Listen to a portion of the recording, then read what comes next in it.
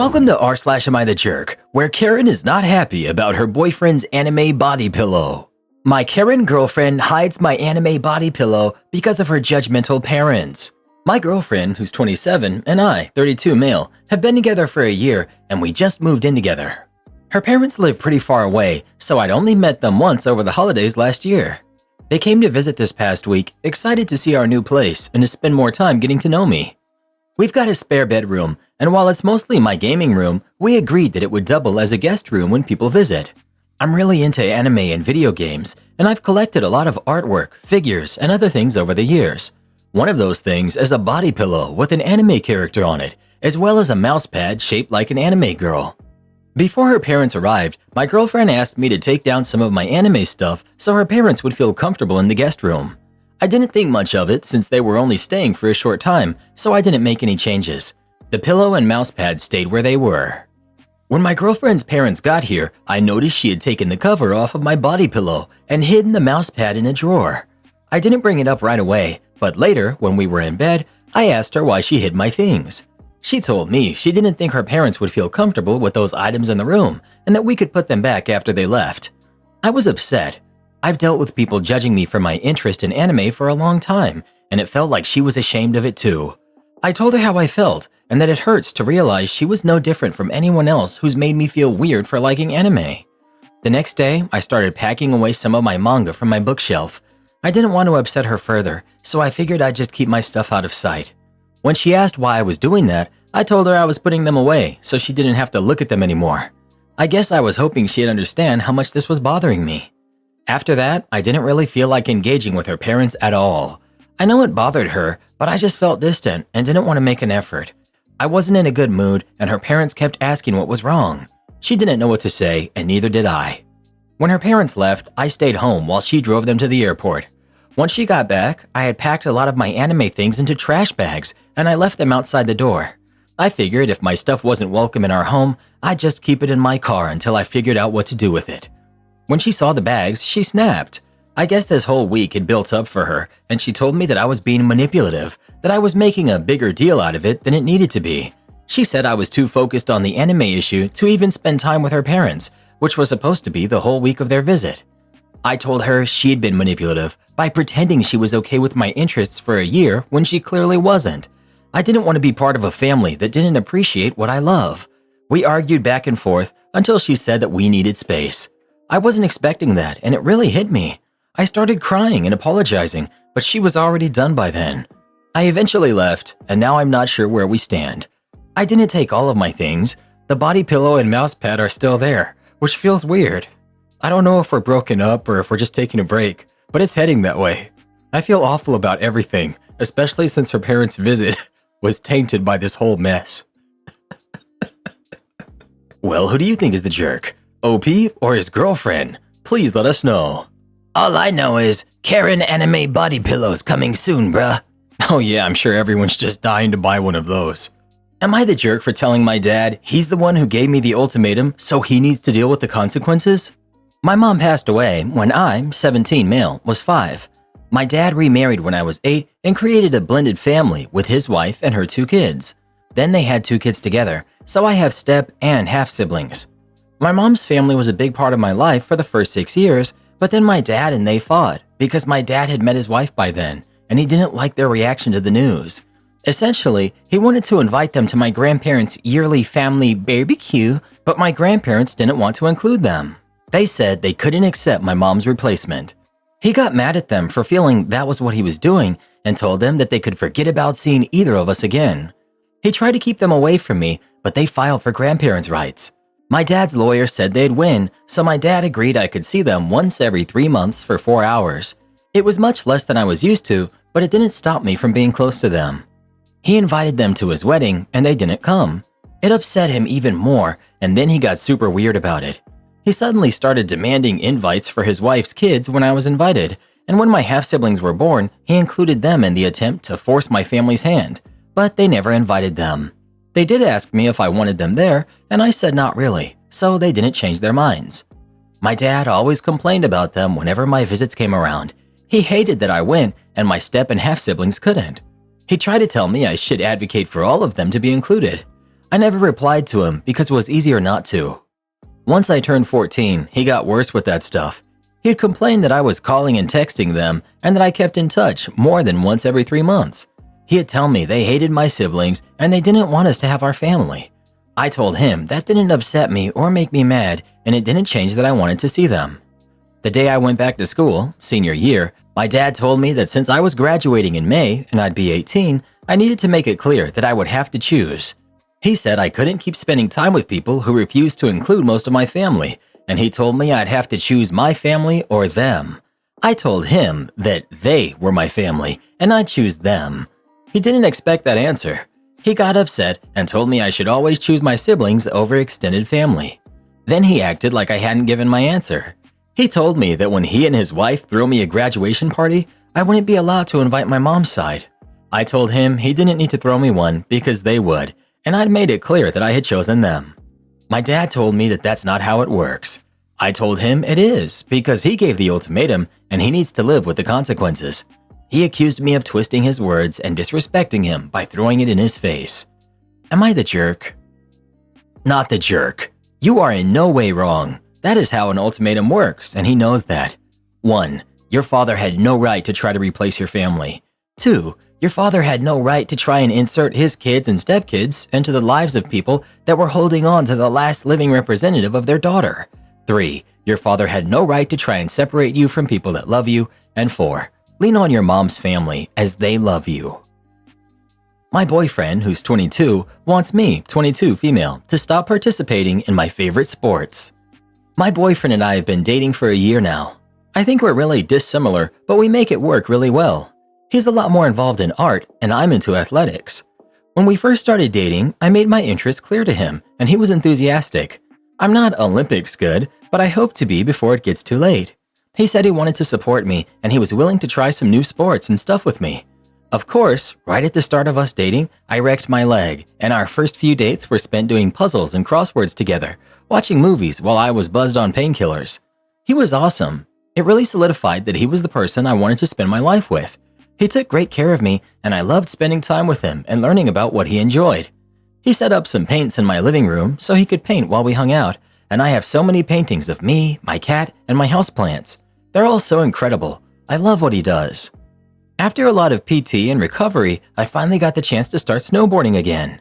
Really late into the season, but I was able to.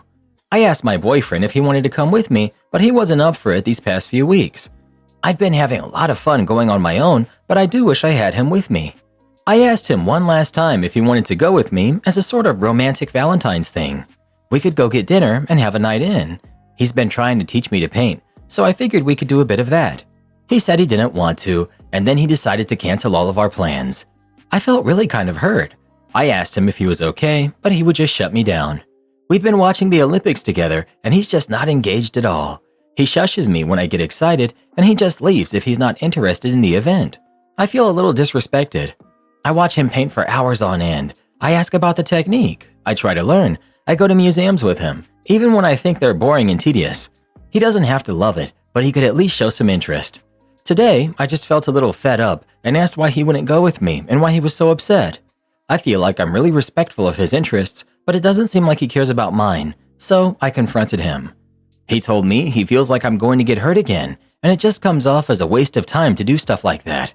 He says art is more permanent and something like sports doesn't last.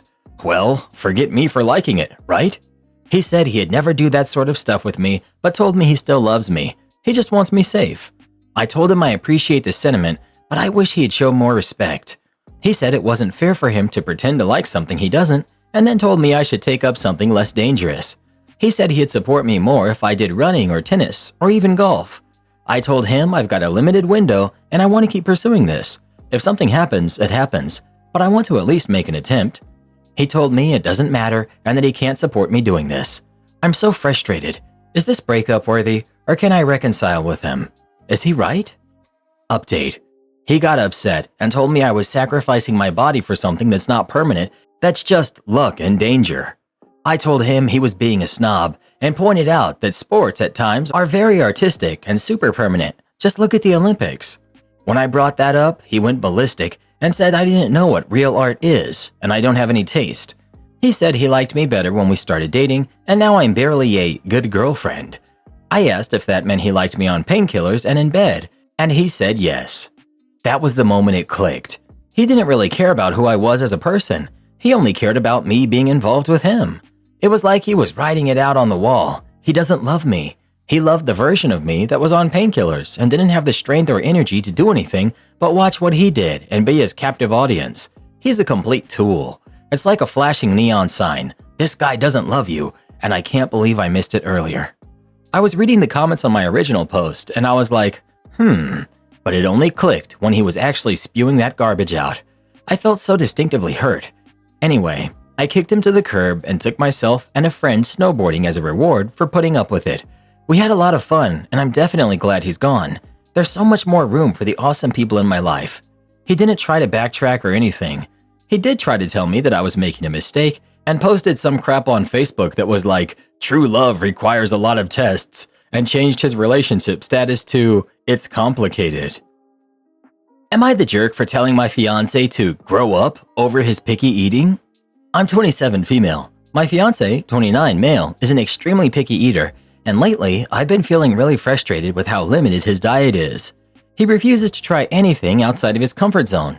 He doesn't eat meat or vegetables, and his diet typically consists of pizza, macaroni, cereal, and bread, with the occasional fruit on the side. This has made going out to eat really frustrating. We can only go to places that serve what he likes, which limits our options to mostly fast food or pizza places. He's offered to go to other restaurants with me, but when we do, he never orders anything, and it's extremely embarrassing. He also never eats anything I cook and just makes his own food. This all came to a head when we visited my parents last week. They know he doesn't eat meat, so they prepared a vegetable dish for him. When we sat down to eat, he only had a small portion, and I could tell he wasn't going to finish it. My parents asked what was wrong, and he thanked them for the food, but said he wasn't that hungry. He fiddled with his plate and threw most of it out after dinner. I was mortified. On the way back, he wanted to stop for food, and I kind of laid into him. I told him he embarrassed me, was rude to my parents by not eating the dish, and that he seriously needs to grow up and stop acting like a man-child. This isn't the first time we've argued about this, but it's the first time I've been this mad. Last summer, we visited my extended family at my uncle's lake house, and he basically only ate frozen pizza and cereal for the 3 days we were there. I felt it set a bad example for my nieces and nephews. He got really hurt and hasn't talked to me much for the past few days. I feel bad, but at the same time, I'm just tired of this. So, am I the jerk? I feel I could have been nicer and more accommodating, but it's not like he has a medical condition that forces him to eat this way. I'm just so tired of him not being willing to try and continuing to eat like he's 5 years old. You're the jerk.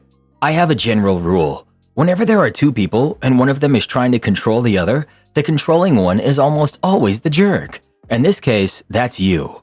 Now, I get that your boyfriend is odd. That's different than being a jerk. In fact, he seems to go out of his way not to make other people uncomfortable. He didn't insult your parents' food. He didn't try to control how they eat or what they prepare. That's the opposite of being a jerk. He sounds like a good person. Odd, but good. Now, to be clear, I wouldn't like this in a partner either. I might tell them, "This is all too much for me, I'm out." That's not jerk behavior. That's figuring out what works for you. It's your controlling behavior and attitude that makes you a jerk. No jerks here, but y'all are incompatible. Leave him to his Kraft mac and cheese and find yourself someone who has a more adventurous palate. You're the jerk, and it's not even close. So you know he's a picky eater, to the point that he doesn't eat your dinner and makes his own without complaining. You put him in a position where he has to eat someone else's food, and you blame your being embarrassed on him for not eating it and belittle him for it? If it's that big of a deal for you, then break up with him. But if not, you're the one who needs to get over it. You're the jerk. Plenty of people have sensory issues related to food, and this might be ARFID. If he had a wide range of severe allergies, you would probably feel equally frustrated, but wouldn't be attacking him for it. So maybe treat it as though it is a medical condition, especially because it probably is some kind of sensory processing disorder, or potentially even something else related to food. Get curious instead of critical. You're the jerk. It's his body. What he puts in it, for better or for worse, is his choice. Insulting him because you don't agree with his diet is just childish. If it bothers you that much, then why are you with him? Have you tried a compromise? What about no thank you bites? Okay now, Reddit boy, you know the rules. At least take a no thank you bite. Never call you again? Okay, done. About a dozen years ago, I was working in a banking call center. The company was informed of a government change that required us to have a tax ID number for everyone with a business credit card account, and we had an absurdly short time frame to be in compliance. There were tens of thousands of accounts missing this ID. It hadn't been previously required at all. A large group of us were given lists of customers and told to call them to request the tax ID number. If they had it, we'd add it to the account and all would be well. If they didn't have it, we were to switch them to a consumer, non-business card. If they didn't want that, we'd cancel the account on the spot. Due to the short time frame, the customer had to tell us during the call which option they preferred. Another fun rule, we were only making 2 calls and leaving no messages. We couldn't drag this out waiting for people to eventually call us back. If we reached them on the first call, that was it. If we didn't reach them on the second call either, the account would be auto-canceled. This sounds like a terrible job, but it was actually going really well. 99% of the people I called were happy to comply or switch accounts. Then I called Karen. The phone rang, and I was about to hang up when I heard that pause and double ring that tells you the call has been forwarded, so I waited. Karen. What? I could hear background noise like she was out in public. Me. Hi, this is Jane Doe with the bank. And Karen. Why are you calling my cell phone? Are you stupid? I've told you people to never call this number. Me. I didn't. The call was OMG. Now you're going to lie to me? Pay attention. Never call me again. I use your credit card for everything and pay it, so you have no reason to call me. Got it? Me. Yes, but the phone disconnects. Malicious compliance kicks in. Okay, so I spoke to her, maybe a dozen words. She didn't provide her tax ID, and I can't call her back because she said to never do that. Next button? Cancel. Notes? Customer did not provide the tax ID and demanded we never call her again. I really hope she was out shopping and had fun when her card was declined at the next store. I don't know. If I got a completely unexpected call saying, "Hi, I work for your bank. I need your tax ID number right now or else I'll cancel your account," without any prior written notice or correspondence, that would seem incredibly fishy to me. Government regulations change slowly and generally have plenty of time for affected companies to transition to compliance with the new regulations. So unless your company ignored a change in requirements until the very last minute, there should have been adequate time to send out written notifications to customers. So an unexpected call, asking for sensitive information, and making the request seem urgent and needing a response right that second are all major red flags for phishing. Disrespect the hotel staff? I will turn your family against you. There was a guest who booked a room under the family friends rate. For those unfamiliar, if you work at a hotel, you can get massive discounts, and sometimes these deals extend to family and friends, but the employee has to agree and confirm that these people are indeed family or friends. Anyway, this guest trashed the room. It took 2 housekeepers an additional 2 hours to clean it up enough for the room to be resold. Who's going to pay for the overtime? Well, the guest, of course. They were charged a $250 excessive cleaning fee. A few days later, the guest called and wanted to know why she was charged. I explained the reason. Guest. Well, I don't appreciate not being contacted and told ahead of time that I would be charged. Me. Well, we didn't appreciate the disgusting mess that you left in the room for housekeeping to clean up. They are housekeepers. That's their job. At this point, I informed her that the charges would stand and hung up. But my petty side decided that the $250 charge wasn't enough. So I went to my immediate manager, Roy. Now, Roy is a great guy, the kind who'd give you the shirt off of his back. But if you upset him, best believe he'll come at you with everything. Roy investigated the reservation, found out who the guest's relative was, what hotel they worked at, and even their position. Believe it or not, the relative worked in the housekeeping department. Roy then called the other hotel's manager, explained what happened, and mentioned that although the guest was not an employee, since she got a discount through an employee, she was representing the hotel. As a result, none of their employees could book reservations at our hotel anymore until we felt comfortable allowing them back. Roy also mentioned that he was considering stopping any walks from their hotel to ours. Walks happen when a hotel is oversold and pays for the guest to stay at another property.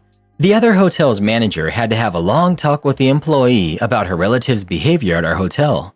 In addition, Roy filed a formal complaint with corporate against the guest, including statements from me, the housekeepers who cleaned the room, and photos of the mess.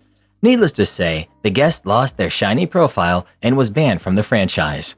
I also heard through the hotel grapevine that the employee removed their guest from their approved discount list, and the whole family was mad at the guest for possibly jeopardizing her job. My Karen sister is trying to steal my fiance. I'm 24, female, and my sister, who's 23, had my nephew Joe during her first year in college.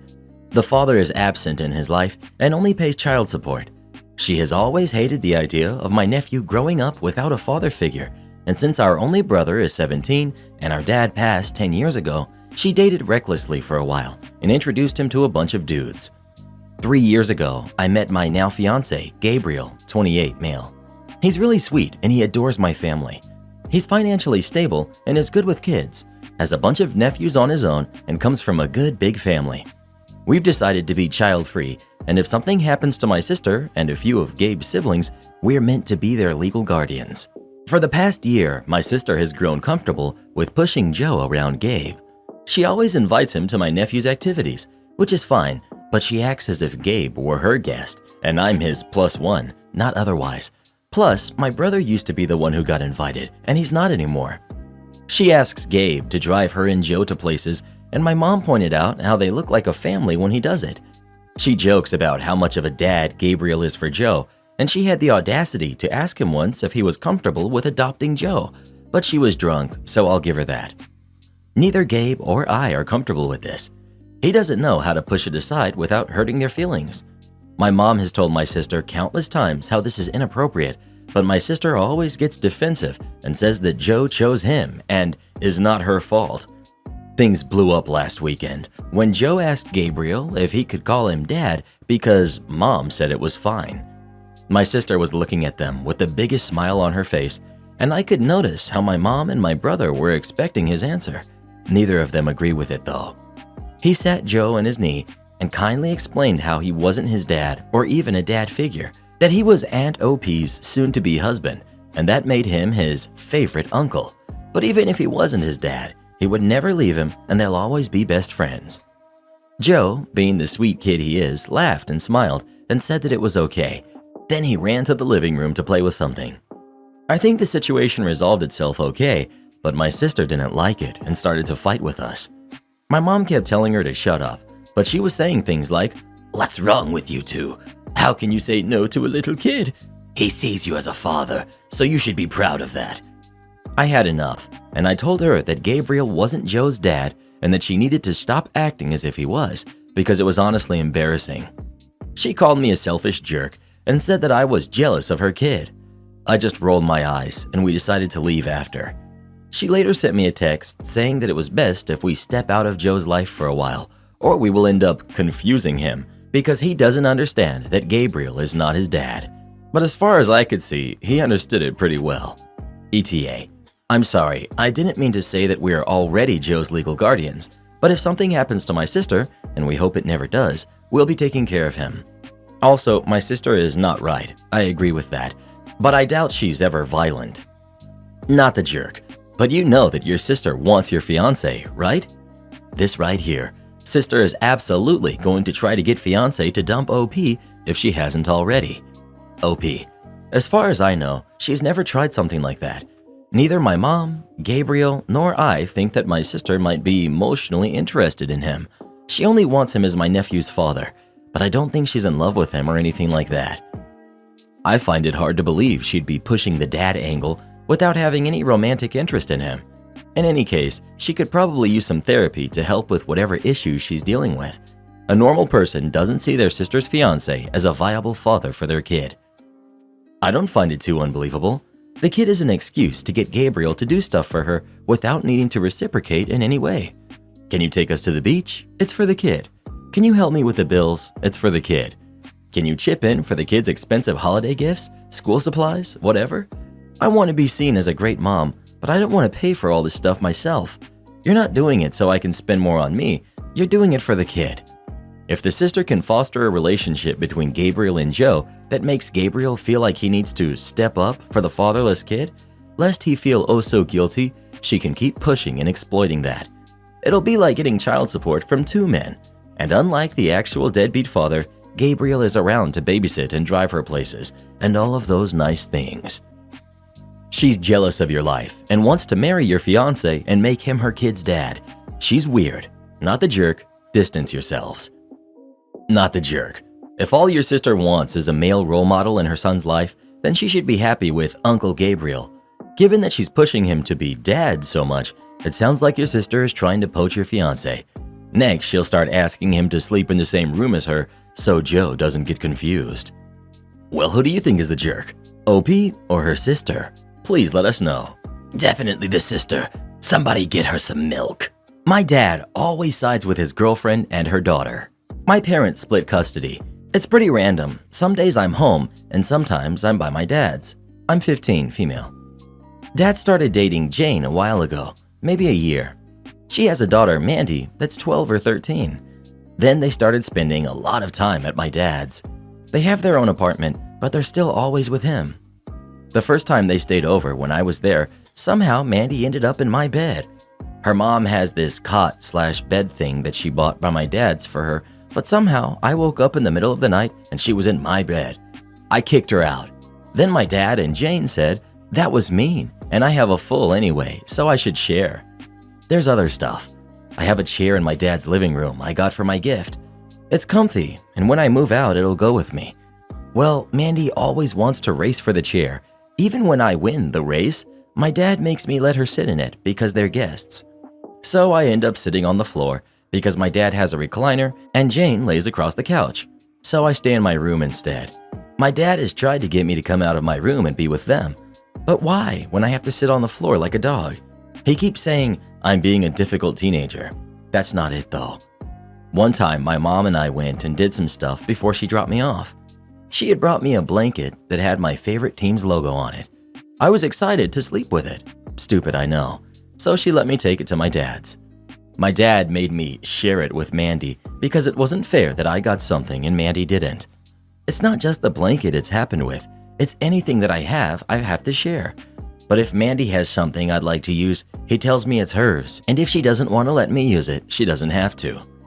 One time, Mandy was reading one of my books, and Jane and my dad started fighting.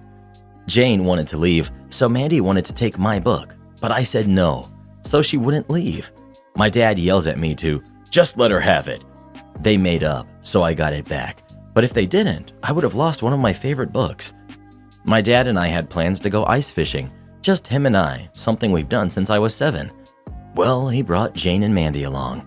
All they did was complain. It's too cold. Fish are gross. This is boring. So we left early. He said, sometimes you have to compromise. When I got home, I was mad. My mom was annoyed and called him, and they argued, and he talked to me and repeated his compromising crap. I was supposed to go back to his place a few days later, but decided I didn't want to go. I never even spent time with just him anymore, so what's the point in going there? I told my mom, and she said it was my choice. So we told him. He said, I'm just used to being an only child, and I can't be spoiled my whole life. And I can't run away whenever there's a problem. Well, since then, his family is trying to get me to go back too. Am I the jerk for not wanting to visit my dad anymore? Edit. Some people have said to go to family counseling. He won't do that. He put me in therapy a few years back because I wasn't doing my homework. Seriously, that's the reason. Then when my therapist started calling him out on his parenting, he didn't want to go anymore, and my mom had to take me. My therapist even called him to try to talk to him, and my dad ignored it. Not the jerk. Your dad is failing you as a parent. Go back, with your mom waiting, and pack up every important item you have at your dad's so that Mandy can't get her grubby little hands on your stuff. OP. That's what my mom wants to do too. Right now, he's holding my Switch and saying I'll only get it back when I come over to talk things out. He didn't buy it either. I did. Your father is displaying absolutely disgusting behavior. I'm so sorry for you. You shouldn't have to deal with this. Would you be open to going over to talk? To make it seem like you're cooperating so you can get your stuff back. Like, go over, talk, get the Switch back, and suddenly pack any other important items that he could hold over you. Then get your mom to pick you up. OP. Haha, I'm sure he'd include Jane and Mandy in that talk. Similar stuff has happened before this. He blames me because my cousins don't like Mandy. Because I don't like her, they won't either. He had talks with me before with them literally right there. I can't tell him that I don't want them around when they're right there. That's kind of rude. If I were you, I'd insist that if they're present, your mom is too. You need a grown advocate who calls out adults on their BS so that your perspective isn't trampled over as just being a difficult teen. Well, who do you think is the jerk? OP or her dad? Please let us know. Dad sounds like a sorry excuse for a father. He doesn't even deserve to have his daughter with the way he's treating her. Want it cheaper or not at all? Fine, have it your way. 2 years ago, I took 2 extremely expensive, the examination fee is very high, internationally recognized exams, and also spent tons on buying preparation books for them. I tried to buy these books secondhand from a website, but didn't find any buyers who were selling for a reasonable price. I might as well have bought new ones for the same price, and so I did. These books are priced insanely because of how important and expensive the exams are. Now, I didn't use these books much as they were very extensive and the exams were not really that difficult. After I cleared the exams, I wanted to sell my books as they were brand new, expensive, and I remembered how I was not able to procure these books secondhand for a reasonable price as a broke student earlier and wanted to help out someone else in the same position. So I put them up for sale at 40% of their original price. There were not many buyers as it was not the time of the year people give those exams, but I found one guy, let's call him Stingy B, who kept haggling incessantly and wanted an even lower price for the books. I brought it down to 25 to 30%, but he was still not satisfied. Kept telling me how it wasn't the right price and I would find no buyers for such an exorbitant price. I was not even worried about the price, honestly. I just wanted the books to be used by someone else rather than be recycled or lie around my house for eternity, unread and unused.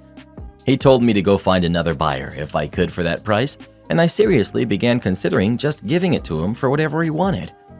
Luckily, a few days later, I found a buyer who agreed to buy the books for only 35% of the original price, and I immediately sealed the deal. There was minimal bargaining, and the girl was really nice and thankful. Stingy B now texts me and asks if I came to my senses and would like to give him the books for almost free, and I inform him that I found another buyer and have sealed the deal at 35%. He then starts pleading with me and begging me to consider, and how he will really need those books and how they're so expensive in the market. Yeah, no duh. Says that he will pay 30% the price. I told him I'm already getting more than that for them and have given my word. He keeps begging me to reconsider and matches the price I was getting. Stingy B didn't even try to beat the price or give me any incentive to go back on my word to the other girl. I simply told him I would let him know if anything changed and removed my sale ad on the website. Am I the jerk for refusing to pay my brother-in-law for babysitting my daughter? I, 34 years old, have a 5-year-old daughter. My wife has passed on, and my in-laws are my only supporters. Some days ago, I had an appointment with the dentist, and the babysitter who was supposed to watch my daughter called and canceled. I didn't know what to do, so I called my brother-in-law asking if he was willing to watch his niece till I get back from the appointment. He said he wasn't sure since he had a couple of tutoring sessions to get done. I told him to skip and drop my daughter off at his apartment, then left. When I came back to pick her up in the evening, brother-in-law asked me to pay him for watching my daughter for 4 hours. I was taken aback and asked if he was serious. He reminded me that he had 2 tutoring sessions that he had to cancel last minute, and since I pushed him to stay with my daughter and watch her, then I need to pay him. I refused and said he was being somewhat greedy and an opportunist to even think sitting his niece would grant him easy money. He said it wasn't easy money, but time wasted in his very busy schedule.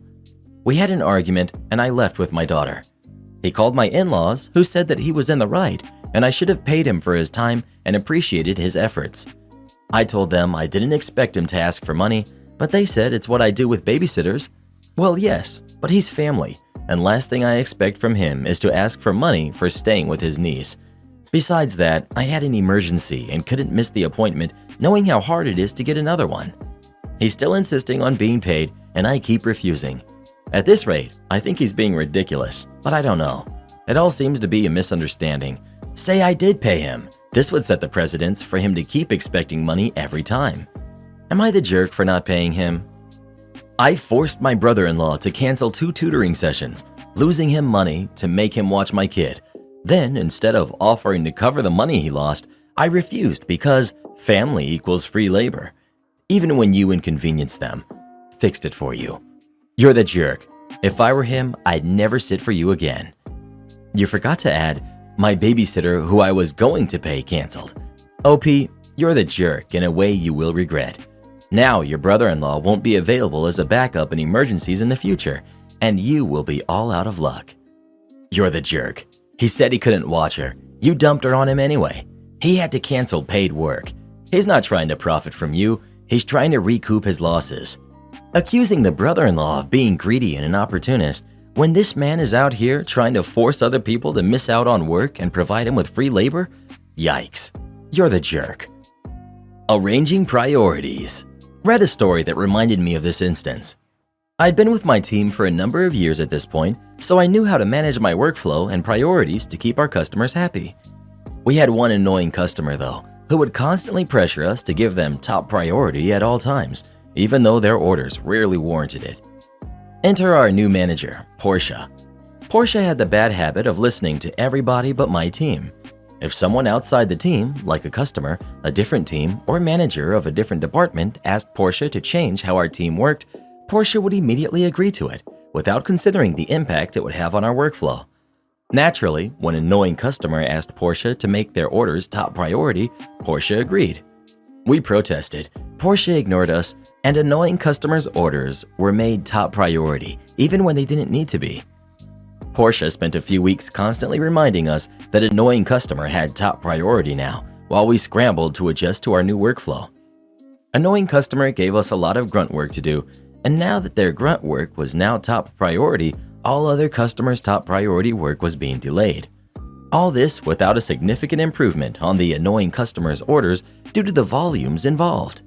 A few weeks more, and our other customers are becoming upset over the delays, and we can't tell them why. Portia comes by my desk with an order from one of our unhappy customers and tells me, "This order is top priority." And I can't help but snark, "I thought annoying customers' orders were top priority."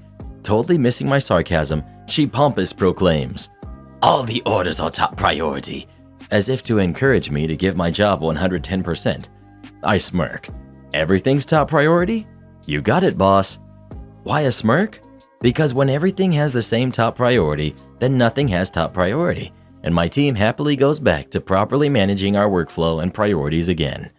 The other customers stop complaining about delays, and annoying customer continues to insist they get top priority for all their orders, because of course they do. But we can go back to ignoring their unreasonable request. You want to report me to the police? I can do the same. This took place in Germany, relevant because of laws regarding taxes. A few weeks ago, my boyfriend and I were on our way home from an appointment and were quite hungry. We knew that about 10 friends would come to visit us this evening, so we decided to pick up some pizza for everyone on our way home. I quickly Googled a nice pizza place and ordered 10 pizzas and 3 salads. Guy on the phone said it'll be ready in 10 minutes, which was perfect given it would take us roughly 15 to 20 minutes to drive there. We arrived and I went inside when the guy behind the counter says he has no order under my name. I checked my phone and realized I called a pizza place with the same name in a town 5 hours away. I asked the guy behind the counter if it's possible to make my order, and he tells me it would take 15 minutes, so I went to wait outside. I was just about to call the other pizza place I wrongfully ordered at when my phone already rang. Lo and behold, it was the owner of the other pizza place, and he was furious. Asked where I was. It was now 25 minutes after I initially ordered, and if I'm going to pick up my order anytime soon. I explained my mistake, that I ordered at the wrong restaurant. I said that I will pay for the pizzas he prepared, given it was my stupid fault I called the wrong restaurant, if he can send me an invoice. As soon as I hang up the phone, our order, at the place we were, was ready and we drive home. Problem is, on our way home from there you have no signal. It's through dense forest with no phone service available and takes about 25 minutes. By the time I got signal again, the guy had sent me a bank account number and a price. This is when things started to seem off. I paid about 100 euros for 10 pizzas and 3 salads only 30 minutes earlier, the exact same order I placed at the wrong pizza place. But the guy from the wrong pizza place only wanted 36 euros for 10 pizzas and 3 salads. Additionally to this message, I also got 5 messages threatening me to call the police if I don't pay. Remember, I had no signal on the way home and planned to do it ASAP when I got home. He also didn't do a legit invoice, so I went on the pizza place's website and check if this is the restaurant's bank account number. In Germany, every business needs its own tax identification number and bank account number, and it has to be accessible by the public. If a business gets paid money for their services and doesn't properly declare it, they can get fined a huge amount of money for it. Not to my surprise, he gave me his private bank account number because he wanted to pocket the money for himself and to not pay taxes for it. I messaged him back saying I will pay if he gives me the right bank account number and a legit invoice for it. Cue him getting furious and calling the police saying that I'm not paying him. They call to question me and I tell them he's trying to commit fraud. Long story short, I paid the price for my order to the right bank account and the pizza place was fined so much they went bankrupt because after my report, they found at least a dozen other charges against him. Am I the jerk for telling my mother-in-law that she will never see my kid? Not really my mother-in-law, but girlfriend's mom seems like a mouthful. My girlfriend, Ella, and I have been together for almost 4 years now, and we are expecting our first child later on this year. Ella is 5 months pregnant. As much as I love Ella, I cannot stand her family, especially her mother. From the stories I've heard and from my own experiences with her, her mother seems to be an extremely disrespectful person. Because of her attitude, Ella has significantly cut contact with most of her family. We also didn't really tell them that we were pregnant. They found out through Ella's cousin. Upon hearing about Ella's pregnancy, Ella's mom has been pestering us about inviting us to dinner to congratulate and celebrate our growing family. It's a nice gesture, but I was hesitant to accept because of the way that she and the rest of Ella's family usually act. After almost a month of ignoring the invitation, Ella convinced me to take her up on it. The dinner was held at this very expensive, very fancy, fine dining restaurant. At first, to my shock, the dinner was going well. Ella's mom apologized for her past behavior and stated that she wanted to be a good grandmother moving forward. Her sister also offered support in the form of babysitting, old baby clothes, etc. The conversation was friendly, and I was very surprised to not hear anything insulting from Ella's mom directed at Ella. When Ella stepped out to use the washroom, Ella's sister made a comment about her supposed weight gain and offered me diet plans and an exercise regimen to prevent her from getting too big. Her mom also pitched in about Ella's greedy eating habits. Just to be clear, my girlfriend isn't big. She's very tall and lanky, and even if she was big, their comments would still be unacceptable. Ella's mom and sister also asked me to not tell Ella about our conversation because she's apparently too sensitive. At this point, I wanted to leave. Once Ella came back, I announced that I wanted to leave the dinner early. Her family was surprised and asked me why, and I responded that I didn't see them fit to see my kid and I wouldn't want to see them ever again. I was probably very impolite, but in the moment, I didn't care. Her mom was very upset, almost yelling in the restaurant about how I couldn't leave without paying their bill, as I was the man of the table, and how I couldn't make husband's demands as a boyfriend. I can't forbid the grandmother from seeing her grandchild because I'm not a true family. Again, I didn't care and I left with Ella. I later found out that Ella's mom's card declined and they were forced to phone a friend to bring some money. Very embarrassing. Ella thinks that I could have been less harsh because now her sister is spreading rumors about her to the family. Not the jerk. So wait, Ella's family invited you to a swanky dinner, expected you to cover everyone's tab, and had zero backup plan for if you declined? Never mind the insulting Ella behind her back drama. That alone makes them the jerks. Continue to ignore them and focus on getting Ella on the same page with you about what role they're going to be allowed to have in the kid's life and how to draw boundaries, because it doesn't sound like she fully realizes how messed up all of this is yet. OP. I think the saddest part about this whole situation is that Ella didn't really react after I told her what they had said about her. Her reaction was more like, "Oh, they're doing this again," as if she's heard it a million times before. All this to say, I think deep down she understands how messed up the situation is. I think she just has a hope that they would change. She's desensitized to it because she's used to this. I mean this in the nicest way. Your girlfriend needs therapy. It's going to help her understand everything a lot more if she gets an unbiased professional opinion, because the way her family acts is disgusting and not normal, and she needs to know that. I'm glad you had her back. Good on you, OP. Not the jerk. So she invites you to dinner and then expects you to pay? That's rich. Sounds like karma also joined that dinner party. Am I the jerk for telling my nephew the truth and not giving my brother a chance? My nephew, Jamie, 17, male, is in trouble with his dad, my brother, and stepmom because he locked himself in his room and left his stepsisters, who are 13 and 9, alone even though he was supposed to watch them. He's currently not allowed to drive his car unless his sister wants to go somewhere, hang out with friends, and my brother even took some of his things, clothes and jewelry that his mother made. Background info. Jamie's mother used to design clothes and make jewelry ever since she was a teenager. It wasn't her job, but a hobby, and she honestly made some pretty neat stuff. After she passed, Jamie took the things and even wears the jewelry. He wears some clothes, but most of them are for women and girls, and he's too tall for them.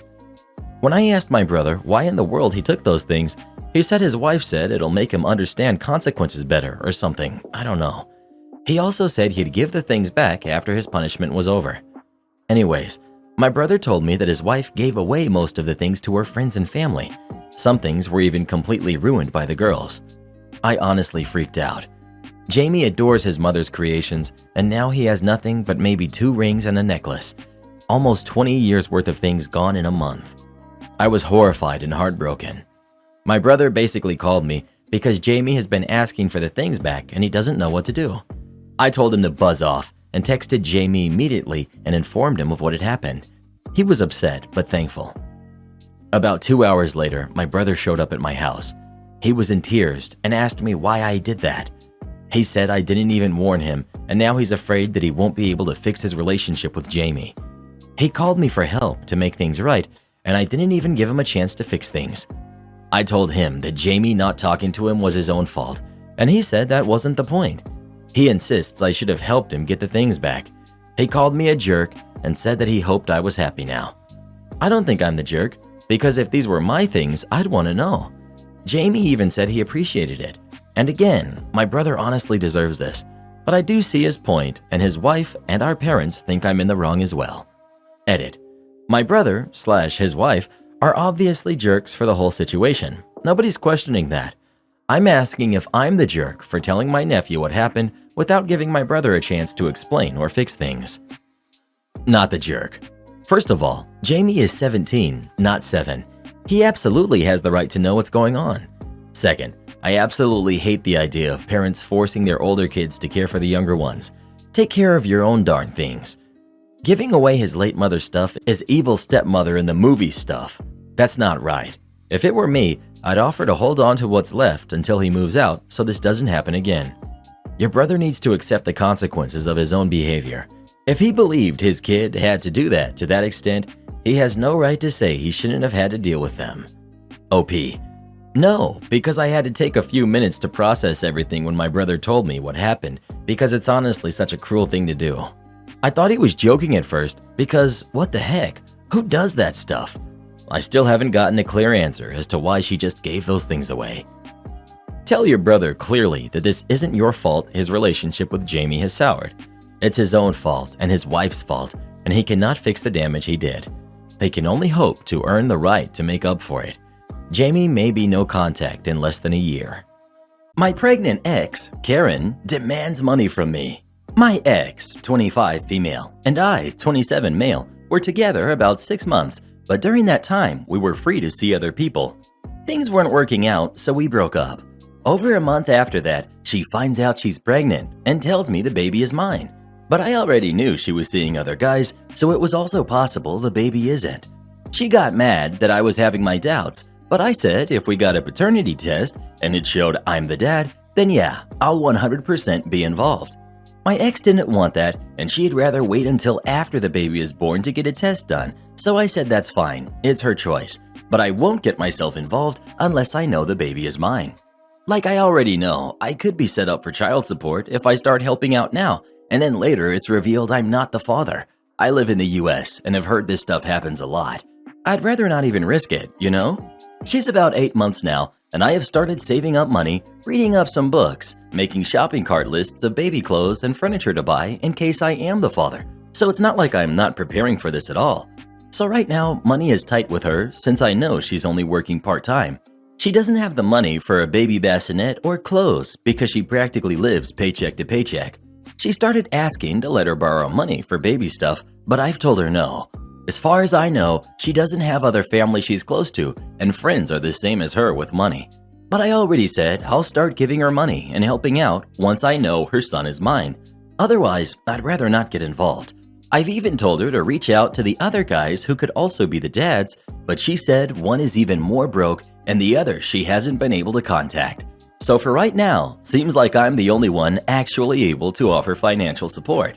We have a couple mutual friends, and I'm getting crap from them because they know I have the money to help out. She could be the mom of my kid, so the least I could do is provide. They say they would if they had the money. Since I do have the means and this baby could be mine, I should already be helping.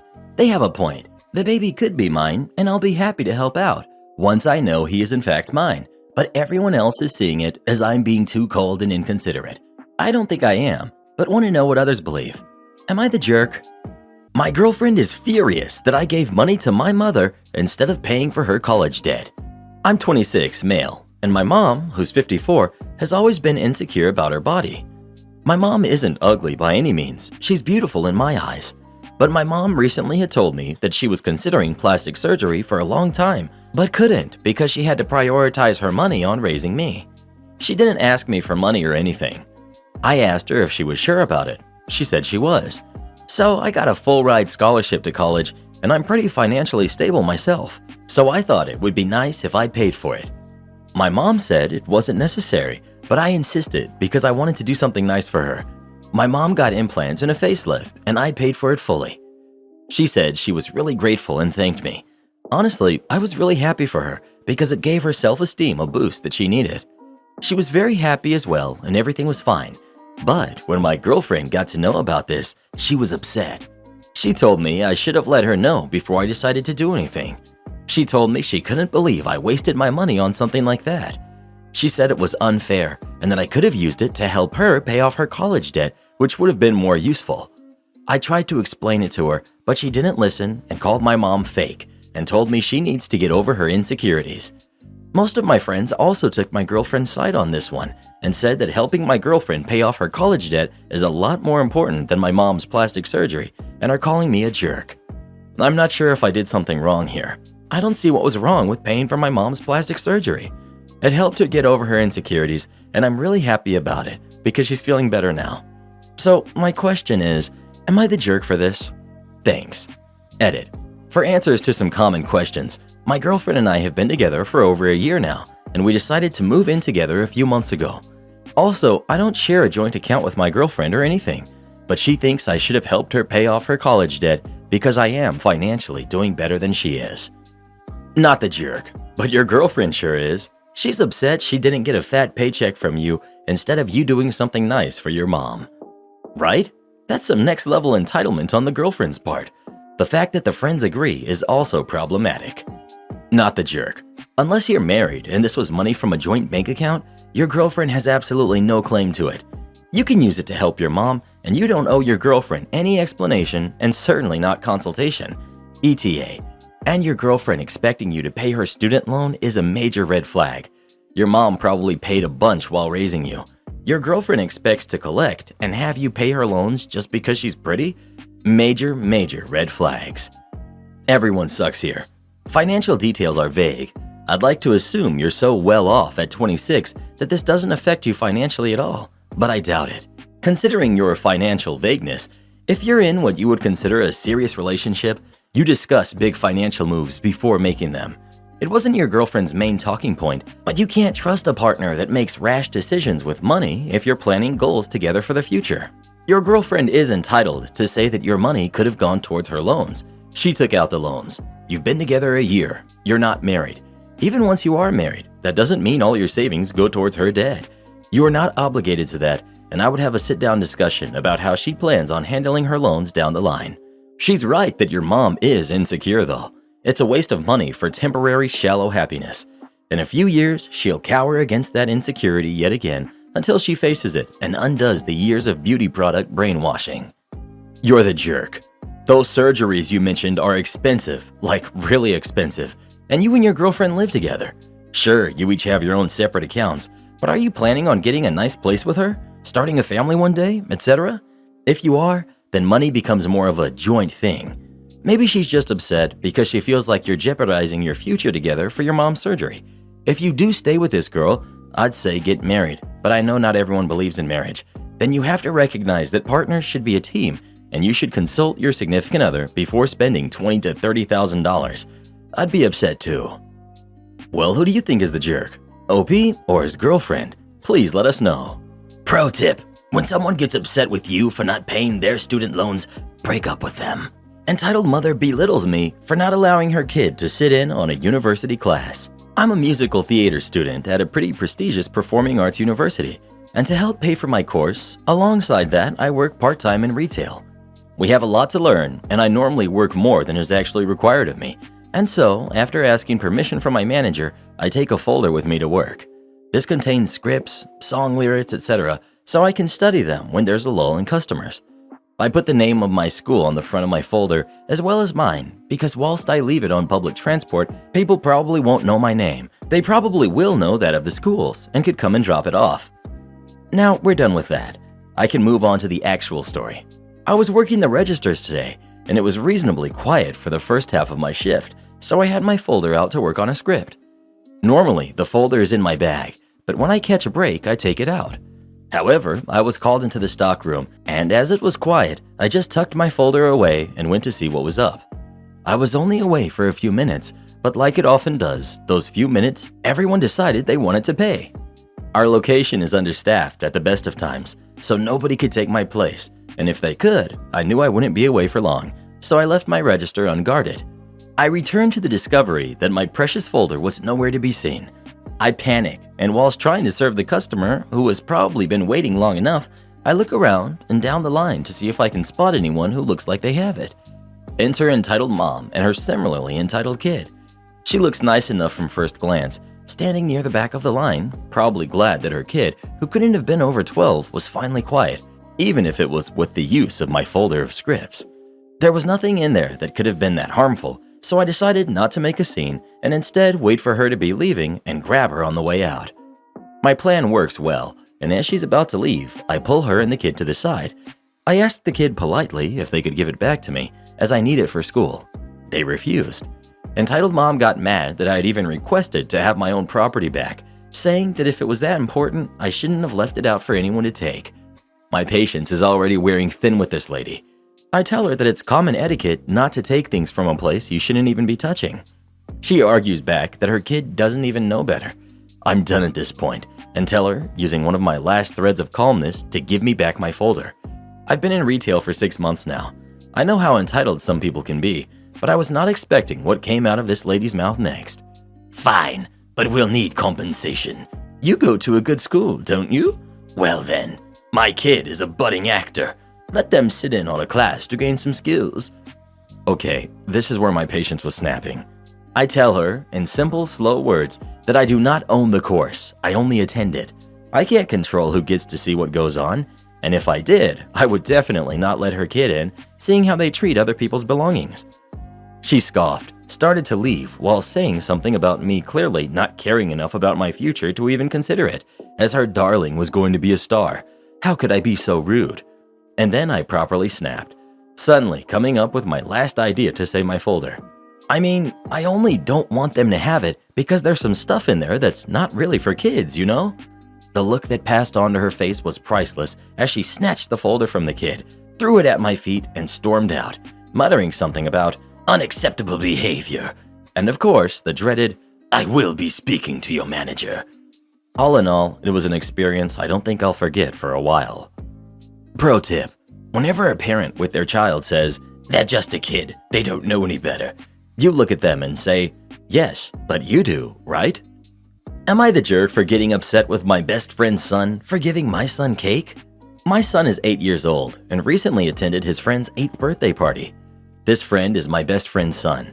I don't let my son have any junk food at all, and usually he brings his own snacks. For this incident, it was carrot sticks and ranch, to events that have a lot of sugary foods.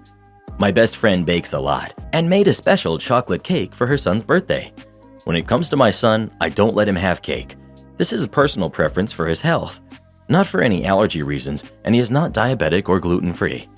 My son knows he isn't allowed to have cake because of the additives. When he told his best friend at this party, his friend apparently got upset and told him it was good cake. Not bad, like I say, because his mom made it, and it was his birthday cake.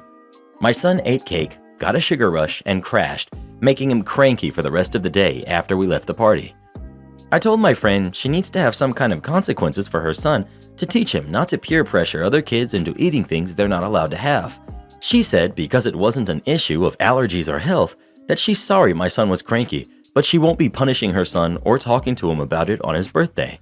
She also says she'll just watch him more closely and make sure that her husband does in the future, as well as have a chat with him on another day about respecting food habits. I love my friend, but historically, her and her husband have always said yes to their son and not given him any consequences for anything. Both of us were present at the party and did not see them sharing the cake. They were outside eating it in the backyard with their fathers and some other parents supervising while we cleaned up. So it's not an issue of anyone going behind anyone's back, just teaching kids boundaries and respect. I let my son stay for the rest of the party and be with his friend, so it's not like I ruined the day. Am I the jerk for being upset with my friend's son and the fact that she won't punish him for pressuring my son into eating cake? God forbid your son experience a moment of joy and celebration. You're the jerk. For your information, sugar rushes are a myth. They've been debunked many times by scientists and medical professionals. That your son was irritable for the rest of the day was likely because, having had fun at a friend's birthday party, you crapped all over his enjoyment of the party with your ridiculous attitude and over-the-top indictment of the whole party. I can only imagine your son's embarrassment at you having the utter gall to demand consequences for a kid on his birthday who shared his cake with your son, who, by your own admission, has no health issues that would be affected by said cake. It wasn't the cake that made your son irritable, it was you. I seriously doubt that you being declared the jerk in this will in any way soften your views on such things. It's perfectly fine to want to make sure that your kid eats nutritiously. You also shouldn't be a jerk about it. In fact, the more you try to exert such iron control over it, the higher the likelihood you will drive your son straight into an eating disorder. There isn't a doubt in my mind that your son has a stash of candy at various places because of you. Be fair, he might not have them yet. 8-year-olds are often very obedient. Give him 5 to 8 years though, and that kid is going to be an absolute sugar fiend. Yup, ask any kid that was denied sugar by parents. What do they do immediately after being in charge of their own food? Pick all the marshmallows out of the sugar cereal they weren't even allowed to eat before, and just eat them like I did. My older sister was given whatever cereal she wanted growing up and hates sugar cereal now. She is much older. This kid will rebel when they are able, and later might even cut mom off entirely if this is not the only area of control she's crazy about, and I'm willing to bet it's not. OP, you're the jerk. Loosen up or lose your kid at 18. Absolutely. There's no difference than the kids who grow up with super strict parents and then go absolutely wild when they go to college and get a little taste of freedom. OP is setting up her kid to blow right through the freshman 15 in his first term, let alone year of college. I can personally confirm this. As soon as I moved out, I started to eat everything sugary and fatty that I wasn't allowed when I was younger, which, looking at it now, was detrimental to both my physical and mental health. So yeah, OP, you're the jerk. Stop this now before you lose your son. Why are you so worried about one piece of cake? It's a homemade cake, so no additives. And there are no other health reasons for eating a little cake for affect his health. Yes, eating a lot of sugar and fat leads to health issues, but this was a single piece of cake on his friend's special day. I understand your concerns about nutritious food, but it seems like you're being a jerk about it. Here's the thing. It was never about being able to eat cake. It was so much more than that. Having all your food controlled to the slightest bit, missed out on a central part of birthday fun every year, and now being stripped of that joy with normalcy the moment he let himself enjoy it, which is exactly why you did ruin the day for him. You know what? This is the most likely path to eating disorders you could have chosen for your son. From personal experience, making any food 100% off limits will only lead to an unhealthy relationship with that food and food in general. Even now, it's more than likely he's going behind your back for sweets. He's 8. He isn't old enough to make all decisions for himself, sure, but at least give him some agency. Well, what do you think? Is OP the jerk or not? Please let us know. I'm so glad my parents weren't health nuts. Won't honor the contract? Fine. Hope you like hot pink duct tape. Many years ago, I was an elected union president at a Fortune 500 company, but I was only in charge of one contracted group. As such, the bargaining power of the main company was much higher than my own, but even they couldn't intervene too much. My group's contract switched from Company A to Company B in 2012, but the contract remained unchanged. Company B inherited all of the contract requirements of Company A and agreed to meet them, but opted to fight me on several minor clauses when it came down to it. Most were solved without much conflict, but the major sticking point was in regard to uniforms. Our contract ensured we were given an allowance to pay for new uniforms and vouchers for steel-toe boots every year. When it came time for our new vouchers, they refused, citing that they'd given us a slight raise which could offset the cost of boots. I informed them that a cost of living raise didn't void the portion of the contract requiring them to provide vouchers for shoes, to which they responded they just hadn't figured out how to provide vouchers yet. After assurances, they would provide the vouchers as soon as they could work it out. I dropped the issue. Unsurprisingly, months later, they still hadn't provided vouchers for replacement shoes. It should be noted that this was a very large campus, and many of us walked several miles a day in these shoes, and the shoes were caked with chemicals and dirt and started to look pretty vile within a year. We had to wear the same work boots in office areas, and we had started to get complaints. I decided to lean into this. This is where malicious compliance begins. No new shoes? Fine, I'll rig them up to last longer. I went out and bought several rolls of the flashiest and most obnoxious duct tape I could find. I began to repair holes in my shoes with duct tape and extra fabric to the point that my hot pink shoes became easily recognizable. The safety team for the main company was so amused, they gifted me hot pink safety glasses and gloves to match. I also lent out my gaudy duct tape collection to any employee needing to upgrade their shoes. Suddenly, the complaints about our dirty shoes were replaced by complaints about obviously duct-taped shoes. Whenever we were asked, we'd tell both union and non-union coworkers that it was a small protest against the refusal to honor the shoe vouchers in the contract. The next year rolls around and still no shoe vouchers, but suddenly our uniform allowances were increased to $150 to allow for new steel-toed shoes to be purchased. After speaking to the union members, I agreed to allow that in place of the vouchers. I kept my duct tape collection permanently on display as a threat and would use it anytime safety equipment wasn't being replaced and required repair. Am I the jerk for refusing guardianship and questioning my dad's decision to have a kid at his age? I'm 37, female, married to a 37-year-old male. We have 4 kids ranging from ages 4 to 12. My dad is 65, male, and on his 3rd marriage. My mom is the same age as him. His second wife is 50, and his current wife is 40. He had 2 kids during his second marriage, who are 17 and 15, and now he has a 6-month-old. When the 15-year-old was born, my husband, fiance at the time, and I were named in my dad's will that we would raise my siblings if the worst happened and they were orphaned. We were fine with this, and we are still fine with it. There is no doubt that if this scenario were to come to pass tomorrow, it would be extremely hard, but my siblings are now teenagers, so there would, at the very least, not be much physical hands-on care. Plus, the responsibility would only last, technically, for 3 more years. This is obviously not the case with a baby. If the worst happened tomorrow, we'd be starting all over. My husband and I are agreed on no more babies and have taken the necessary measures to ensure that, and with our youngest finally fully trained, we are thrilled with the diaperless future ahead of us. So my dad told us a few weeks ago that he updated his will and naturally named us as guardians for the baby. I said he'd better change it then, because absolutely not, and outlined the reasons above. Dad didn't take it well.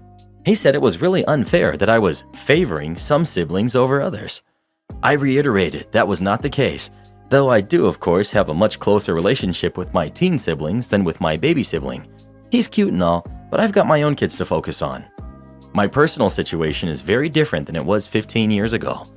I told my dad to ask people on his wife's side of the family, and he doesn't want to because he doesn't feel they'd respect his wishes for raising the kid the way I would. I said I'm sorry, but I'm just not able to make this level of commitment. Then Dad started complaining that it's not fair. Due to his age, he really needs the assurance that his kid will be in good hands. So I quipped back. Due to his age, he shouldn't have gone and had another kid. Dad responded that was a nasty thing to say and hung up, and things have been strained ever since. I guess I could have been a little nicer, but I do stand by what I said. I'm not in a position to commit to this, and frankly, having a baby at his age was dumb, and he should have thought it through better. Am I the jerk for my refusal to be a guardian and for sharing my thoughts on my dad's choices? Not the jerk. And your dad is crazy to assume you'd be willing or able to take on that kind of responsibility in your mid-30s with a house full of your own kids. I would really like to know if his wife was consulted on this decision at all. Like, she's got to know the odds are that she's outliving him, or he will leave her in 10 years for a younger model if he lives. So does she actually want her stepdaughter to raise her baby if her husband passes first and she passes on later? Does she agree about how her family raises kids? I was actually wondering, given the track record, will he be on wife number 4 in about 10 years, and will she be 30 at this time? If so, he will probably try and have another baby. Well, who do you think is the jerk? OP or her dad? Please let us know.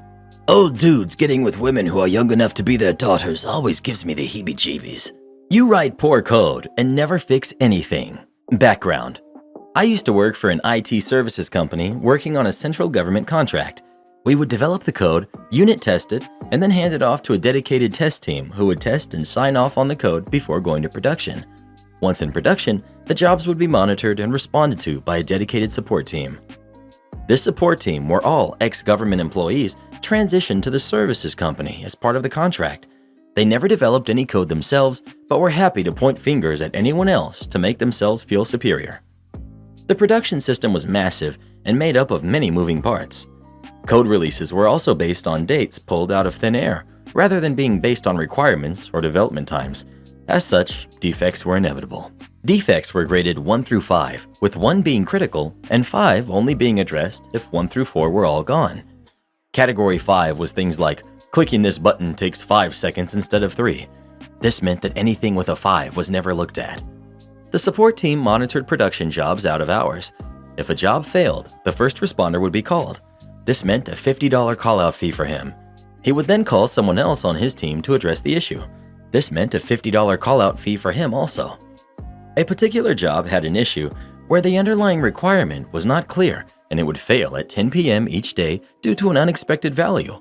The fix was to click restart and the job would recover itself and continue without any further failures. As this required no real intervention and didn't impact users, it was labeled with a 5. The support team liked this as it meant an extra $350 a week for the lead and $350 a week for the support guy, just for one of them to click a button at the same time each night. This had been happening for the previous 2 years, government, and netted them about $35,000 each in support payments so far. Malicious compliance. After a large release filled with incomplete requirements and unrealistic deadlines, we were called to a multi-team meeting to discuss the number of defects and how to reduce them. The support team leader took this opportunity to brown-nose leadership and tell everyone how it was all the development team's fault because we wrote poor code and never fixed anything, and how his team were carrying us and having to respond to regular out-of-hours outages. We were blindsided by this, and I was particularly annoyed because we were already under undue pressure and didn't need this Muppet making things worse. I knew about the 10 p.m. job and knew they were milking it, so I raised a new fake defect and labeled it as a Category 3 and linked it to roughly the same area as the Category 5 10 p.m. failure. I fixed the 10 p.m. failure code by basically editing an if statement so it would continue instead of failing. It took no more than 10 keystrokes. The new code was deployed, but I didn't tell the support team. The next day, I got a call from the team lead saying there was a problem with the 10 p.m. job as it didn't fail the night before, so must not have processed all of the data. He continued with, "We should test the code more thoroughly," when I stopped him mid-sentence and said, "Oh, that code. I noticed a problem when I was fixing something else, so I made a change to stop it from failing. I didn't want it to keep bothering you guys." He didn't know what to say, so I said goodbye and hung up. If he hadn't have been a Muppet, I would have let him keep his cash cow, but he chose poorly, and the cash cow vanished. Am I the jerk for itemizing my household bills and demanding my significant other pay his fair share now that his 3 teens have moved in with us? I, 33 female, have been with my boyfriend, 46 male, for almost 3 years. He moved in with me about 6 months after we started dating. Things were going quite well. He does not work as he is a disabled veteran and collects a pension. I work a decently paying job and make about $60,000 more per year than he does. He would give me a few $100s here and there towards food and bills when I would ask, and I paid my mortgage and the rest of the bills. He was paying about $1,200 a month in child support for his 3 girls who lived with their mom, now 15, 17, and 18.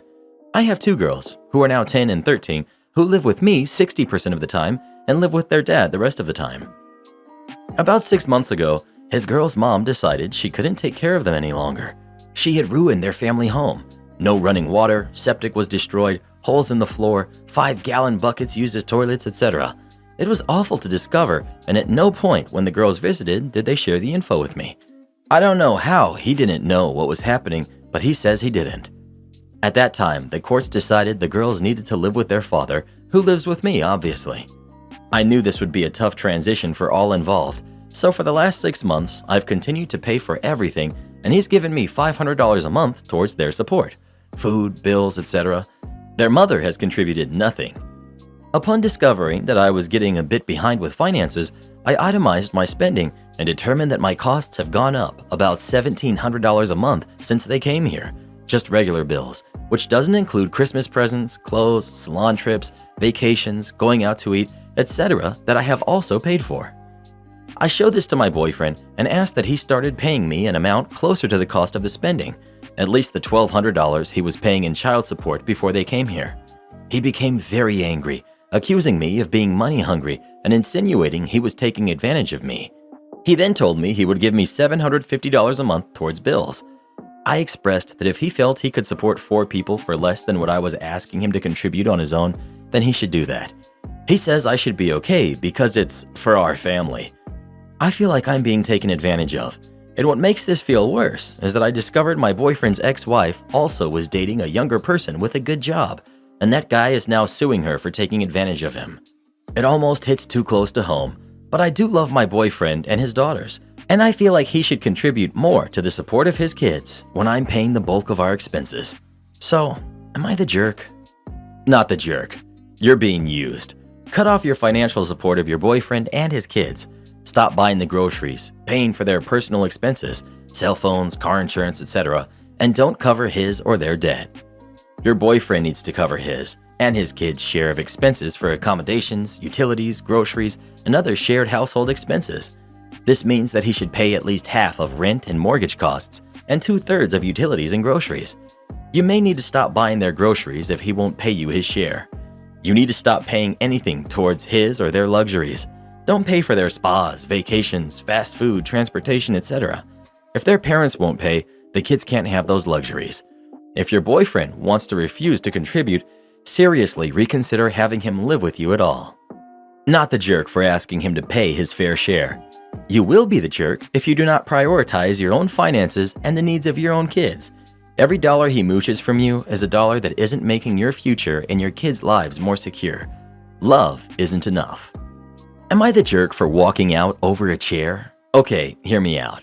For as long as I can remember in my family, almost any time I got up from my seat, someone would take it to either be funny or to claim it as if no one was using it.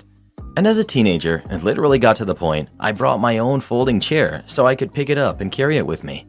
If I left it where it was, someone would take it, then get mad when I wanted it back. As an example, on a holiday last year, I got up from my chair for a moment to help with something and came back to find a kid in it. And then the family berating me for wanting them to move. But I tell them that when a man owns and brings his own chair, they expect to be able to use it. I own a very nice folding chair that's comfortable and easily portable, and I pretty much use it at any family events because people are always scrambling for chairs. Well, the other day I went to a birthday party for my nephew, and like always, I brought my own chair. But at some point I had to use the bathroom.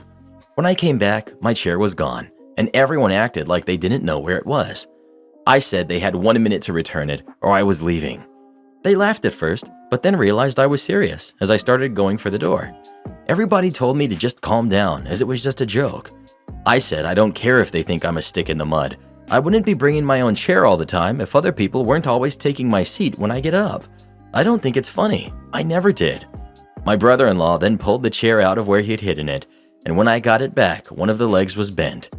I said it was not like this before, and how could he possibly have done this to a metal chair? He said he could fix it and tried to unbend it, but only made it worse. The chair is pretty much unusable now because the leg is warped and I don't want to risk putting weight on it. I told my brother-in-law he owes me $50 for the chair because that's what I paid for it new 2 years ago. He got mad and kept saying it was just a stupid chair. I said it was my stupid chair. and this wouldn't have happened if he wasn't so immature that he and everyone else had to mess with me for years about where I sit. Then I took my now messed up chair and walked out. My family has been blowing my phone up, saying that it's just a chair and to let it go, but I still want my brother to pay me back for it. Am I the jerk? They bully you for years, constantly conspire as a group to prevent you from sitting, hide and break your property, and insult and gaslight you when you attempt to set the smallest boundary. Am I missing anything? I would suggest not attending these get-togethers anymore. They can play musical chairs without you. Seriously, what do you actually get out of going to these things that is worth putting up with the bullying? Yes, it's not about a chair, it's about the bullying and disrespect. Not the jerk. Is your brother 12? Because this is the kind of BS my siblings and I used to do to our parents and each other when we were middle schoolers. Jokes are supposed to be funny. You have the patience of a saint, to be honest. I would have lost it at them and gone low contact or no contact a long time ago. I can't stand this type of juvenile behavior. Am I the jerk for making my husband get off his video game to take care of the baby? Our 9-month-old is teething and pretty fussy right now. I finally got her to sleep. I nurse her to sleep, so my husband couldn't help with that. He was playing an online game with voice, and I told him he needed to be more quiet because if he woke her up, he was taking care of her until she was ready to go back to sleep. If she wakes up, she wants to play for an hour or two before she'll settle back down. He said he wasn't being that loud, and to be fair, he was using a normal speaking voice, but I told him that she kept stirring and squirming. My rocking chair is in the living room where he has his PC. When she's fussy like this, she just needs to rock and cuddle for a while. If I put her down too early, she wakes up. He said he'd try to be quieter. He was using his headset, and it's pretty high-end, so it can easily pick up his voice.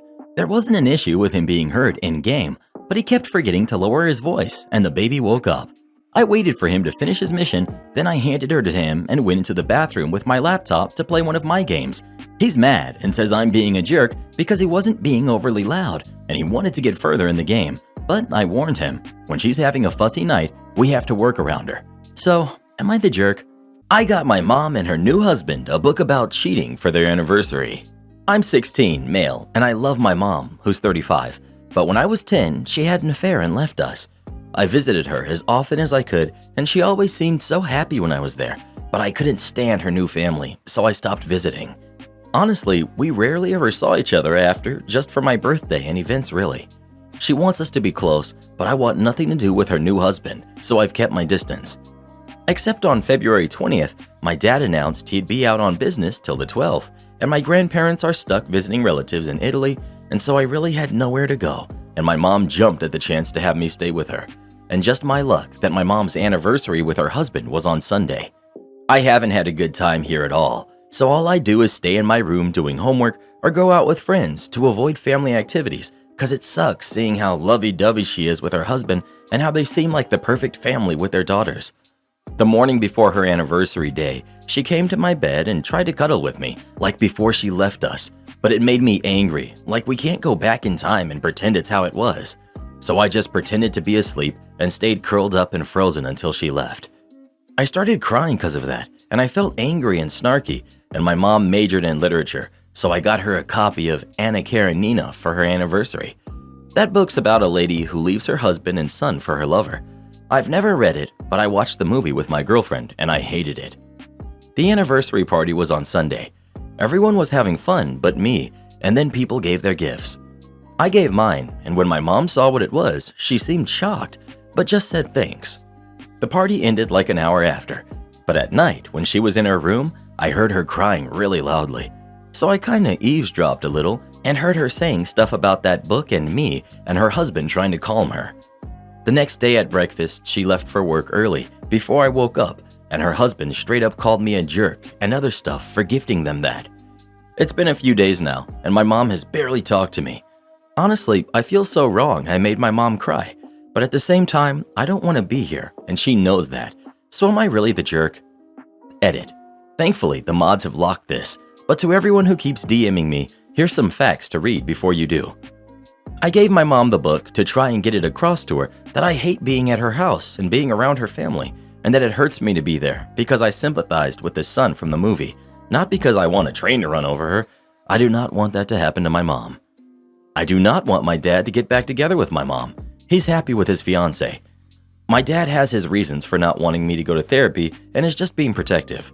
Yes, I stopped visiting my mom because I hate her husband, and she had custody of me on weekends or breaks. She could have forced me to be with her, but since being with him or making him be with us whenever I did go to her was more important, she never tried anything beyond the bare minimum of going to big events. Definitely not the jerk. For one, Anna Karenina is a classic and a great gift. For another, if the shoe fits, not the jerk. Not the jerk. She wouldn't take it so hard or understand what you were implying if she didn't already feel that way.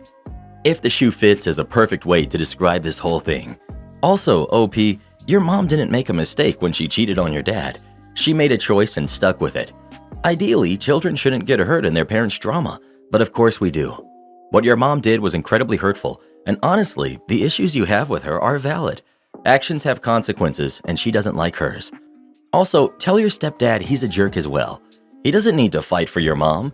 If she has such an issue with your well-thought-out gift, she can come to talk to you like an adult. But from where I'm standing, I doubt she will, because she thinks she did nothing wrong. I view OP's mom with a bit of sympathy, because she had OP at 19. That's pretty young, and in a way, I feel her for not having fully sorted out what makes her happy and eventually realizing her relationship didn't. Obviously, she could have gone about it a better way, but she was young, and frankly, there's no good way to break up as parents of a child that age. The destruction of what you view as your family is always going to suck, even if they weren't right for each other. I'm not sure what her new husband has done, besides cheat, to earn OP's hate, but given that these feelings extend to mom's entire new family, I have to think that it's at least in part purely projected dislike based on the breakup of OP's family and everything involved, which is valid, but it makes it harder for me to picture him as a villain here. If he called OP a jerk out of the blue, then that's jerk behavior on his part.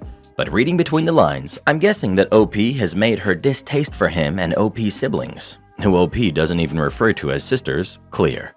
I'd like to point out OP is a male. I think because of the gender difference between OP and his siblings, watching his mom play perfect family with 2 daughters instead of him is probably also adding to his disdain. OP's mom also doesn't seem to have custody of OP, even though she has other kids.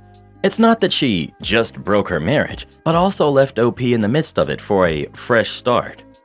Well, who do you think is the jerk? OP or their mom? Please let us know.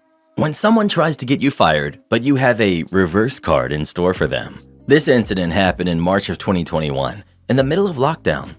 It would probably be recognizable to people I work with. Hopefully they don't read this thread. It's a story about someone whose ambition was bigger than their ethics and the law, and it coming back to bite them. At the time, I was working as a manager in a mid-sized business. While I was there, I was assigned a new member to my team. I'll call her Evil. Evil was in her mid-20s and was pretty fresh out of college. She was the kind of person who could talk your ear off about all of her ideas and plans and what she was working on, but never really seemed to have anything to show for it. When I talked to her about clients complaining that she wasn't getting back to them, she would always have an excuse about how difficult they were, how snowed under she was, and how she had written an email but it must have gotten lost in spam, so on and so forth. Basically, never her fault. It got to the point where after one of our monthly meetings, I called her in and explained that if she couldn't get her tasks done, she needed to let us know so we could help delegate resources to make sure things weren't slipping through the cracks. I'll admit, I was pretty direct. Her performance was impacting the whole team, and my job was literally to keep the team on track. I get that people can be under pressure, that there can be stuff going on at home which impacts work, and that sometimes people need a bit of help. But if every time I ask about a project you say, yep, everything's good, I've got it under control, and then it all falls apart, and your only response is to blame the client, we have a problem. I explained that I wasn't going to start formal performance management or anything like that, but from now on, I'd like her to check in with me on Monday mornings for 10 minutes to go over objectives for the week and to check if she needed support with any of her clients. I know it isn't fun to be micromanaged, so I tried to keep these check-ins short and mostly just offer assistance on stuff. She clearly hated my guts though, and apparently was hatching her own pro-revenge. Now, part of my role included use of a purchasing card, which wasn't in my name, but I had access to. I was given the card to basically make small purchases for the office or spend up to $500 on clients. The card was kept in an office I shared with another team manager where we both could access it when we needed it. One day I get a call from accounts asking about a few abnormal purchases on the card. a Photoshop subscription, a couple of Uber Eats orders, an HBO subscription, etc. I say I didn't know anything about them, and they should check with the other team manager. Apparently, the other team manager didn't know anything about them either, because after the weekend, I get called into the big boss's office. After my colleague and I had denied involvement, accounts had started calling Adobe and Uber and stuff to find out where the transactions were coming from.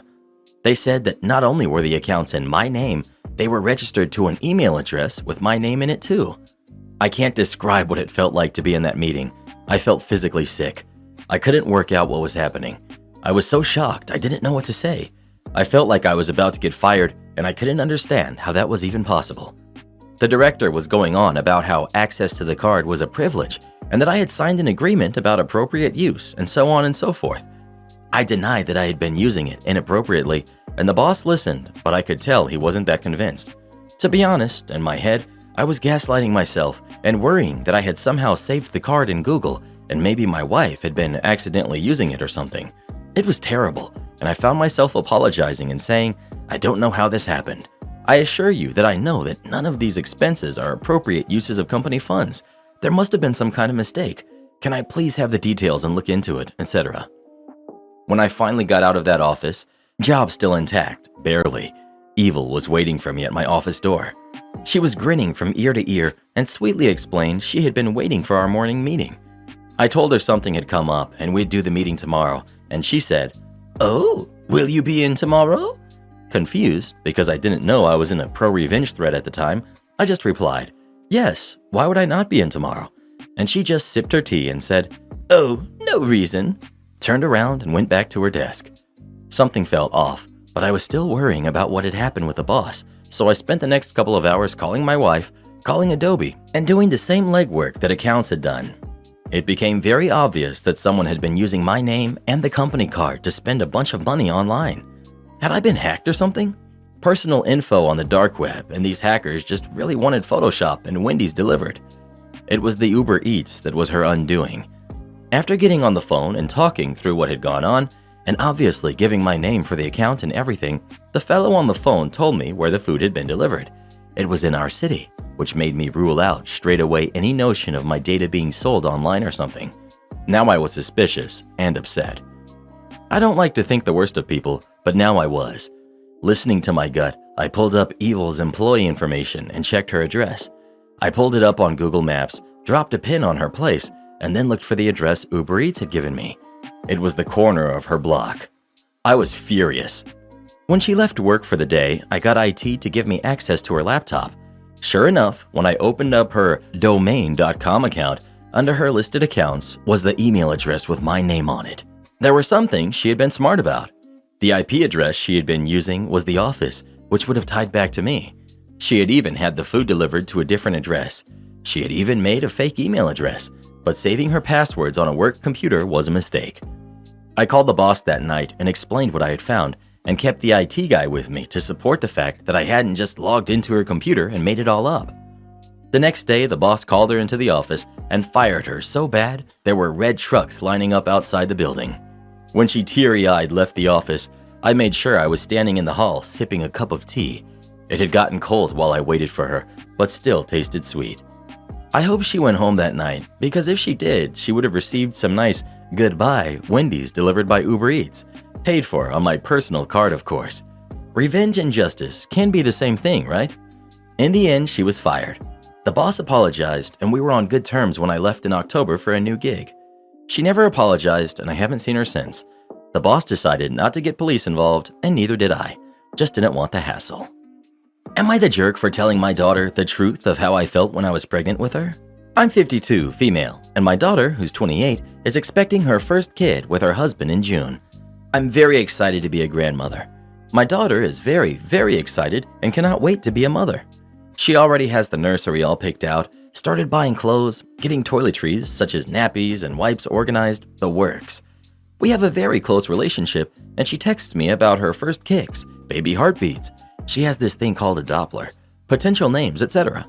I'm thrilled she's so excited and happy because in all honesty, it was the very opposite of how I felt. The truth is, I hated being pregnant with both of my kids. Pregnancy honestly scared me. I was anxious all the time. Every movement and lack of made me scared. I hated the feeling of being so heavy and limited in movements, on top of all the normal pregnancy symptoms of fatigue, nausea, swollen ankles, hemorrhoids, sore back and feet, etc. And then don't get me started on the childbirth, which was next level. Don't get me wrong, I was very excited to become a mom, and I love both my kids. They're my absolute world. I just didn't like the process to get there. One thing she bought was one of those baby memory books, and has already started by putting some photos of her bump and ultrasound photos in them. For fun, she dug out the baby books I had for both her and her younger brother, and we looked through them for a trip down memory lane. For both books, I started at the newborn stage. The pages for 20-week bump and first ultrasound, etc. are both blank. My daughter asked why this was the case. She always thought maybe it was the lack of technology of the time. For you youngins out there, yes, we did have cameras and ultrasounds in the 90s. This is when I told her the truth, that I hated being pregnant. It made me scared and anxious, and I didn't want any memories of it. Pregnancy and childbirth terrified me, even for her younger brother when I had a bit more of an idea. I also explained why I was so happy to see her so happy, because I didn't want her to feel like I did. She got very quiet and didn't seem very engaged the rest of the time looking at the books. When she left to go home, she seemed a bit distant. Later that night, my son-in-law called me to say my daughter was very upset about what I had said. Apparently, I made her feel unwanted, like she was a burden to bear. I was shocked and upset to hear that myself, because that was the opposite of how I felt, and told my son-in-law that. I explained I love my daughter and her brother very much, and I wouldn't trade them for the world. I just didn't like being pregnant, but that doesn't mean my kid was not wanted. My son-in-law understood, but still said my daughter is upset. Am I the jerk for confessing my feelings? I feel very guilty, and the last thing I wanted to do was stress my pregnant daughter out. A time when stress and feeling upset needs to be kept to a minimum. Well, who do you think is the jerk? OP or her daughter? Please let us know. You want me to email you everything? Sure. So this is from back when I was in college. I was working a job on campus, and my manager moved on to a different organization and was replaced by someone else who we'll call Karen. Now our team of 10 students worked super well, very efficient, and got everything as expected. Karen comes in and decides that the team needs to change the way we work. So she makes massive changes and makes our lives harder, but it's all part of the job and we deal with it. Also, I was the unofficial leader of the team and constantly advocated for my team. We were close and we knew what worked for each of us, and the rest of the team looked to me as a leader. So obviously Karen hated me because I'd advocate against stupid policies that had no benefit but only made our life harder. Each of us had a weekly one-on-one meeting with Karen to discuss the stuff we got done, needed to get done, etc. As always, I went in with an agenda, made sure she got all the updates I had, made sure she answered all my questions, made sure I answered all her questions, and then ensured I had a 5-minute space at the end for her to discuss anything she had to talk to me about. 2 weeks into the changes, she tells me that I've not been updating her properly. Surprised, I ask her what updates I didn't give, and as she lists it out, I point to the agendas of our previous 2 meetings and show her that I did discuss it. She says that verbal updates aren't acceptable and I need to email them to her. I'm confused, but I know how to pick my battles and agree to it. In fact, she writes me up for not properly communicating with her, not giving her updates, and not keeping her in the loop about my work, so I'm ticked off. After the meeting, I check with my team, and this isn't the setup for anyone. Everyone gives her verbal updates and sometimes emails them, but there's no real rule for it to be an email every time. So I decide to follow her policies as she stated. That evening, I send her a long email with the details of everything I got done over the last 2 weeks. The next day onwards, every day when I clock in, I send her an email with my tasks for the day. As I complete tasks, I update her via email, and if I'm stuck on something, update her on that too. I CC her on all the emails I send, and also send her an email at the end of the day with what I didn't get done. Now this doesn't take me long because I write most of these emails in my own tracker, so it's just a matter of copy and pasting. However, when writing in my tracker, I do it on my time, but since this is a work-related task, I must do it on the clock. So not only is she getting approximately 15 emails a day from me, she also is paying me for about 1 extra hour each day. This matters later. Given how new Karen is, she doesn't realize that I have built a mini network with some of her colleagues given my time in this job, and I find out that Karen now has a habit of ignoring all emails from me. Also matters later. I don't care about it because I'm now getting paid for stuff I was doing on my own time. A couple of months or so later, our department has to host an event. The tasks are divided and all is good. The two tasks I have to manage are the food for all of the guests and to provide parking tickets to the guests in advance. Large university, parking office is a pain to work with. I get the parking done and then I focus on the food the week before the event because we only got final confirmations then. I realize that there are several guests who have various dietary restrictions. I also am suddenly told that a few of the guests are in wheelchairs. They told me that because they needed specific parking spots, but our venue is not accessible. Given the importance of this, I immediately email her. But knowing that she ignores my emails, I CC the parking team to ensure they have a consolidated list because Karen obviously won't send it, and the person managing guests during the event, so they know to ask Karen about the special meals when the guests arrive. We don't have any more one-on-ones before the event, so I try to figure out how to tell her to make sure the guests aren't affected. I try to schedule a meeting with her, but given that she's ignoring my emails, she is also ignoring all my meeting requests. So I give up and decide to enjoy the fireworks during the event. The reason I need to talk to her is that I need the budget increase to accommodate these multiple dietary restrictions. Gluten-free meals plus nut-free meals all really add up, and we were at the max of my permitted budget already. Essentially, we had a meal budget of say $20 a person, but these special meals cost $25 a person. One thing that makes doing this difficult for me is that as much as I hate Karen, I do not have the ability to let that hate for Karen affect other people. So I spoke to facilities to get a ramp kept in the back room for the wheelchairs and found that about 5 of the people coming had not picked meals, so we didn't have to offer them meals. Got the caterers to set it up so we could provide a reduced offering to those 5 while ensuring that the gluten and nut-free meals were available for those who had asked. Day of the event. The guests in wheelchairs arrive and are stuck at the entry to the event that has 3 steps. Given that I'm managing the food, no one thinks to blame me, so Karen is frantically running around trying to find someone to throw under the bus because our boss is chewing her out. Then I hear the words, gluten intolerant. 20 seconds later, Karen and her boss are in my face, ready to chew me out.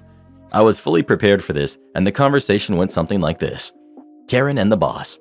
Didn't you know we have people who cannot eat either of the standard meals? Me. Yes, I did. I emailed you about it because we needed to increase the meal budget to accommodate that. Did you not speak to the caterers? Karen. I didn't get any such email. While her boss gives her a look. Me. I sent it to you, see? I show her the email on my phone. Boss. Karen? Karen, in literal tears because this event is her boss's baby, and people have gotten in a lot of trouble over messing up this event. But you didn't send it to me, did you? Boss, very mad. What do we do now? Me. Let me figure something out. Also, I see people in wheelchairs. What are we doing about them? Boss. No clue. We're trying to figure it out. Me. I'll take care of that too. 10 minutes later. Me to the boss. I got facilities to give us a ramp that we're putting by the stairs for the guests in the wheelchair. And I spoke to caterers and we'll have the gluten-free and nut-free meals ready. Boss to me. Thanks. 2 days later, I had my one-on-one with Karen. Surprisingly, her boss was there. Lo and behold, Karen got written up, my write-up was removed, Karen stopped trying to mess with me, and the entire team now has laughs every time we mention a gluten allergy. Am I the jerk for punishing my son for how he reacted to my pregnancy announcement? I, female 36, divorced my ex-husband 6 years ago. We have a 16-year-old son together, Jamie. I remarried to my current husband and have a 10-year-old stepson, Nick. Jamie and Nick are close and get along most of the time as well. Nick depends on Jamie in a lot of things, like helping him do homework, fix and organize his toys, cleaning his room, etc. Things have been going great until Jamie started seeing this girl who kept claiming that my husband and I are parentifying him by having him do things for Nick and seemed to be filling his head with nonsense about us taking from Jamie his time and not letting him live like the other kids his age. My husband had a stern talk to her, which caused Jamie to get into a fight with him. Things have been bad since then. I recently found out that I'm pregnant. We wanted to wait until all my family were together so we could make the announcement. We did it this past Sunday, and everyone was happy and excited for us, except for Jamie, who remained quiet for a few minutes, then loudly asked, "So, am I expected to take care of this one as well?" My husband and I were shocked.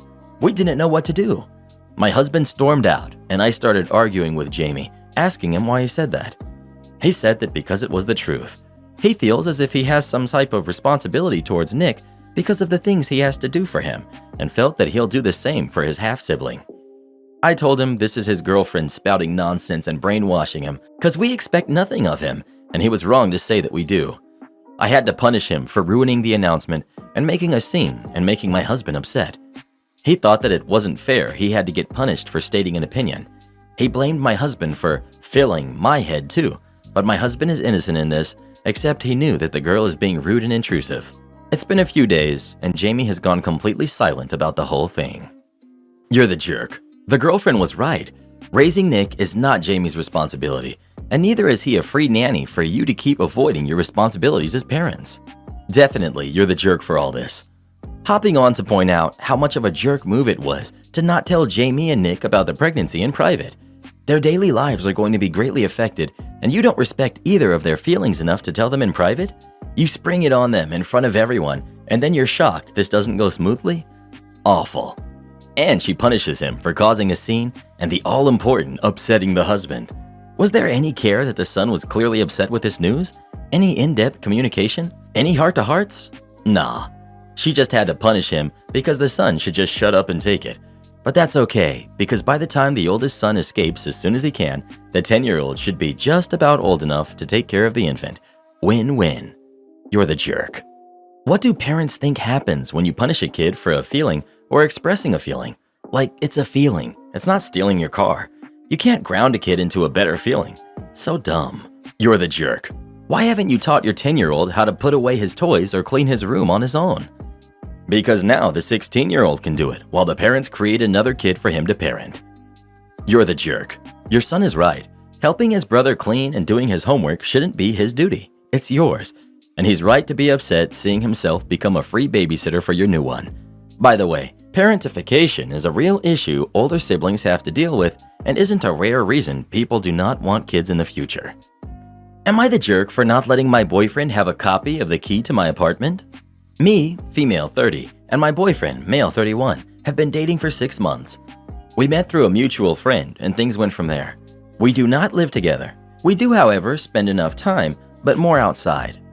A week ago, while we were out with friends, my boyfriend asked if I could make a copy of the key to my apartment.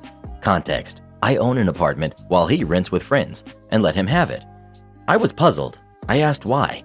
He said he might need to stop by alone or with friends when I'm at work or somewhere else. To be honest, I just did not feel like it was a good idea. I asked what business does he have in my apartment when I'm out, and he took offense to that. A few seconds of awkward silence. Then I told him that I don't feel comfortable having anyone at my apartment unless I'm there, and that he gets to have a copy of the key only if he lives there, and that's it.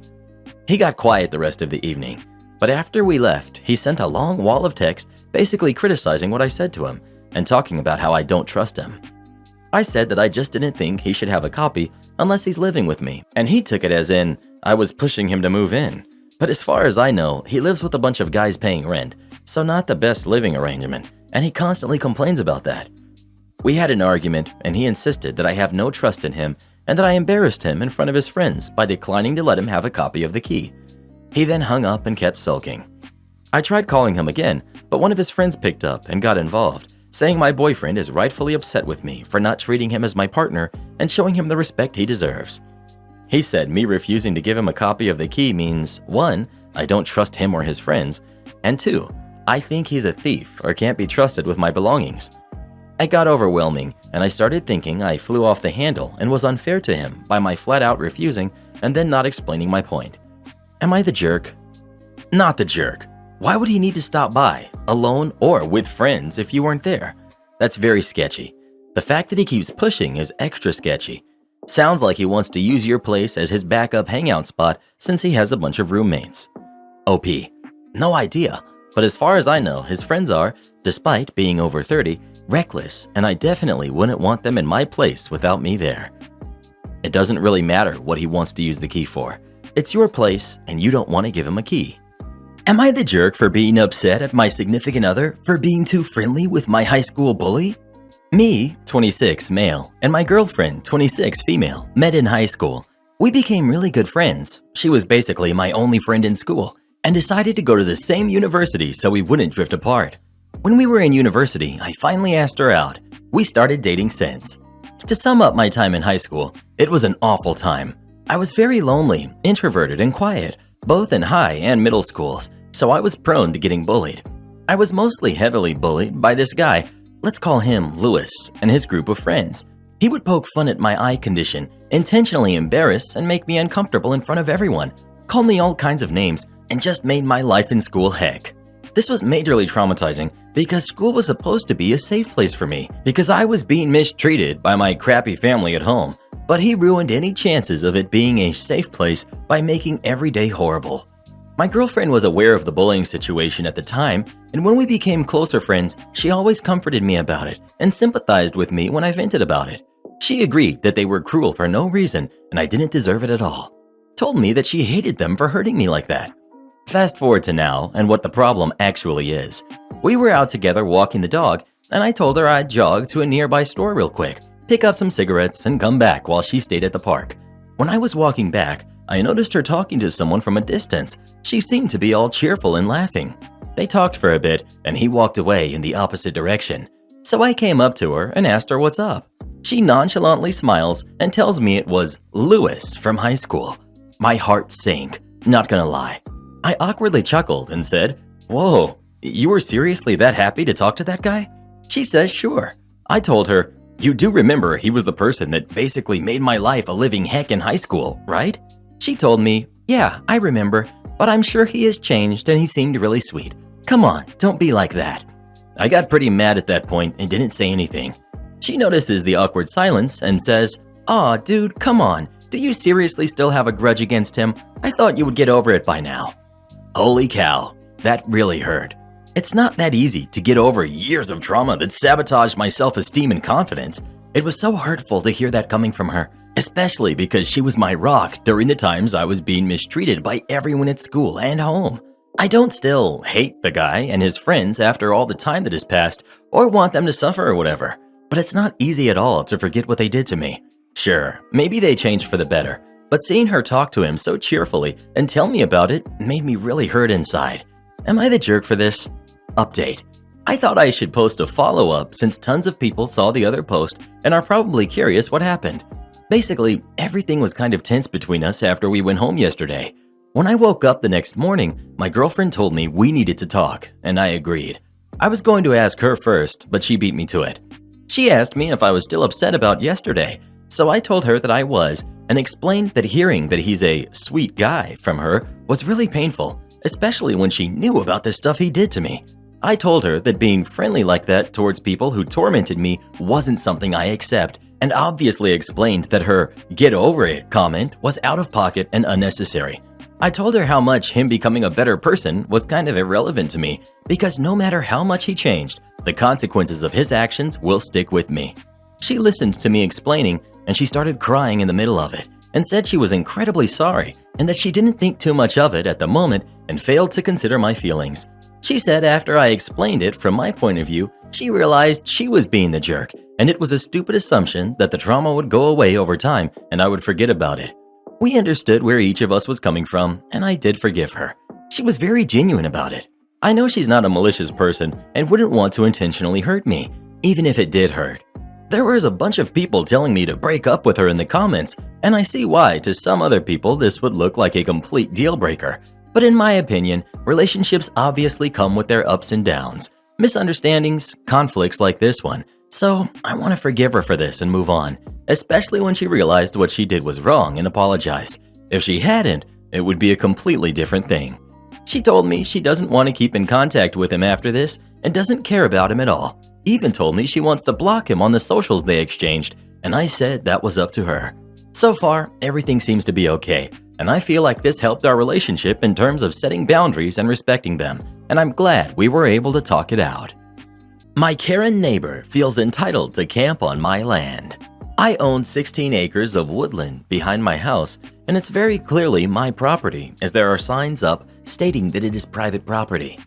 I'm generally good with people walking through it, taking their dog for a walk, or hiking, or even local kids playing there, as it's a safe place and beautiful. And so long as they don't cause any damage or mess with the trees, I see no reason to get upset over this. An issue came up, however, tonight when I was on a walk and I saw a fire through the trees. I admit I panicked, thinking a dog walker had been out and tossed a cigarette or some local teens were setting fires for fun. I rushed out to check on it and tried to put out the fire and found one of my neighbors camping with her boyfriend and friends. It was a group of 5 people in their mid-20s and they had a roaring campfire going. They got startled by me rushing up to them and asked me what the heck I was doing. I asked them the same question back and told them they couldn't camp here and they had not asked permission to do so. This led to some laughter and protests saying that they were doing no harm and to lighten up. I told them to put the fire out and get off my land. I didn't want to risk a campfire there as it could easily get out of hand, especially when the group manning it were more than a little drunk. They ended up refusing, stating they weren't going anywhere and were not doing anything wrong, so I went home and called the police to get them off my property. They were made to leave and break up their camp. Am I the jerk for this? They probably thought it was okay, as I'm good with letting people use my land in general. I maybe could have handled it better, but I'd gotten a fright seeing the fire and how they responded. It really just got to me. Dog walking and camping are 2 very different things. They should have asked for permission, and anyone who says lighten up when confronted with trespassing deserves to have the police called on them. Their entitlement and attitude is to blame, not you, not the jerk. Not the jerk. They literally started a fire on your property.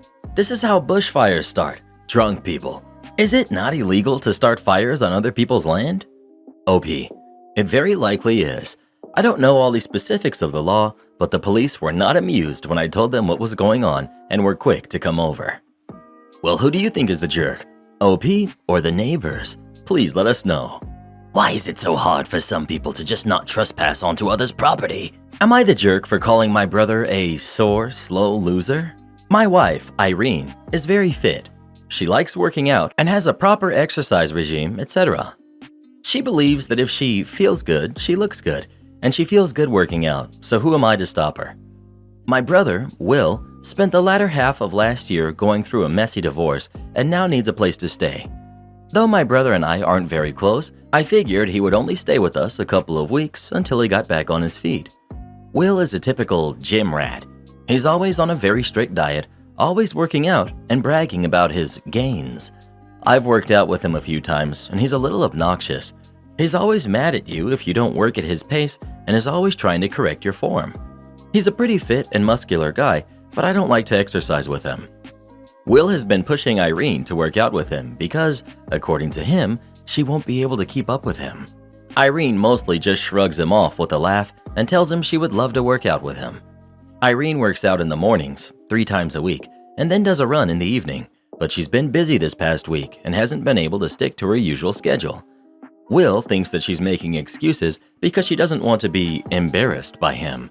Again, Irene just laughs him off. About 2 days ago, Irene and Will went on an early morning run.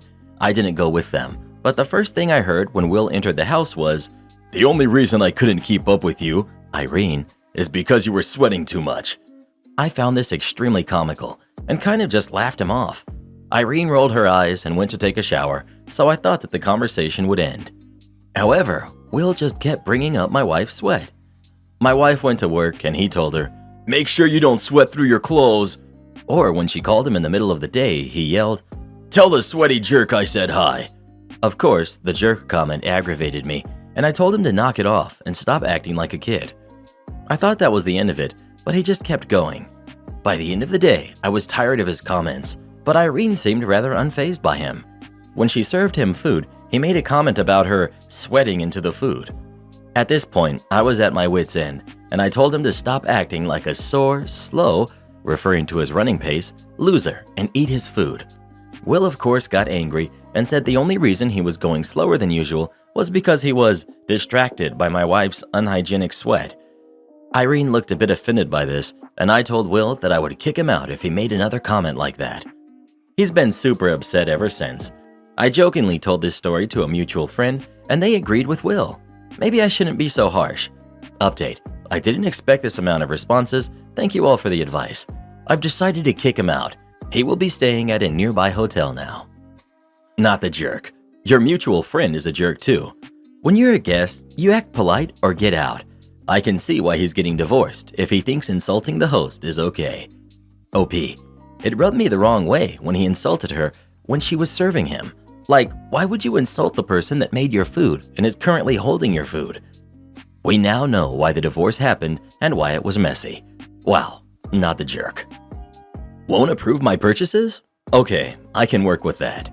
I was a one-man IT shop at a small manufacturer. I had been there for years. I was actually the third employee ever hired, and now the company was like 120 people. I was very frugal, but in smart ways. I got a lot done for little money and always was looking out for the company. The owner recognized and respected this. Anyhow, we had gotten big enough where I didn't report to the owner anymore, and I was assigned to report to an inexperienced accountant who got her degree from some sketchy online school. She was going to change the world. I used to be able to just buy anything I wanted because the owner knew whenever I asked for a company credit card that I had already done my homework and it would be good for the company. Well, now, if anything was over $500, I had to go through this process with her to justify it. It wouldn't bug me, except that she had no real business savvy or common sense. It was just painful to me to try and explain the most obvious things to her, and she would fight it just because of power tripping or something. Example, I was trying to justify having at least one computer loaded up and ready to go as a hot spare for when someone's broke. She balked at having $1,500 sitting on a shelf unused. I tried to explain that about once a month, someone's computer would break. All she could see was the $1,500 sitting unused most of the time. She couldn't understand the real cost of a broken computer, that the person could no longer do their job effectively. Parts not getting ordered, jobs not getting expedited, emails not getting returned, me having to drop everything to react to this situation, overnighting in parts. The true impact cost to the company was several hundreds of dollars every month. She couldn't see that having a spare would pay for itself in half a year or so. After a half an hour of fighting over this, I had an epiphany. I handed her requisition approval forms to her, told her she was right, and left. Any purchases under $500 didn't need any approvals at all. Now, nothing I ever bought was over $500. I didn't buy a spare computer, I bought 3 as parts and assembled them into computers. Servers? Network storage? Why justify to a bean counter who wouldn't understand anyway? Just buy more parts and assemble yourself. Dual monitors for everybody. Bought one at a time. Explain to her that toilets typically have less than 20% usage, but when you need one… Fun fact, the typical car only spends 6% of its life being driven around. The other 94% of the time, it's just an expensive paperweight. And when her computer finally breaks, tell her, sorry, we don't have a spare computer ready to go, so you'll have to wait while we fix this one. Should take about 5 to 10 days to get your computer working again. Shouldn't affect your productivity, right? I'm sure your supervisor will understand. Call me unprofessional? Okay, good luck finding another instructor. I realize today there are not enough stories on here about teachers and malicious compliance. So as a teacher of 2 decades, I decided it was time to write out mine. First and foremost, this is a story about a toxic workplace. This could happen in any business in the world. It just happened to occur in a school. Many moons ago, my school was having a massive shift in priorities and focus. We were a rural school, so new principal assigned to the building, pupils being redistricted, mass retirements, several people were being pushed out and run off by the incoming principal. A good number of people quit because of the toxic work environment, but I was not in a position to do so. At the time, I had a unique schedule. I taught mostly dual credit courses to juniors and seniors, but I also taught one course of students with SEN, SPED issues. The dual credit courses required a specific advanced degree, as I was essentially teaching college credits in the high school. This detail will become essential later. At my school, we would be assigned support teachers to give additional help to students with SEN, SPED services. That support was not allowed to teach, but would typically share a classroom with the content teacher. I was usually unconcerned with who my assigned support was, as I'm a laid-back person who can work with just about anyone and I don't care about sharing a classroom. But there was one male support teacher who was not allowed in my room or near me in the hall, ever. For the sake of this story, we'll refer to him as Jerk. If ever a man knew how close he could get to harassment without crossing the line, it was him. Heck, sometimes he did cross the line. I made dozens of complaints, but nothing was ever done as I wasn't the target of his comments. The school year in question, Jerk was assigned to the most experienced teacher in the building. She was set to retire at the end of the year. Coupled with her no-nonsense attitude, the powers that be thought she could keep him in line. It took 3 weeks, and she threatened to quit if Jerk was not moved out of her classroom. Fearful of losing another teacher at the start of a chaotic year, Jerk was assigned to me as my support teacher. I found out when he walked into my room, announced that we would be buddies now, and made a crude joke about how he could domesticate me. I immediately left the school sick and called my principal about the matter. He informed me in no uncertain terms that I could not refuse to work with someone just because that person made me uncomfortable. I reminded him of the previous complaints I had made. He snapped at me a bit, telling me he could not believe what an unprofessional child I was being. I was told to come up with a legitimate reason Jerk shouldn't be in my class or shut my mouth and make it work. After hanging up the phone, the malicious compliance began. You see, I did have a legitimate reason. Because of a health issue I have had for my entire life, enduring extended periods of stress and anxiety can really hurt me. I even carry medicine with me to lower my heart rate just in case. Step 1 was to call my doctor, who brought me in the very next day after I explained what was going on. She took my blood pressure, faxed a medical letter to my school immediately, and signed me out of work for 6 weeks since I had 6 weeks of leave earned at this point.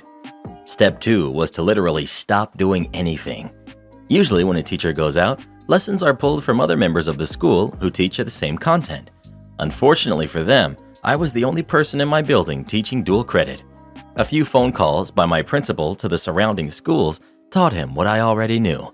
I was the only person teaching these courses out of 11 high schools. There were no lessons to be found. I'm not sure what they gave my students to do during that time, but it surely wasn't the correct work. Step 3 was to let 2 or 3 of the parents know what was going on. I never directly told them, but a friend of a cousin of a neighbor might have heard about my health issues and passed the information along. Here's the point in the story where you think I'm about to tell you I enjoyed my 6 weeks paid vacation and went back to work, right? Oh no, the malicious compliance continues. A week before I'm scheduled to return to work, my principal calls me up. Standard well wishes about my health are extended, after which he says that he hopes the weeks away from the building have cleared my mind and helped me realize how hysterical I was acting. He continued by telling me that regardless of my feelings, I would continue to have Jerk as a support teacher. I asked him if he was ready to lose a teacher over this, and he laughed and hung up. Knowing that this was probably going to happen, I already had a doctor's appointment set up for phase 2. Because my health issue is explicitly and clearly covered by the ADA, my doctor issued me reasonable accommodation paperwork to give HR.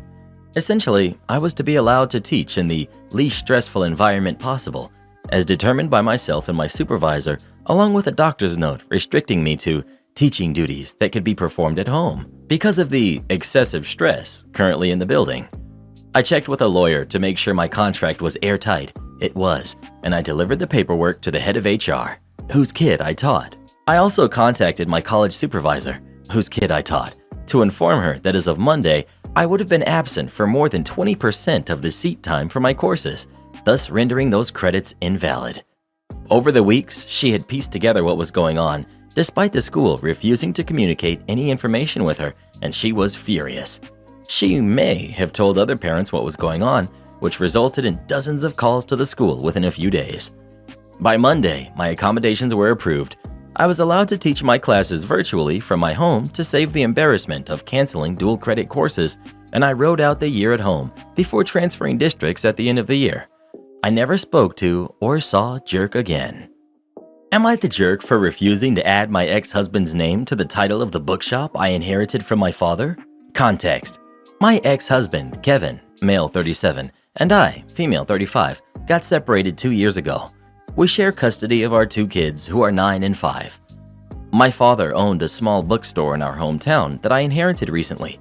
To be honest, the shop doesn't bring in a lot of money, and I already have a stable income. Kevin found out and called for an urgent meeting. He came over to my place and said he wanted to talk about the bookshop.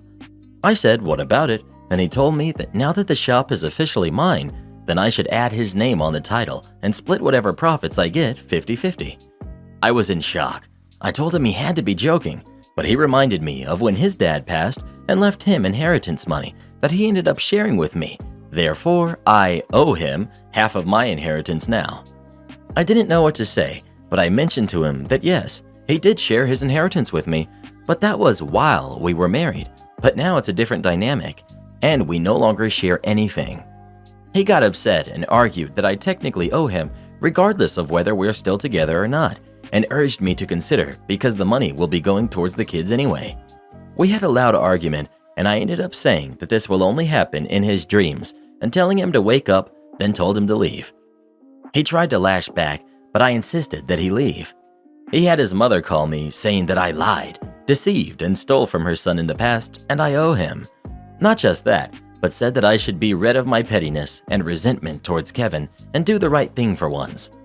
We fought on the phone, and yesterday I was shocked when my 9-year-old son called me a thief out of nowhere. This escalated the fight because Kevin got the kids involved. I think that technically I do owe him because I can't deny that he shared his inheritance with me, but I think that now circumstances are different. Like when we used to share our salaries, but now I don't expect him to do the same anymore, obviously. Still, I might be the delusional one. So, am I the jerk? Edit. He has no background in law, but says he knows his rights, which should be enough. He's actually the type that spell law L-A-W. Not the jerk. Unless you threatened him to get half of his father's inheritance, doing 50-50 was his choice. You don't owe him anything. But you need to be careful with his behavior and what he says to your kids about this. You might want to talk to a lawyer to get proof of everything. The demands, the parental alienation. Yes, document everything. The calls, the threats, the flying monkeys, involving kids. OP, you owe him nothing. He chose to share his inheritance. That's it, period. Even if you were fully committed, still, you don't need to share yours. Given that you're separated, he's insane. He chose to share with her, and they were married at that time.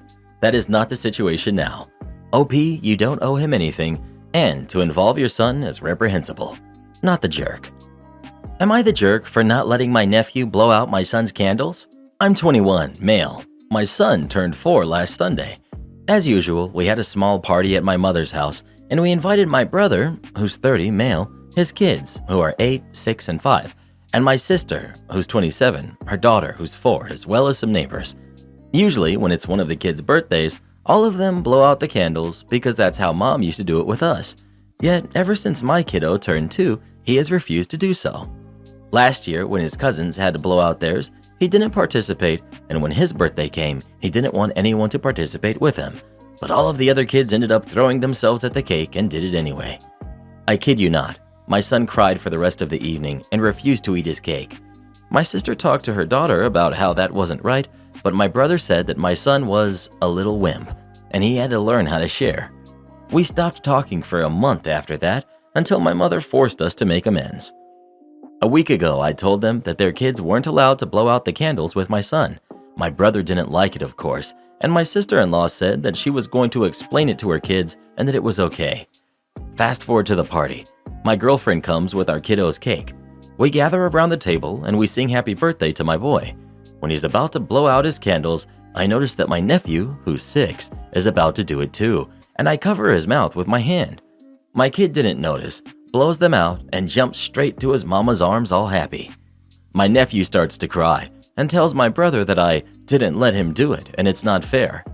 My sister-in-law tries to explain to him something, but my brother comes right at me for not letting his kid have fun. I remind him that I told them my son was going to do it alone, but he says, "That's not how we do it." And I told him, "Well, that's how I do it now. If you don't like it, you can leave." My mom is telling him that I'm joking, but my brother took his kids and leaves. My son is obviously confused, but ends up playing with some other kids and forgetting about it. My mom says that I'm the jerk for doing this, and that my son has to understand that this is our way, and is forcing me to apologize. My girlfriend and sister say that I'm right, because it's my son's birthday after all, and I don't know what to do. ETA. People, I get it. We shouldn't be blowing out candles. I'll do better next time. That wasn't the question though. Not the jerk. Good job covering for your son. Your brother and sister-in-law are clearly in the wrong for not teaching their kids basic manners. The brother is in the wrong for calling OP's son names. Who calls a kid something like that? Notice the ages too. The brother never had to share his birthday candles when he was 4 because his only sibling was an infant. I bet he loves this tradition because he's the one who started it, blowing out his younger siblings' candles when he was 4, 5, and 6, and they were infants or toddlers that couldn't compete. Am I the jerk for telling my brother to go ahead and sue my husband for breaking his hearing aid during a prank? Context: my brother, 23, is a college student with a hearing disability. My parents got him a $4,000 hearing aid to be able to hear properly. So last week, while my husband, who's 32, and I, who am 26, were visiting my parents, my husband hid my brother's hearing aid as a prank, and it got damaged in the process. After looking for the hearing aid for hours, my husband handed it back to my brother while laughing in his face about how freaked out he looked. He didn't know how delicate this type of device is and ended up breaking it while hiding it. My brother had a breakdown and started yelling at my husband and threatening him with court if he doesn't pay up for a new hearing aid. My husband didn't think he was serious and laughed him off. I was mortified, to say the least. I told my brother to do it, sue my husband if he had to. My husband side-eyed me and said, "All right, princess." 2 days ago, my husband came home and was full-on panicking, saying my brother is going through with his threat and is suing. I shrugged and remained calm and collected. He started yelling at my reaction, then urged me to call my brother and tell him to back down, but I said no. He did this to himself and deserves no sympathy or advocating for me. He was shocked. He yelled that it was just a prank with no intentions of hurting anyone, then shamed me for not taking his side. Moreover, he said that my brother only felt confident in suing him after I encouraged him by telling him to go ahead and sue. We had an argument, then I went upstairs and stayed in my room. He must have called my parents because he later complained about them deciding to stay out of it and let my brother sue. He then complained about how this is going to affect us both since he doesn't have that kind of money to give to my brother. This morning he blew up at me, saying me and my family are a bunch of sad, pathetic jerks who can't take a joke and are willing to easily drag others to court and ruin their relationship with them over a couple of grand. Am I the jerk? Not the jerk. That's not a prank. Imagine taking someone's prosthetic leg or walking stick and hiding it. It's not funny. A prank would have been hiding his car keys or house keys, not something worth thousands that helps him hear. I can't believe he didn't offer to cover the cost anyway. That's what the decent person would do. You are absolutely not the jerk, and I hope that this situation doesn't get too messy for you. You want more details in my weekly status reports? Okay, here you go. Enjoy. Back in the early 2000s, I worked as a software engineer on a team of software engineers. What this meant was that I spent a lot of time writing code, fixing bugs, defects, glitches, etc. The company's software releases goes in cycles and regularly goes into a cycle of fixing bugs for weeks at a time. My boss does a weekly status report that he sends out to his boss and some of the other middle management. He writes a team summary and then includes all of our status reports that we send him by copying and pasting. When we're in one of those bug fixing cycles, my status report looked like week of month, year, worked on fixing bugs. Cue first malicious compliance. Boss asked that I provide more details. Now my status reports looked like week of month, year, worked on fixing bugs. List of bug numbers 1, 2, 3, and 4. Cue second malicious compliance. Boss had a sit-down meeting with me and talked about better details than just bugs, even though that's all I and the rest of the team have been doing. We had a small argument on this where I told him that if I provide more details, no one's ever going to read it anyway. That didn't go over well with him. He basically told me that if it's related to the actual work, put it in the status report. My new status report looks like week of month, year, day 1. Working on bug 1, 2, 3, 4. No clue. Went to break room for coffee, ended up talking to John about bug 1, 2, 3, 4 for 30 minutes. Then talked to John about the bug he was working on, 5, 6, 7, 8, for another 30 minutes. On the way back to my desk, bumped into Jane, who asked me for help about the bug she was working. Spent 20 minutes in the hallway talking to Jane. We were both clueless. Got bug 2, 3, 4, 5 assigned to me, but I'm still working on 1, 2, 3, 4. Both are high priority. Everything is high priority. Continued working on 1, 2, 3, 4. Went to lunch with Jack and Jill. We ended up discussing the bugs we were working on for over 2 hours. Got some ideas to pursue. Ideas didn't pan out. End of day. We'll resume tomorrow. Basically, I did this for each day of the week and then sent it to my boss. He promptly asked me to summarize my week. I said, worked on fixing bugs. He never asked me about status reports ever again. Grown men who act like 12-year-olds. This customer last night, he wasn't even rude or anything. It was just the way he was acting. It was absolutely unbelievable.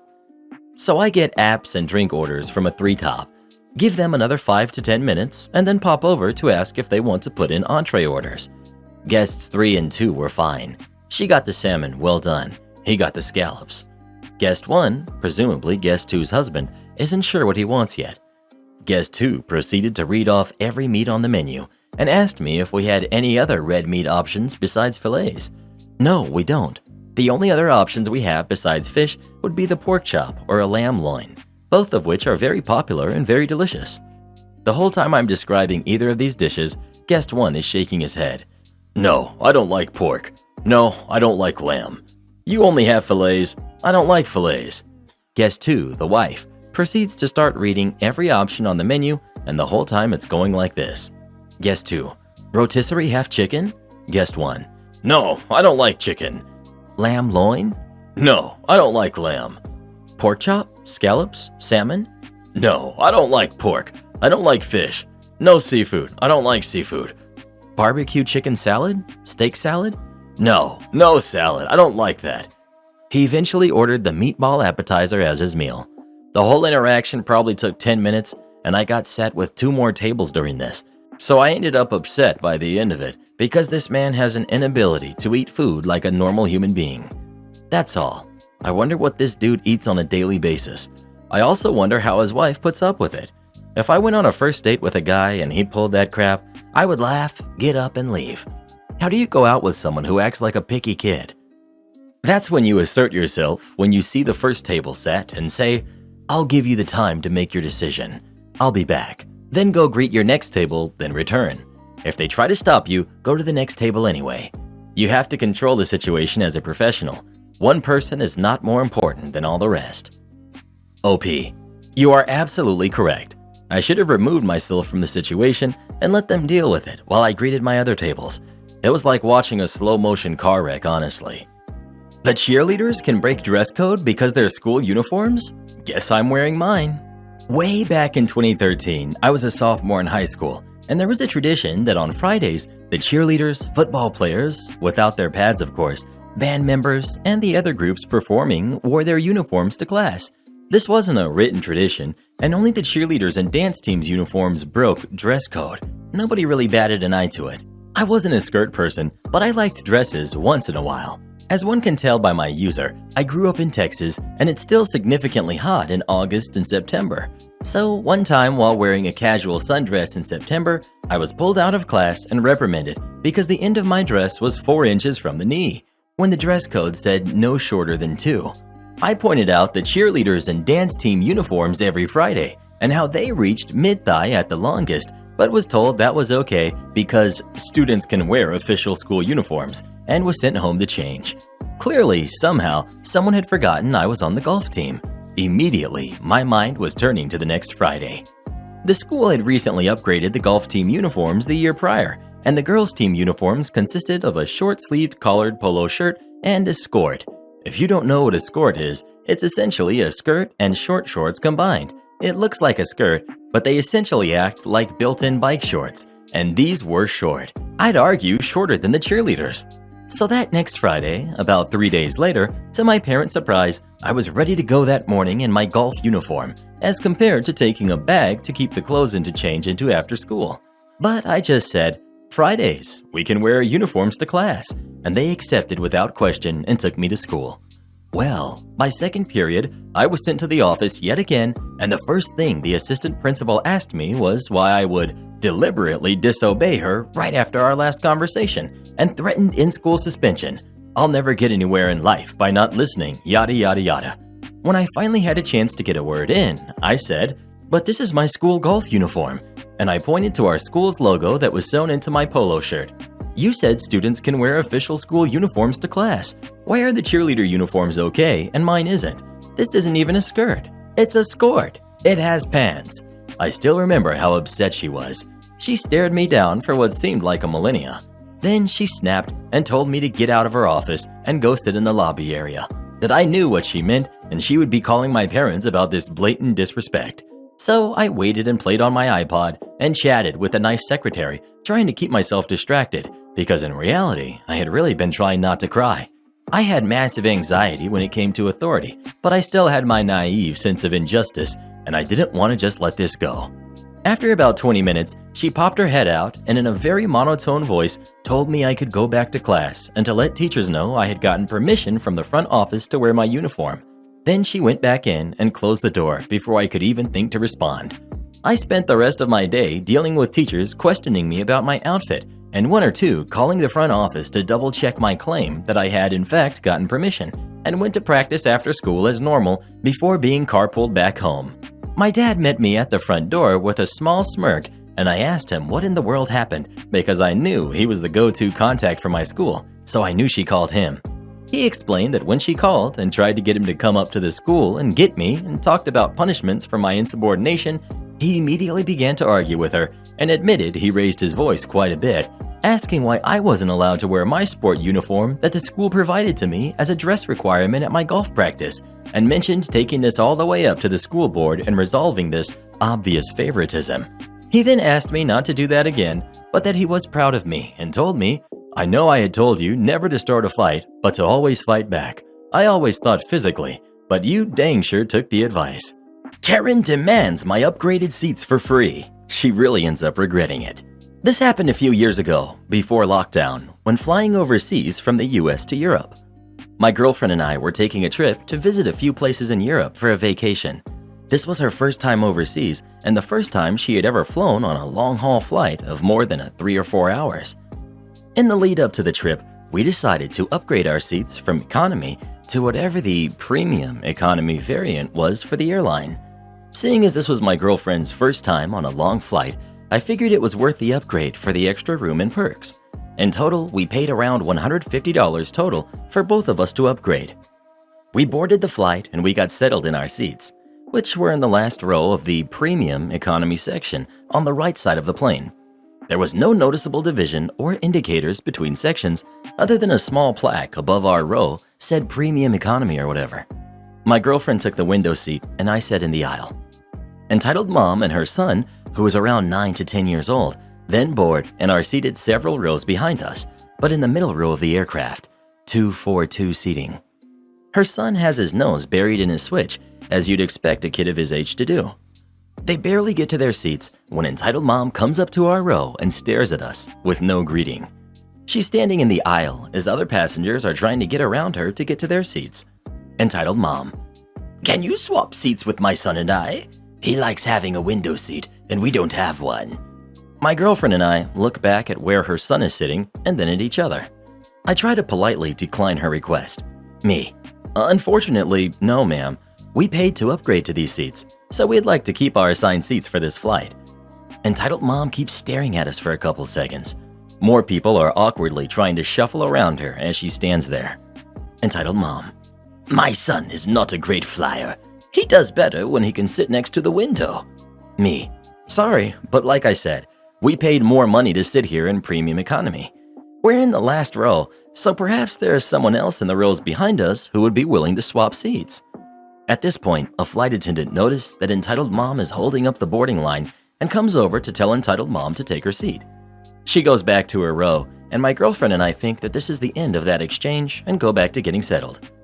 After boarding completes, Entitled Mom and her son immediately stand up and walk to our row, standing right in front of us with all of their stuff in hand.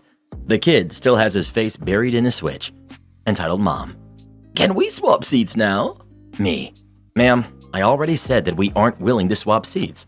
As I've said, we paid more so that we can sit here, so we'd like to keep these seats." Awkward infinite pause. Karen: "That's really just selfish of you.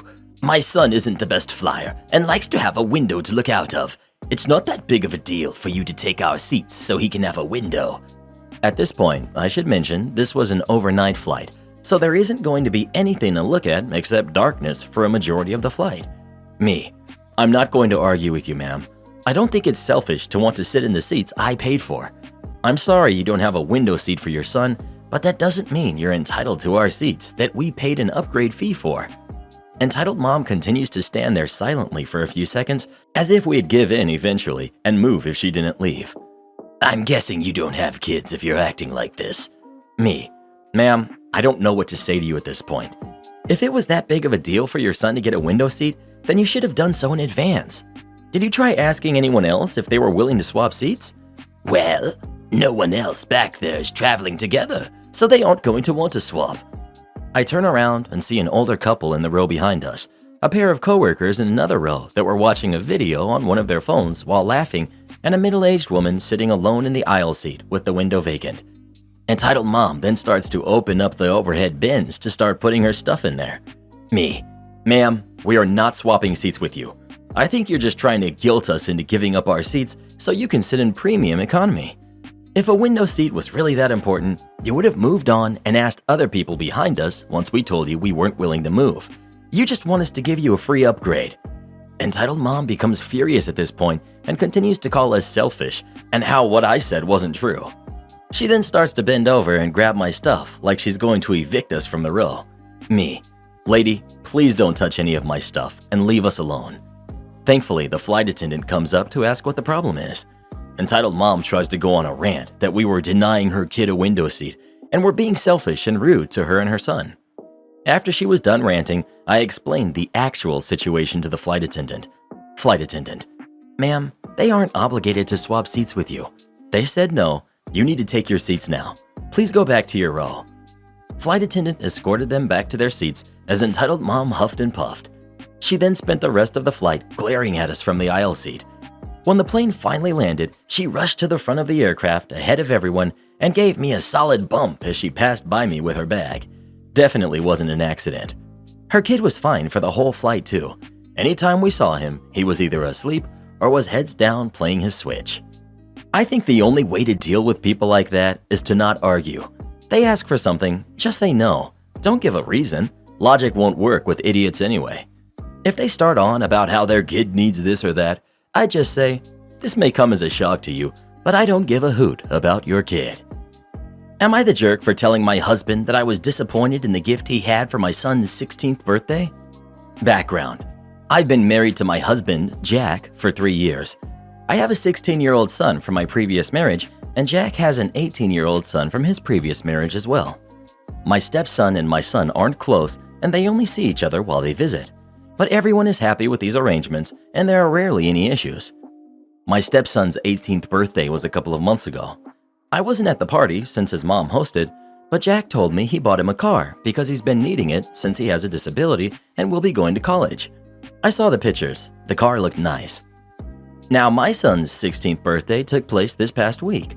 My son and I were both excited for the gift Jack said he'd bring, and I hinted to my son that it would most likely be a car, just like the one his stepbrother got recently.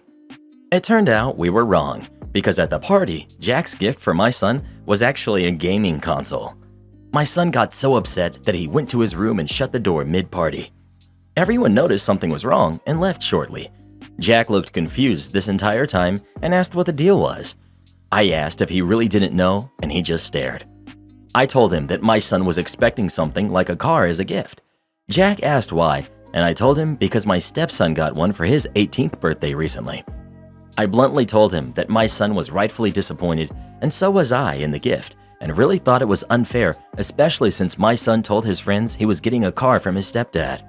Jack argued about the difference in circumstances, saying his son needs the car to drive to college, while my son doesn't need it, and besides, he doesn't have a disability like his stepbrother and can walk or commute.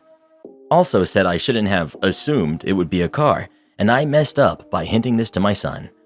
I couldn't help but notice the difference in treatment. I let him know that no matter how he tries to explain his reasons, my son will always feel like he's less than his stepbrother in a way, and what happened now will make it worse. Even between the stepbrother, not just him and my son. Jack called me unbelievable and said that I should feel ashamed and then rushed out. He's expecting me to get involved and ease things between him and my son, but I decided to give my son time to process this. Am I the jerk for what I said? You're the jerk. Why don't you and the child's father buy a car for your son? Your husband is not obligated to buy his stepson a vehicle. Your stepson did not get a car at 16, he got one at 18. To expect your son's stepfather to buy a car for him when the kid is 2 years younger would make you the jerk too. I feel sorry for your husband. He married someone who only wants him for his money. Your son expected a car because of you. Why in the world would you hint at that and then put that expectation in his head? Your husband is not responsible for buying your son a car. You and his father are responsible for buying your son a car. You're the jerk, and you set your husband up to fail and potentially ruin their relationship. Not to mention that a game console is a really generous gift, and Jack showed no gratitude. Of course you're the jerk. Jack bought his son a car, and then you expected him to buy your son a car without ever even talking to him about it, and just telling your son that he would. Your son is your responsibility, and 18 is different than 16. College is different than high school. He didn't even get his own son a car at 16. Well, who do you think is the jerk? OP or her husband? Please let us know. Hope this guy got a prenup. Yowza. My ex-wife is trying to break our daughter and her boyfriend up so that she can start dating the boyfriend's dad. Me, 45 male, and my ex, 35 female, have a daughter named Alana who's 16. Alana has been dating Eric, who's 18, for about 8 months now. Things have been going well for them. My ex is active in Alana's school community and recently met Eric's dad, who's 44 male, at a recent school function. From what I understand, they hit it off and were moving in the direction of seeing each other. That is, until Eric's dad found out that my ex is the mother of his son's girlfriend. He thought things would be weird and awkward if they started dating, so he made it clear to my ex that they were no longer a possibility and why. My ex did not take it well. According to what Alana told me later, her mom came home drunk one night and started mumbling at her about how she was a burden who always ruined her happiness. The next day, ex either didn't remember or pretended not to remember and thanked Alana for taking care of her when she was drunk. But it didn't take long before my ex started telling Alana how she didn't think Eric was right for her. They've got a 2-year age gap and will be separated for at least that long when he went to college, and that it would be better to break it off now. Alana was upset and they got into a fight, bad enough that she came to spend the night at my place. I told her that her mother was full of it, and as long as the guy's not treating her wrong, it's none of her mother's business who she dates. Things calmed down for a bit before suddenly escalating. Instead of simply telling my daughter it would be best to break up with Eric, ex started actively trying to sabotage the relationship. Examples include telling Alana she saw Eric with another girl, talking up and trying to introduce Alana to one of her friend's kids, and even stealing Alana's phone so that she could use it to text Eric that they were done.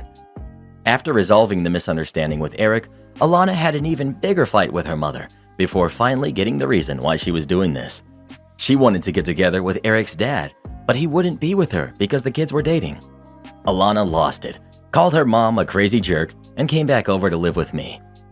When I got the full story, I was livid. I called my ex to ask her what she thought she was doing. She said her love life wasn't any of my business. I told her I don't care about her love life. I care about our daughter. Then I asked her why, if Eric's dad wouldn't be with her because of the kids' relationship, would she think he would be okay with her breaking the kids up?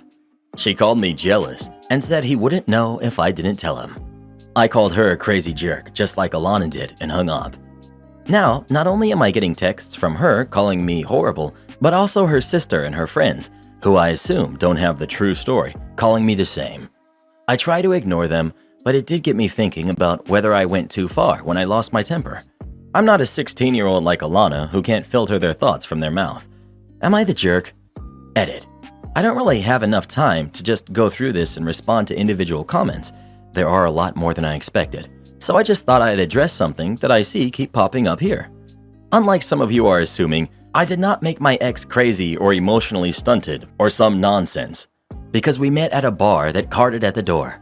I assumed she was older than 21, and because neither of us were looking for something too serious, we didn't get too personal. We just hooked up. I didn't find out how old she really was until after she was pregnant. We decided to try to seriously get together for the baby and got married. It didn't work out, and we divorced after about 4 years. Now, I'm fine if you judge me based on that info that actually exists, but please don't go making up some crazy stories about how I'm some kind of a bad person without any proper context. Not the jerk in this case. Alana needs to tell Eric everything and ask that he pass it along to the dad to put an end to this Lifetime movie. Not the jerk. That's crazy behavior, but Why did you have a kid with a 19-year-old when you were 29? Sounds like you both are red flags. Well, who do you think is the jerk? OP or his ex-wife? Please let us know. That Karen sounds bonkers. Keep all the accidental tickets? Sure thing. So I work in a food-to-go department in a semi-large grocery shop. Up until a couple of years ago, it was owned and run by a real jerk of a man. Let's call him Boris. He was picky, arrogant, rude, etc. He was only in for a couple of hours a day, but would then be monitoring the CCTV and calling in every 5 minutes to tell someone to do something. And even worse, a couple of the managers would brown nose very hard. They'd side with him, say we were sneaky in our own department and probably were stealing. Anyway, in my department, we would serve people their food and they would put it into their cart and have to pay for it along with all the rest of their groceries at the checkouts. We didn't handle money. We would just use a computer that would tally up their items and produce a barcode that we could stick on their food. Now, the way the computer worked was anything we typed in, even if we canceled it out, would still be transmitted to the checkout system, so the shop could record what and how much of each thing is selling. This meant, though, that items people never actually bought were still being transmitted and recorded as sold, but no transaction or money ever followed. For example, someone comes to Food to Go, orders several different items, and I tally it all up, only for the customer to change their mind and not want the food anymore. Price put them off, or any other customer is always right BS. Or sometimes customers just wanted to know how much a certain combination of food would cost, so we'd type it all in regardless of if they go through with it. This meant that Boris thought either the customers were shoplifting food or we, the staff, were stealing. I don't understand that logic, but I digress.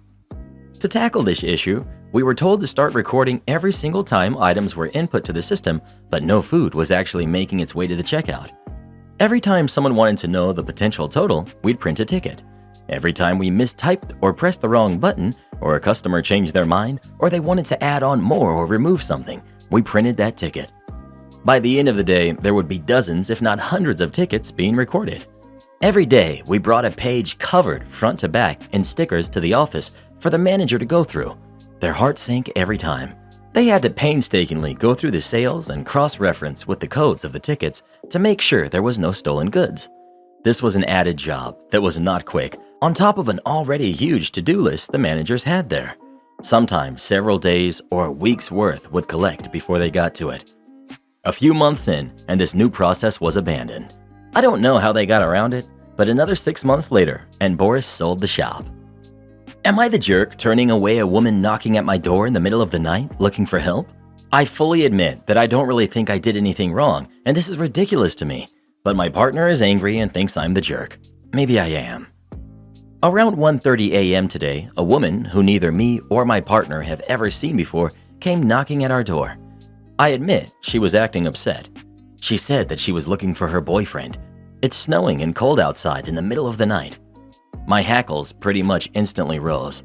I've heard stories of people knocking on doors and faking distress, looking for houses to rob. My partner, on the other hand, is ready and willing to let her in and try to help. Help with what? Her boyfriend is not here. He has never been here. I tell her not so nicely that he's not here, that I know what she's doing, and that she needs to get off my property now. Now we're up. It's almost 3 a.m. and still arguing on and off about me being a jerk to some poor innocent woman who's just worried about her boyfriend. I don't understand what we could have done. Whoever this dude is, he certainly hasn't been at our place. If she's cold and upset, maybe she should go home and file a missing persons report on her own phone at her own house. My partner argues that maybe she might have been homeless. Her boyfriend may have mental problems that are weighing on her, so she can't do that. And all of that is a true possibility. I spoke harshly because I don't believe her at all, and that if anything else even mildly suspicious happened after that door closed, I would be willing to call the cops. I did not verbally threaten to call the cops, nor did I actually do it. I think my partner is naive. My partner thinks I'm heartless. The truth probably lies somewhere in between. Am I the jerk? Edit. They spoke at the door for at least 3 minutes before I interjected. She asked multiple times to come inside and not once for someone to call the cops to help her find her boyfriend. I'm personally reluctant to call the cops in any situation because of possible escalation. My partner outright did not want me to do so because he was worried it might get the woman in trouble. No cops for anybody, even if I regret that part now, if only because it might have saved one of my neighbors from the scheme. Edit 2. I called the non-emergency line to report it this morning, and I have regrets. Why the heck do the police need to know my full name, including middle and date of birth, to tell them about some suspicious jerk? Oh well. Not the jerk. As much as I would want to help out, I wouldn't do this either. That's sketchy, and it's frankly not your problem. You don't even know the person very well, which is also a red flag. Better safe than sorry. At 1:30 a.m., that woman was looking for her boyfriend, and she's looking for him by knocking on strangers' doors? Now, correct me if I'm wrong, but wouldn't searching for anyone involve asking your friends and family members, asking work colleagues or college or school classmates, reporting to the police? What exactly will she or anyone else find at a stranger's house? Not the jerk. Well, who do you think is the jerk? OP or their partner? Please let us know. The reason the cops ask for your personal info is for their records. Those records, including your phone call to them, are accessible to the public, so always keep that in mind when you give them any information. You can also tell them you'd like to remain anonymous. Am I the jerk for telling my husband that he needs to come straight home after work to help with the kids? I'm 35, female, and my husband, who's 38, gets off of work at 8 p.m. It takes about 15 minutes to get home. Every single night, he gets home between 8:30 and 9 o'clock. I've noticed that he goes to the grocery store almost every night, and a lot of times it's for things like lotion or dog food that we really don't need because we will already have dog food at home. He also says that he likes to decompress in his car, listening to music and playing a game on his phone for like 10 or 15 minutes. We have 3 kids. One of them is an infant, and I could really use his help at home. Around this time, I'm trying to get the baby to bed, trying to get the older ones cleaned up and finish their homework. And when he comes home, this close to 9, he barely gets to see the kids, and he doesn't eat dinner with any of us because we've already eaten. I've offered a compromise, asking him if he could just do the decompression like a couple of nights a week, or if he could come straight home and decompress after the kids are asleep like I have to. He told me that if he comes straight home, that he's going to need 30 to 60 minutes of decompression time, and then he's going to go to bed, basically saying that he will not spend any time with me. He's telling me that I can't compromise because I want him to come straight home, and that I'm telling him that he's a bad parent and a bad husband because he's choosing to not spend this time with his family. He also likes to take 1 or 2 hours every single day off so that he can drive around and listen to music and play a video game on his phone. I understand wanting time to yourself, but every single day? Especially when it's making your wife's life more stressful? Am I the jerk with my request? He told me that his therapist said that individuals need time to themselves, but I think that this amount of time is selfish and it's making things more stressful for me. Update. He says if he decompresses after they go to bed, that he needs to get back in the car and go back out to drive around. I asked point blank if he was cheating or drinking, and he accused me of only wanting to be with him for financial stability. I also worked until 5 months ago and said he wants a divorce. Also found out he often closes 10 to 20 minutes early, but he never gets home any earlier. Not the jerk. He can't tell you that you're unwilling to compromise when you asked him to please don't do this every single day. Yes, we all need me time, but he seems to only care about him, not you or his family. What does your therapist say about that? OP. I haven't spoken to my therapist about it yet. That's Monday. Not the jerk. I would be on his side if he was literally just taking 15 minutes a day, was fully engaged with the family while home, and made sure you got free time too. But coming home late, plus driving around randomly up to 2 hours a day, that is being a bad parent and a bad husband. OP. It's 1 to 2 hours driving around on his own on his days off, and then every day after work getting home between 8:30 and 8:45 when he gets off between 7:50 and 8 o'clock. I've even asked him if he can decompress after the kids go to sleep like I do because this is a very stressful situation. Tell him that if he wants 1 to 2 hours of decompression time each day, then you also deserve the same amount of time. And so the compromise is working out a schedule so you each get the same amount of alone time. Not the jerk at all. He's taking 1 to 2 hours a day to drive around and an extra 30 minutes or longer to come home each night. You're doing a full-time job taking care of the kids. He's working a full-time job, which means that the time he is off work needs to be split up so you each get a break. Not the jerk. He obviously doesn't care for spending time with his wife or kids. Are you sure he's only playing games or listening to music in the car? Either way, it's really crappy of him and he's not prioritizing his family at all. Just bringing home a paycheck isn't enough to be considered a good father and husband. Everyone sucks here. You both suck somewhat. You for completely disregarding what he and his therapist both see as important time for him to take, and him for not being very willing to find some way to compromise towards your needs also. If he gets off at 8 p.m., can't he do more of the childcare early in the day so you could use that time for yourself? His work schedule kind of sucks for the nighttime routine, but if that's what the job is, then you kind of have to accept that he won't be home for dinner time or whatever. You're the jerk. You sound like a gem to be around. Seems like you refuse to take some time off yourself and expect him to sacrifice his time as well. OP, I'm just asking him not to do it every single day, and I do take time off. It's just very periodic due to his work schedule and all of his time to himself. So you're tripping over what, 4.5 hours a week? You're being really petty, and seeing your responses, I can see why he doesn't want a break. If I was him, I wouldn't want to be near you either. OP, 30 minutes 5 times a week. Plus, let's say about an hour and a half on each day off. So that's about 2.5 hours plus 3 hours. So about 5.5 hours total. And it's not about the time away. It was me really asking him if he could come straight home, because the time that he takes away is the most stressful part of the day for me. I asked him if he could please do it another time. So first it was the amount of time, and now it's when he takes the breathers? My guy could be there 24/7 and you would still find something to complain about. OP, it doesn't sound like you read the initial post. I said in the initial post that I asked if he could either take his decompression a couple nights a week or if he could come home and help and then decompress afterwards. I did read it, and it came off as controlling. Y'all need couples therapy. You need to realize how hard being a stay-at-home parent is. He is intentionally decompressing during one of the most hectic times of the day and is holding her hostage about it. There is absolutely no reason he can't come home, help with the kids, then sit on his own with a beer for 15 minutes, then still relax with his wife and watch a show. There's nothing controlling about OP's request. Well, who do you think is the jerk? OP or her husband? Please let us know. I might get downvoted for this, but I don't know. I kind of feel bad for this guy. Am I the jerk for not wanting to invite my daughter to my wedding? When I, 36 male, was 19, I was hooking up with Sarah, 36, and we got pregnant with Chloe, who's now 16, female.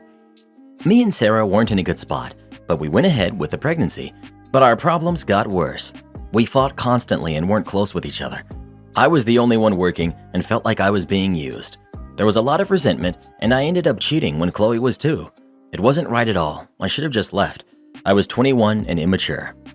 We got split custody, and ever since it's been brutal with Sarah. She undermines me and won't consult me on decisions. Doesn't stop her friends or family from crap-talking me to Chloe. When Chloe was 11, she found out I cheated on her mom and has been a nightmare since. She would lock herself in her room and give me the silent treatment.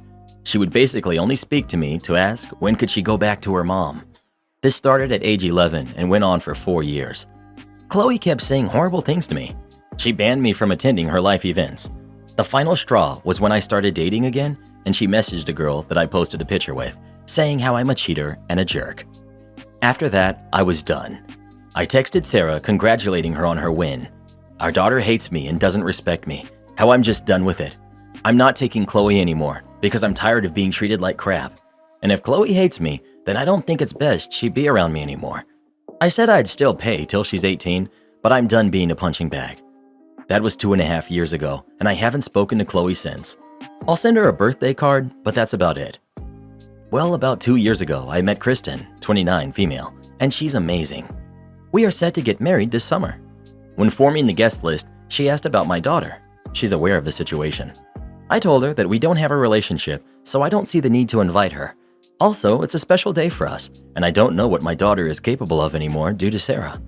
I don't want her ruining anything or causing a scene. I thought that the matter was settled. I get a call from Sarah, and it's her screaming at me, saying Chloe was upset that she found out through Facebook that I was engaged. I told Sarah that the relationship between us is her fault, and that she shouldn't be surprised. Chloe got on the phone and started yelling at me, saying I never support her anymore. I said she banned me from her events, called me a jerk every day for 3 years, so she shouldn't be shocked that I don't want to be talked to like that, and that I do support her. I pay child support, I pay for her car, and I pay the lion's share of her private schooling. So she should watch what she says before implying that I don't support her. The conversation started to deteriorate, so I simply said, Chloe, I can't trust that you won't do something, and this is a special day for me. So if you want to reconnect, then maybe another time and place. My fiance is supportive, but I kind of feel like a jerk. Am I the jerk? Everyone sucks here. You're a jerk for a lot of reasons. You already know this to some degree, but I can't sympathize with anyone that completely cuts their kid out of their life like that, regardless of the reason. You made no mention of getting her into therapy when she was younger to help her navigate this, or trying to get more custody due to the parental alienation that was occurring. What did you do to help your kid who was, and is, living in a toxic environment like that? Your ex is a jerk for obvious reasons. I'm not going to go so far as to call your daughter, who was only 11 at the time, a jerk, but she sucks too for her behavior. However, she got a crap deal here. Parents who hate each other can't be civil and treat each other like crap. Parents who put her in the middle. Parents who don't support her or help her. There's more to support than money. And a parent who completely cut her off and abandoned her. I'm not saying inviting her is the right thing here, but your issues started long before now. This is just one more way you've shown your daughter that she's not really all that important to you. You can argue this all you want, but if she was truly important to you, if you truly loved her, you would have been talking about the therapy you got for her when she was with you and the efforts you made to help her rather than abandoning her and cutting her off because it was too hard. Your analysis is poor. You completely ignored the main culprit: parental alienation. Therapy is not the magical solution to everything. If Sarah turned her kid against her dad at 11 years old by telling her that her father cheated on her and therefore broke up the family, it will have a huge impact on his relationship with the kid. There's no good reason for Sarah to tell her preteen daughter about her relationship woes with her father. It was done out of spite, not the jerk. The mother is responsible for destroying the father-daughter relationship. The father and daughter are dealing with the long-term fallout. X shouldn't have told the daughter the truth. That doesn't remove responsibility from OP. OP didn't do anything to fix the situation. He went no contact on a kid instead. He still paid child support till she was 18. The verbal, emotional, and mental mistreatment is enough to go no contact. And yes, kids can mistreat their parents too. I don't give out Parent of the Year awards for paying child support. Well, who do you think is the jerk? OP or his ex? Please let us know. I think they should all go on the Jerry Springer show. Oh man, would that be a good episode. Especially when they bring out her new boyfriend who's 3'1". Karen's sister stole my iPad. She ends up really regretting it. I'm 17, female, and my sister, who's 15, has the habit of taking things from my bedroom and keeping them or losing them.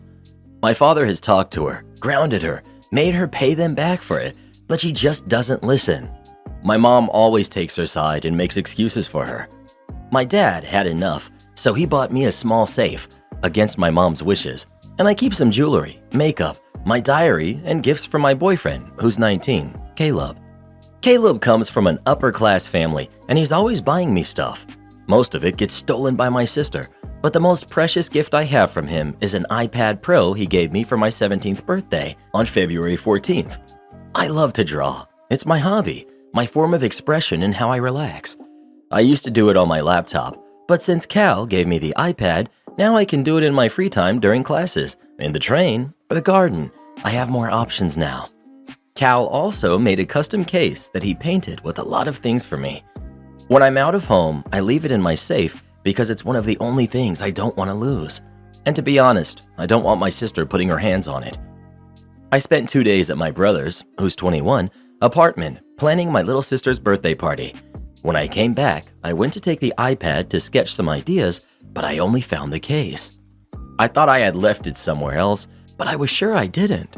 I also never took the case because it's my favorite thing. I looked around my whole room, my dad's office, and the garden, since I'm usually there all the time. I also called Cal and asked if I left it in his house, but he said no. When my family came back, I was awfully crying in the kitchen. My dad asked what happened, and I told him I couldn't find my iPad. My mom said very lazily, "Your sister lost it on the train yesterday." I asked, "What?" And she said, "Your sister took it to school and lost it. Accidents happen. Let it go." I was livid. I said that my sister opened my safe, don't know how, and stole my tablet. My mom told me to shut up and to never call my sister a thief again. My dad got involved, and after much fighting, he said that my sister had to pay me back. My sister just said that she didn't have money and attempted to go to her room, so I told her that I'll take the money for her party and just keep it for my iPad. She came right at me and told me that I couldn't do it. My mom sided with her and demanded the money, but I said, "No, she owes me. I get to keep it." and ran to my room. My father said that I could do it and buy another one. My brother transferred the money a few hours ago, and it's sitting in Cal's account because I don't have one yet. My sister has been crying because she just lost her Sweet 16 party and says a tablet is worth much less than that. ETA, my brother is coming home in around 20 minutes to talk to my parents. I don't know why, but it might be about my sister. Cal is also on his way here to install the lock. ETA, my brother took my parents and my sister out. I'm at home with Cal right now. He already installed the lock and we're looking to buy some safes. Update, my brother just left. Apparently, my sister has been stealing from him too when she goes to his place. She admitted to just keeping the things to herself and that sometimes she can't help it. She acts before she can think about it. She admitted that she took my iPad, but claimed that her intention wasn't hurting me. That's why she left the case. She was planning on taking it to school, bragging about it, and then returning it since it was way too expensive and for once didn't want to take the risk.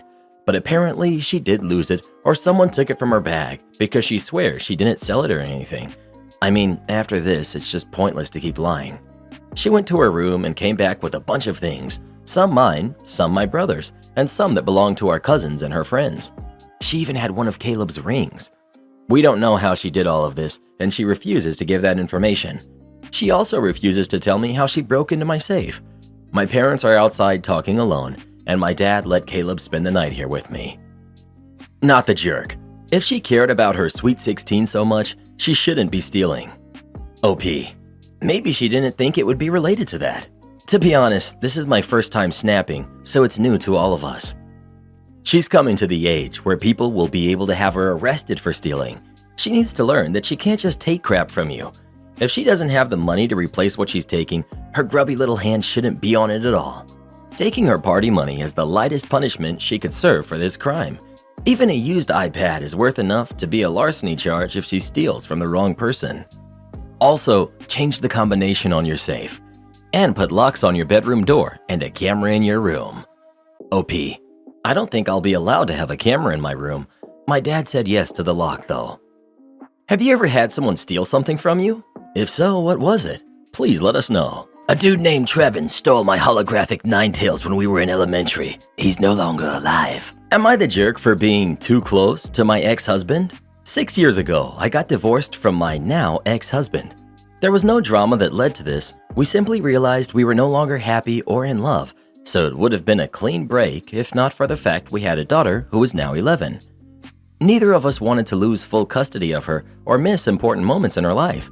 She's the most important person in both our lives, and we debated on trying to make it work just for her, but realized that would only lead to all three of us becoming miserable.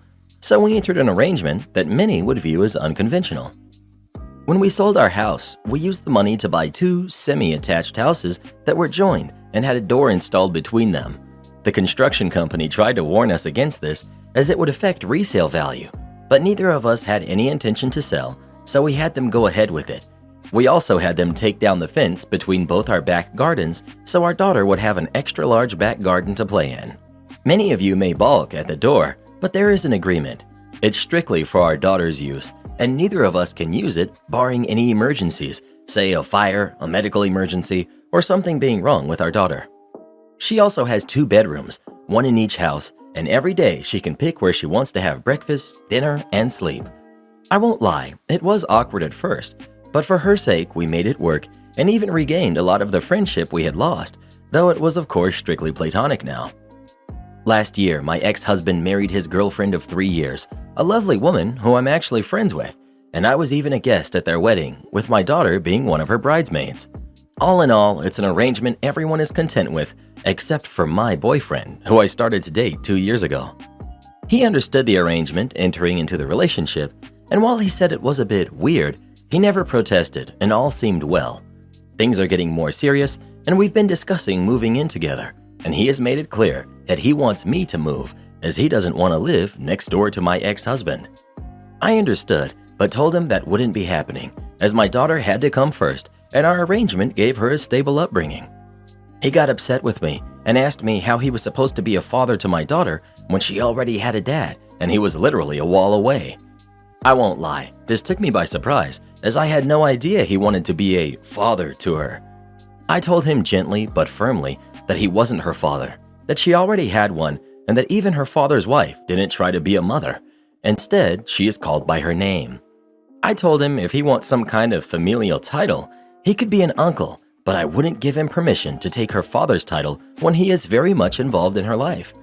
He told me if I loved him, I'd move for him, and despite me trying to tell him I do love him, he isn't listening. Am I the jerk in this? Not the jerk. Sounds like you very clearly explained how things work in your world. Kudos for coming up with a unique parenting method that puts your daughter firmly as the most cherished outcome of your previous relationship. Your new boyfriend may not be compatible with your uniquely blended family. Bit of a red flag that he wants to appropriate the title of father. Good on you for nipping that in the bud. Well done, carry on. Without him, if he can't get the brief. OP. Even my ex-husband's wife doesn't get called mom or any variation of that. She is called by her name, and when my daughter is feeling particularly affectionate, a nickname. So yeah, I wasn't going to let him be father. Not the jerk, since you were honest with him from the beginning, and your boyfriend's "you don't love me" arguments seem to be his ego and insecurity speaking. Not gonna lie, but love the fact that you two put the love for your kid and her having some stability before your own egos and needs. Hope you have the strength and mental sanity to keep doing that, even if that would mean breaking up with your unreasonable boyfriend. Do him a favor and break up with him. He isn't going to be happy. You and your ex did this thing, and your ex is lucky he found someone who didn't have a problem with it. You may not be so lucky, but that is a chance that you're taking doing this. It's hard to move on, and most people are not going to want to pursue a relationship with this kind of arrangement. That works for you and you're happy with it, then that's good. There's no way to compromise here. You aren't budging, so break up with this guy and let him go. Actually, I would argue that hopefully any emotionally mature adult would see the beauty in this arrangement. Imagine getting involved with someone and you see firsthand how well they resolve such an issue and how they are able to make an unusual decision that ends up being the best for everyone involved. OP sounds like a catch to me. Not the jerk. Girl, run. Any man who isn't okay with you being close to your ex is a control freak and insecure. I always stay close to my exes, and I've never regretted it. Trust me, I've dated tons of guys, and the best relationships I've had were with secure men who didn't care what I did with my exes. Men need to realize we aren't their property. To be honest, I have hooked up with some of my exes on certain occasions just to spite a jealous boyfriend I had at the time, then made sure he found out to hurt him. Yowza. I know it sounds bad, but all my girlfriends do the same thing. You don't have to go as harsh as I do, but please don't settle for a loser control freak like most of these guys are nowadays. Well, don't you sound pleasant? Well, who do you think is the jerk? OP or her boyfriend? Please let us know. Sometimes if you really love someone, you have to let them go. Hey Karen, have I told you how much I love you lately? Don't even think about it, Reddit boy. Just load the darn trailer. I used to work as quality assurance/control at a flour mill. For you to sink your teeth into your sandwich of delicious fresh bread, 3 things have to happen. 1. Flour has to be made. This happens at a flour mill. 2. Flour has to get to the bakery. This usually happens by trailer or truck. The trucking company, usually a separate company or business from the flour mill, has to put their trailer up to the scale and get loaded. Then they drive it to the bakery. 3. Bakery, where they make that high-carb goodness with crusts that your kids hate. One day, I get a call from one of the bakeries we serve. We unloaded the flour today, and our cameras got a bunch of dough balls going into the silo. Unacceptable. How can this happen? Trucks have to be washed every 3 to 4 weeks. If the trailer is not dried properly, then it retains some water from the final rinse. It mixes with the flour, creates dough, and delivers a subpar product. It causes a fermentation reaction.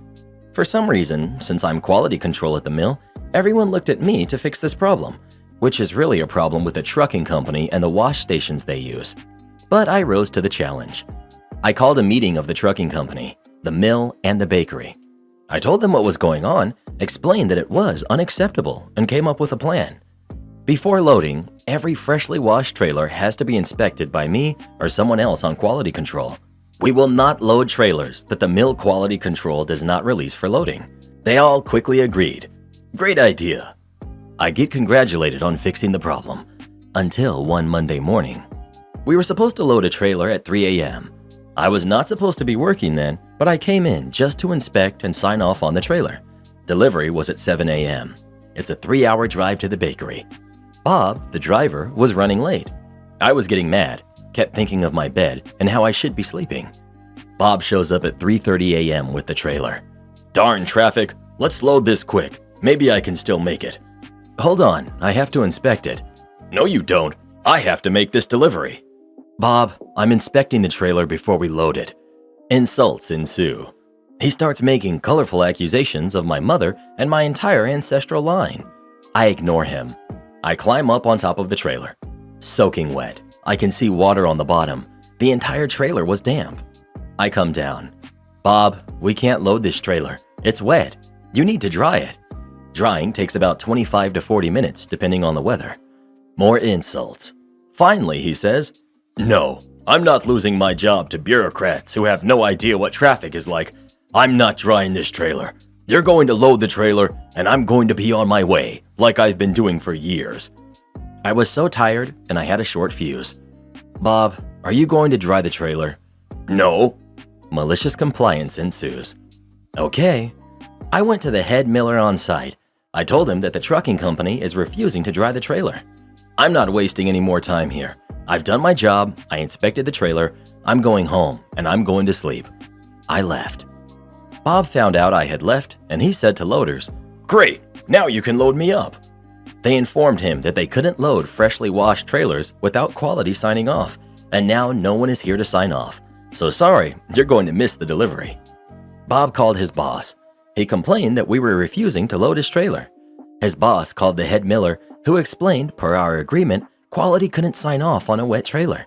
And since Bob refused to dry the trailer, quality's job was done.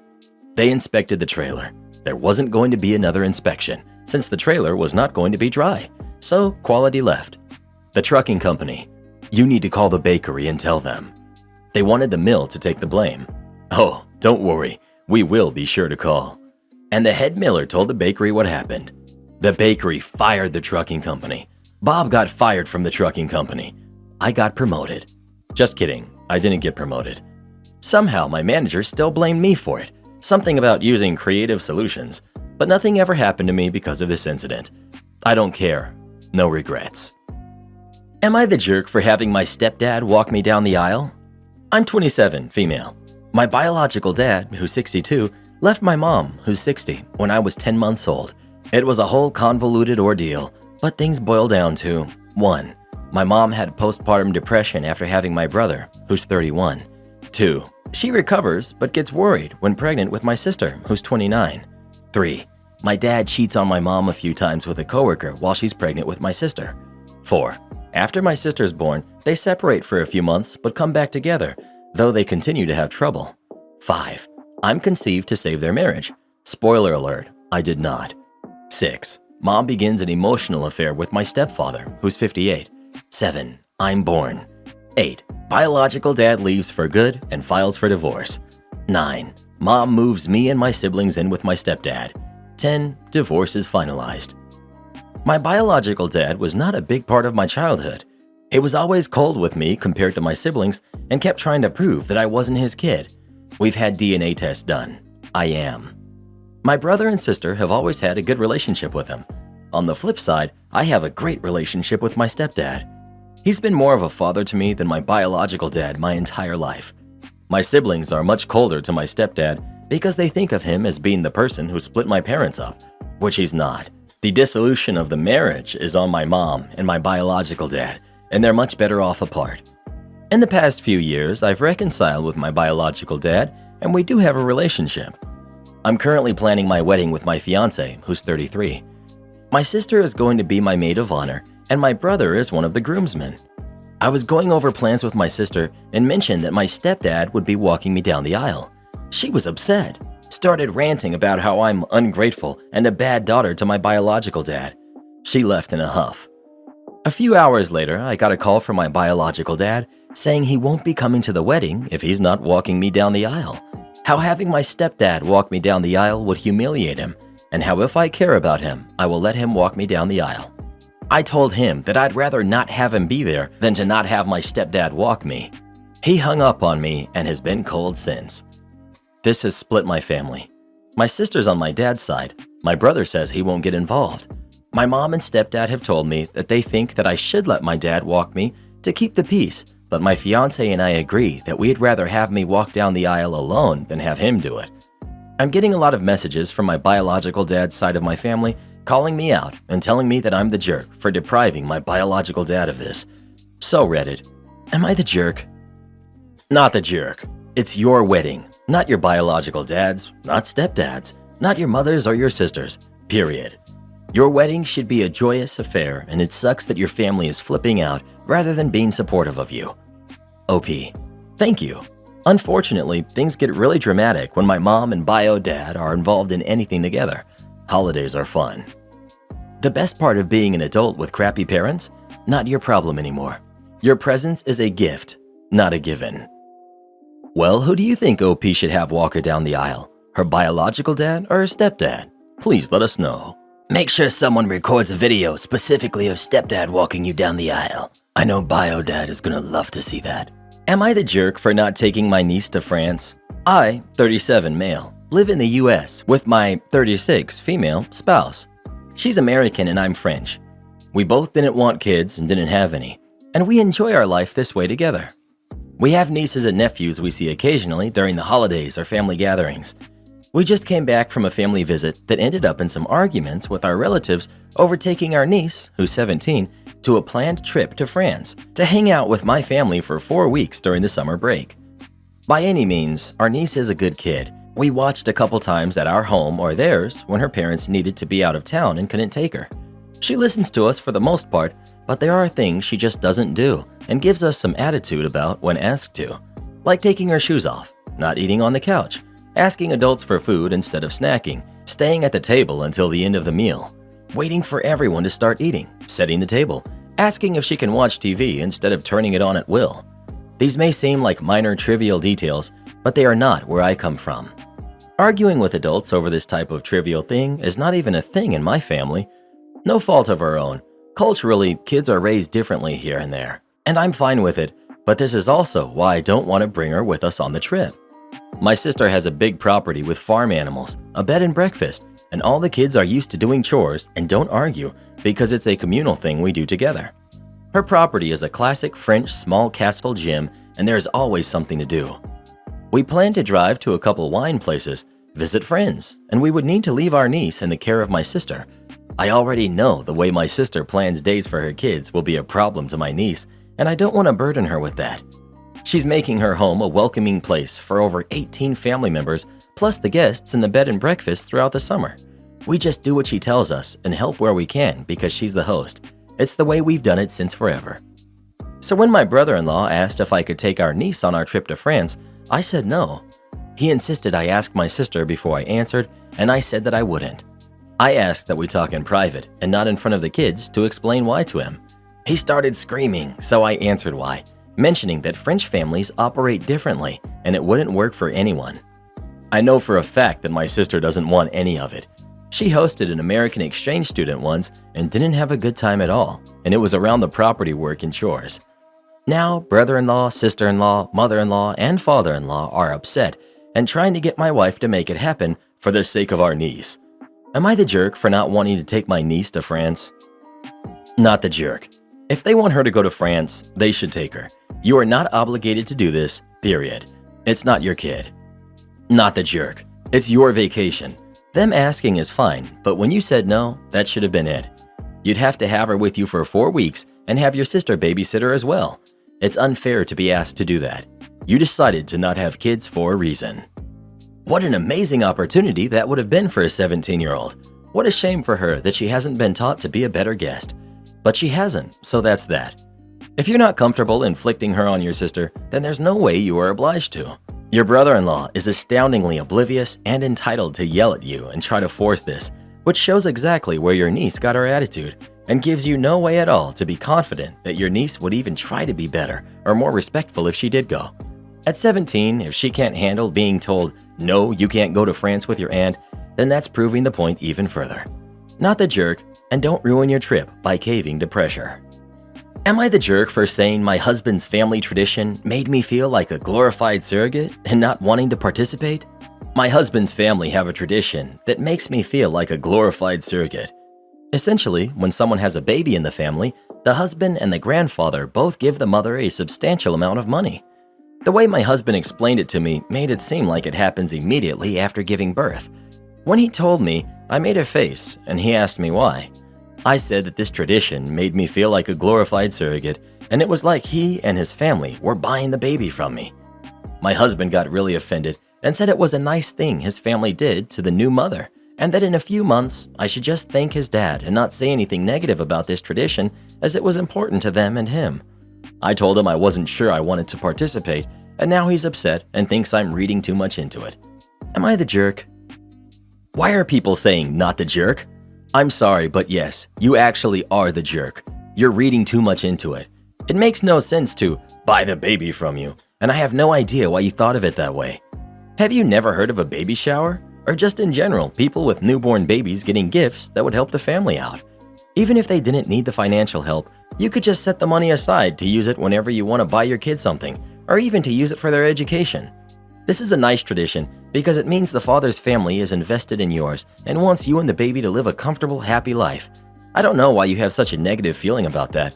They're just trying to do well by you. You're the jerk. I know. She's probably just one of those people that's able to find a negative in everything. The whole thing sounds like an amazing gesture and tradition. Here, new mom, you've worked so hard at creating another human being, and we want to gift you a large sum of money so that you can treat yourself. What jerks his family are. You would be the jerk for sure. How is that any different from getting gifts when pregnant, or a family member setting up a trust for the baby? They're giving you and your baby a gift, not buying the baby. Not the jerk. This is honestly a major red flag. You aren't a dog that is to be rewarded for what you've done, so why are they treating you like one? Men think they can get away with this kind of crappy behavior because they feel above us. I would seriously reconsider this relationship unless you want to be treated like a dog for the rest of your life. Well, who do you think is the jerk? OP or her husband and the in-laws? Please let us know. Tell you what, if you don't want that money, I'd be glad to take it. Maybe we can work something out. Am I the jerk for wanting a room in the house I'm buying? For context, the house I'm 20 male, family lives in was owned by my grandmother, 57 female, and great-grandmother, who's 88. My grandmother passed last year, and the house solely became my great-grandmother's. She's willing to sell the house to us for $50,000 with a deadline.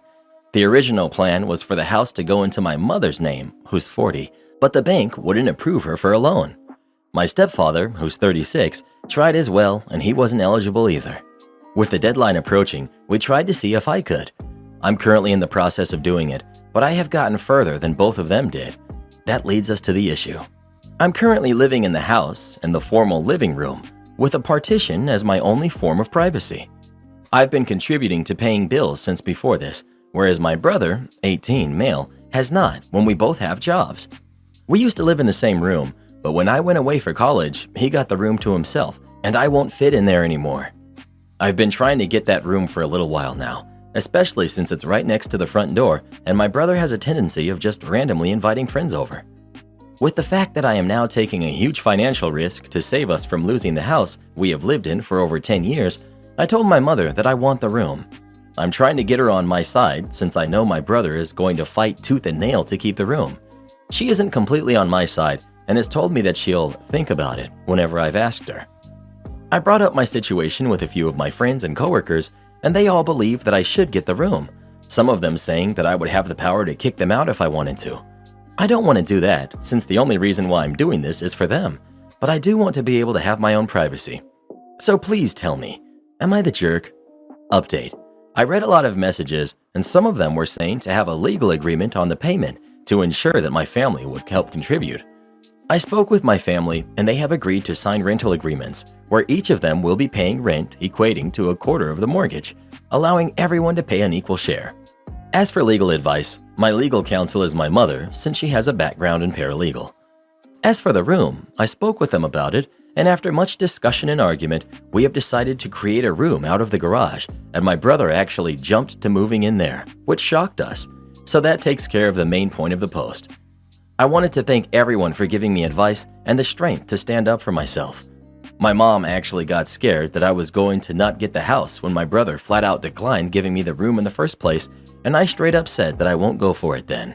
It's going to take some time, but I will get the room, and I won't be taken advantage of with the payments being able to fight it. Don't buy the house. This will only end in disaster for you. The families seem like nightmare tenants that'll only cause headaches for the OP. Not the jerk. Don't buy the house, or if you do, make sure you have a formal agreement drawn up by a lawyer for your parents and brother being your sibling. Not the jerk. I agree with the others. Don't buy the house. Your family will never see you as the homeowner. Save yourself a lifetime of grief. Well, what do you think? Should OP buy the house or not? Please let us know. Sometimes we love our family so much that we make decisions that will hurt us in the long run. Absolutely not. I really hope he changes his mind. Karen tried to control my diet, so I kicked her out. My friend Jen got laid off a couple of months ago. She's currently staying with me to save money until she finds a new job. Jen believes her being overweight has caused her to have low confidence, which then caused her to lose her job. Therefore, she decided to go on a diet to lose weight. I'm in full support of her decision, as I figured, regardless of her reasons, it can't be wrong to lose weight and be healthy. Jen downloaded an app that tells her what to eat and what to not eat, and she is not supposed to eat candy and other sweets. I like sweets, but to support her, I've stopped having cakes, milkshakes, etc. at home. The only sweets I have at home are candies. She said to me that candies were too enticing to her and I should get rid of them. But I need candies.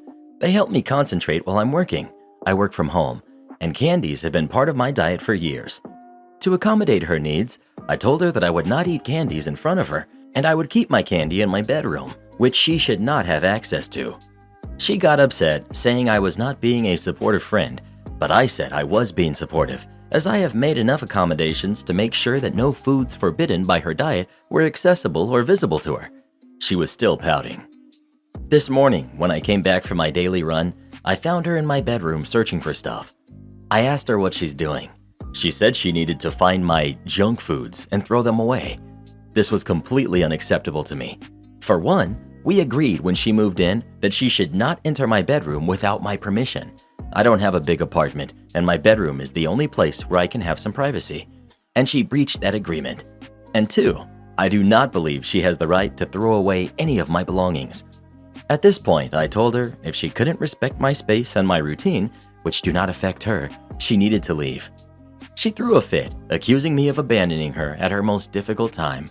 But I explained that I wasn't kicking her out for no reason and that she's welcome to stay, but she would need to respect my boundaries. Am I the jerk here? Update. Thank you everyone for your comments. I really appreciate your insights. After our argument this morning, Jen went somewhere to clear her head. She just returned and we had a conversation.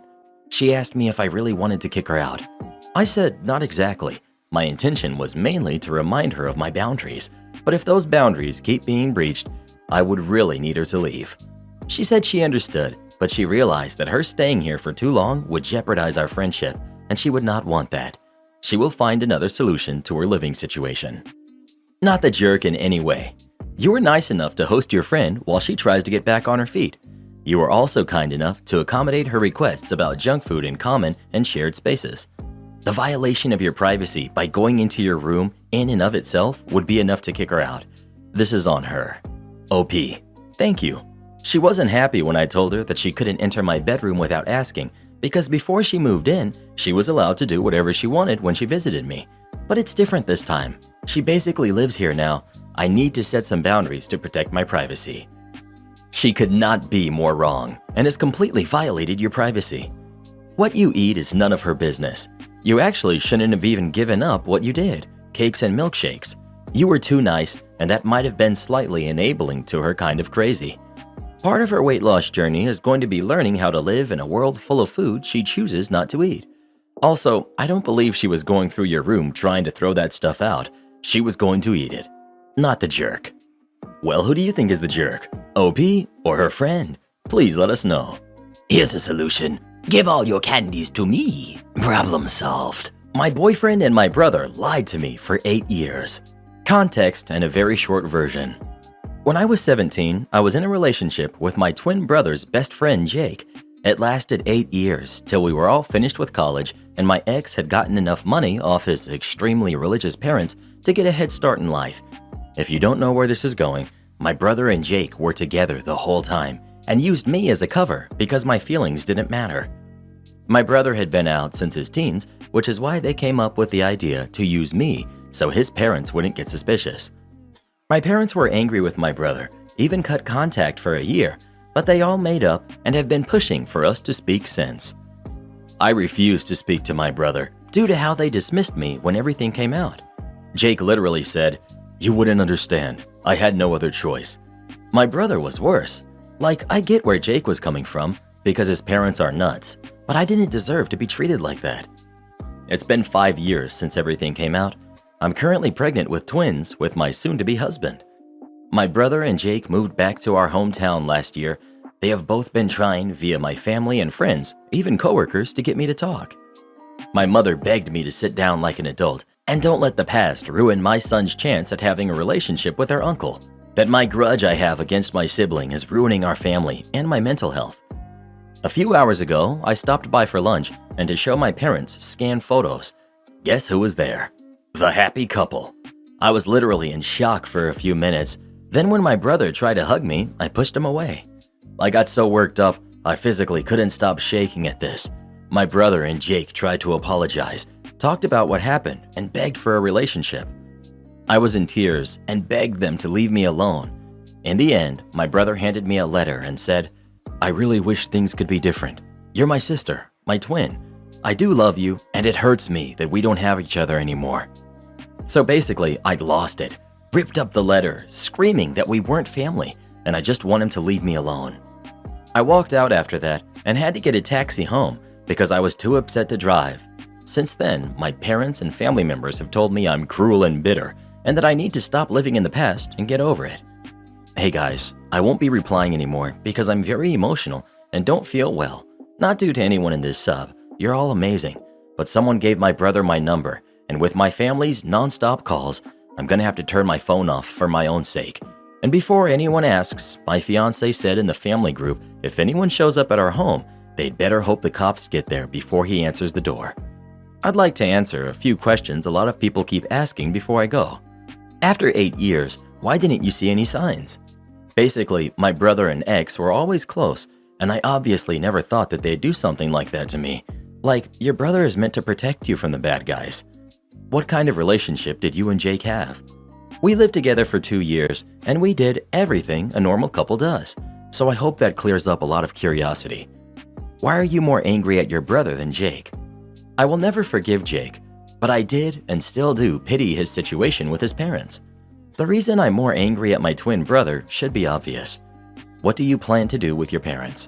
As of now, I will go no contact till my babies are born and at least 3 months old so I can be in the right headspace. Are you in therapy? Yes, it helped me love myself again and trust people. I'm in a way better place than I was a few years ago. Not the jerk. I feel sorry for Jake with his parents, but what he and your brother did to you is horrible. They betrayed your trust, both as a romantic partner and as a sibling. If they had told you the truth at age 16, you might have even offered to be a cover. But instead, they chose to lie to you for 8 years. No one, not your brother, not your parents, no one gets to determine when you should be over it. You are not obliged to accept any apology ever.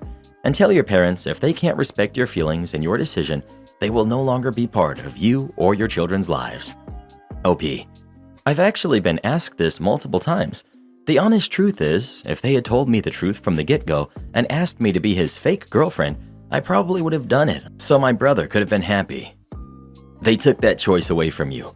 You do not owe them forgiveness. Not the jerk. They are monsters. They stole 8 years from your life. Because there were like no other options.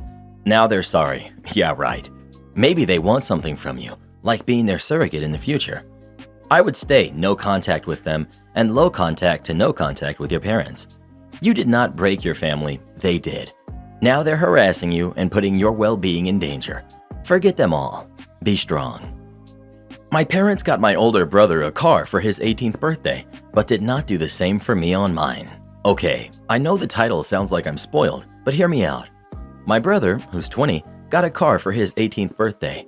Not a new car or anything. It was a 20-year-old Lexus that was in pretty good shape, and he rubbed it in my face for the rest of the time he was a senior in high school. Compared with my brother, I get just as good of grades as he does, better in some cases even. I worked my hardest in the hope of fairness. I even did some volunteering cleaning up garbage in my local area. Then my 18th birthday came and went a few weeks ago, and the only thing I wanted, the only thing I was hoping for was a car. I wasn't expecting something like a new car or a sporty car, just something reliable like my brother got. The party wasn't anything like my brother's 18th. For his 18th, my mom baked the cake herself. It was a delicious layered chocolate pudding cake. I got a sheet cake from the supermarket. For his, they got a DJ. For mine, it was my dad's old boombox with a couple of mixed CDs. We went through the whole party, and I figured my parents might have just been waiting to spring a surprise gift on me, but that didn't happen. I asked them as things were wrapping up why there was no car when my brother had got one, and they said that they felt like he had worked harder for it. I asked what he did that I didn't do, because I did all of that and more. My grandma was nearby and heard everything, and then she asked them why as well. She ended up lecturing my parents that she was very, very disappointed in them for showing favoritism. Then she proceeded to announce to everyone still there that my parents thought it was fine to get their firstborn son a car and a DJ, but not their second. And then she even pointed out how much harder my parents tried for my brother's 18th birthday than they had tried for mine. My uncle was the first to stand up and say something, then everyone else who had not left yet. I ended up just walking away and going to my room to sit and think. I got a few "I'm sorry" calls from relatives, and my grandparents convinced me to go out with them for the evening. But when I got back, my parents were upset and told me I'd shamed them to the whole family. I just walked past them because I didn't want to fight. The next few weeks went by with a silent treatment between us. But then a few days ago, my parents suddenly surprised me with a white '98 Subaru Legacy that runs great. They practically threw me the keys and the title in an envelope and said to have fun. I got the car, and they're paying for insurance for the next 6 months like they did for my brother. I know a car isn't really a right, but a privilege, so I feel like I've essentially blackmailed my parents into getting me one. Am I the jerk for how all of this played out? Edit. I would like to clarify a few things. My parents make pretty good money, and also don't go out of their way to live lavishly by choice. They've always been moderate in everything they buy or do, though if anything is stretching their finances, it's my brother's college tuition. He got a partial scholarship, and my parents are paying the rest. I don't and never intend to ask for the same treatment on that. I want to work and pay for my own student loans. Now that I have the car, I'm already looking into getting a part-time job. This also isn't a gender thing, as I'm male like my brother. The bill of sale for the car I got says my parents paid $1,600 for it. My brother's car cost them about $3,000 if I remember. But I don't see it as a money issue. I actually really love the Subaru and told my parents so. They did not share my enthusiasm. I also did try to talk about a car with my parents a few times last year, but they always dodged the conversations about the topic. I figured if I talked about it too much, I'd ruin it. And so I stopped. I would have felt like a brat to keep talking about getting an imaginary car, so I learned to just stay silent and hope. I can't go stay with my grandparents because they live in a one-bedroom condo. There isn't enough room for other people. After all their kids grew up, my grandparents decided to downsize to make their eventual retirement easier.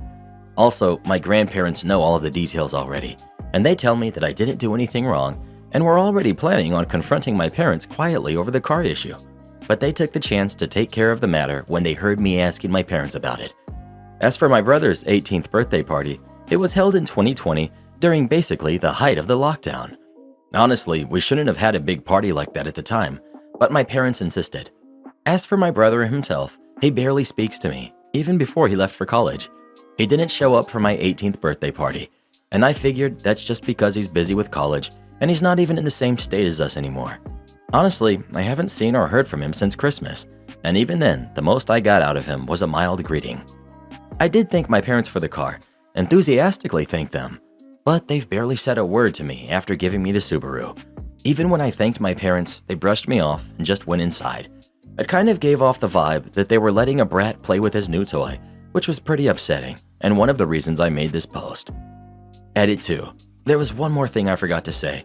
I was really hoping to get the car because I literally couldn't get a part-time job without one. We don't live in the city, and we're 10 miles from the nearest public bus stop. I've always had to get rides to go anywhere. Now that I have the Subaru, I intend to look for a part-time job after school as soon as I can. Can we give it up for your grandma? She's a G. I would have been bummed out too if my siblings received a car and I didn't. Cars are expensive. Did your parents explain why you weren't initially getting a car and why no effort was being put into your birthday? Not the jerk, by the way. Not the jerk. The way they got called out by the whole family is hilarious. They're mad they got caught. Good on you, OP. Not the jerk. Clearly favoritism here. When I was in high school, my parents helped my older sister get her license at 16 and gave her a car to use, and they did the same with my younger brother.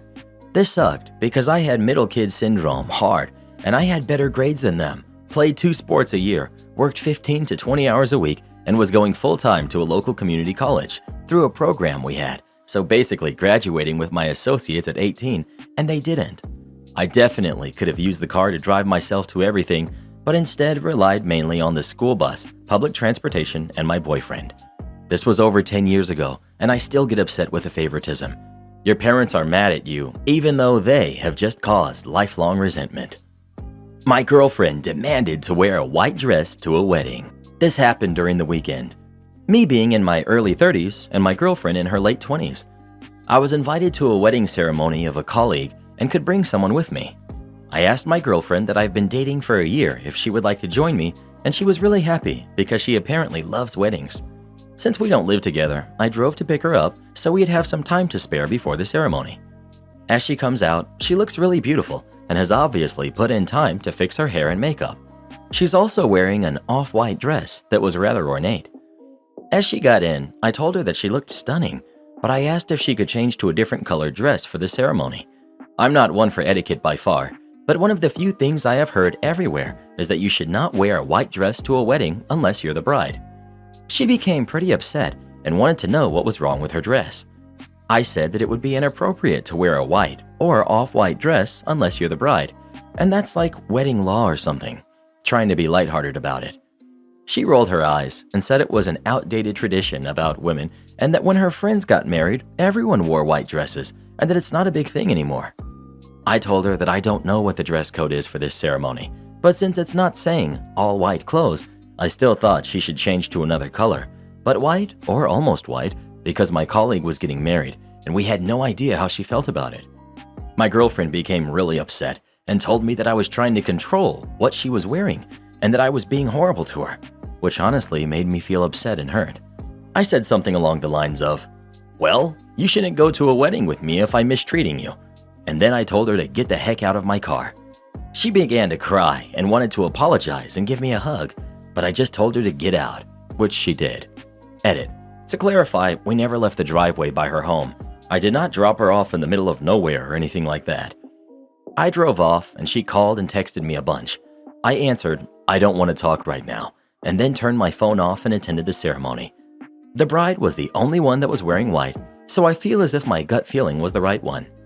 When I got home, my phone had blown up by texts from her and her best friend saying that I was being inconsiderate and controlling and should apologize for my behavior.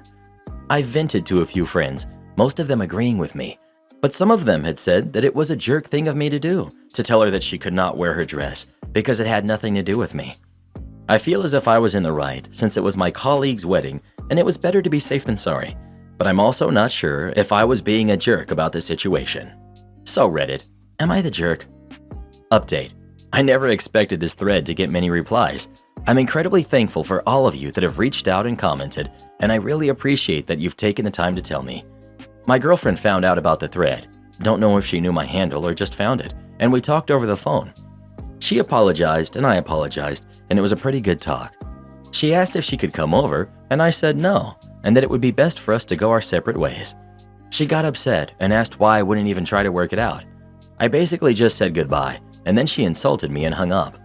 I'm pretty sad about it. She really made me feel happy, but as many of you have commented, if this was our first disagreement, how would future disagreements look? So anyways, I think things worked out for the best for both of us. Again, thank you all, and I will keep trying to respond to all of you, but there are lots of messages, but I read through them all. Not the jerk. Your girlfriend should have known better. Unless you know the couple and it's a request, you don't wear white. She also overreacted and you did the right thing by asking her to not go and to get out of your car. She overreacted because she 100% knew the rule. Yeah, the only way her attitude makes sense is if she's an attention seeker for not saying something else, or if she was testing OP somehow, boundaries, or when inevitably someone in the wedding party asked her to leave to see how OP would react. I wonder if she's met and dislikes the coworker. This seems like a pretty deliberate snub. It doesn't matter if she's met her. To some people, anyone of the same gender within the realm of existence of your partner is automatically competition that needs to be overcome. I'm not sure if that's what was happening here, but there's no need for the two to have met for it to have been a snub. Am I the jerk if I press charges against my neighbor for breaking and entering? This is crazy, but just happened this past weekend. I, male 45, was alone and taking a nap for a couple hours upstairs and came down at about 4 p.m. I walk down and see a man walking out of my front door. I recognized him as my neighbor. We live in a townhouse complex and he lives right across from us. I confronted him. He apologized profusely and said he was drunk. Yeah, at 4 p.m. and made a mistake. I could smell it on his breath. Seemed believable, but I decided to make a police report anyway. They questioned him, but his story was believable, so that was the end. I go back inside, frazzled, but thought it was over. I check my phone and see auto messages about recent charges on my credit card from a convenience store near my house for several beers while I was sleeping. I called the police again, and they were able to get a copy of the store security footage a couple days later. Surprise, surprise, it's him. The police arrest him this morning, and he confessed to taking my wallet from my house, using my credit card, then returning it back to my house. He didn't even take the cash in the wallet. The whole thing is so bizarre. I would laugh about it. But then I think, what if my wife and kids were home? What could have happened? Then I just get angry all over again. And now I just got a letter from his wife saying how he is a drunk and getting help and begging me not to press charges. Part of me feels for her and wonders, am I the jerk? But the other part of me thinks I should not only press charges, but also sue them into oblivion, forcing them to move at the very least. So, am I the jerk if I press charges? Thanks for all the great opinions. I'm getting the same questions it seems, so here's some edits rather than trying to answer individually. Edit. The door was unlocked. We live in a gated community, so I just dropped my guard. The neighbors have money, so I have no idea why he did that. Maybe just to see if he could get away with it. The guy is being held in jail pending a court appearance this Friday. Likely will be released on bail, so no opportunity for him to apologize yet, if he does. I'm not angry about the money. I'm angry about the invasion of privacy and the fact that I won't have peace of mind in my own home from now on.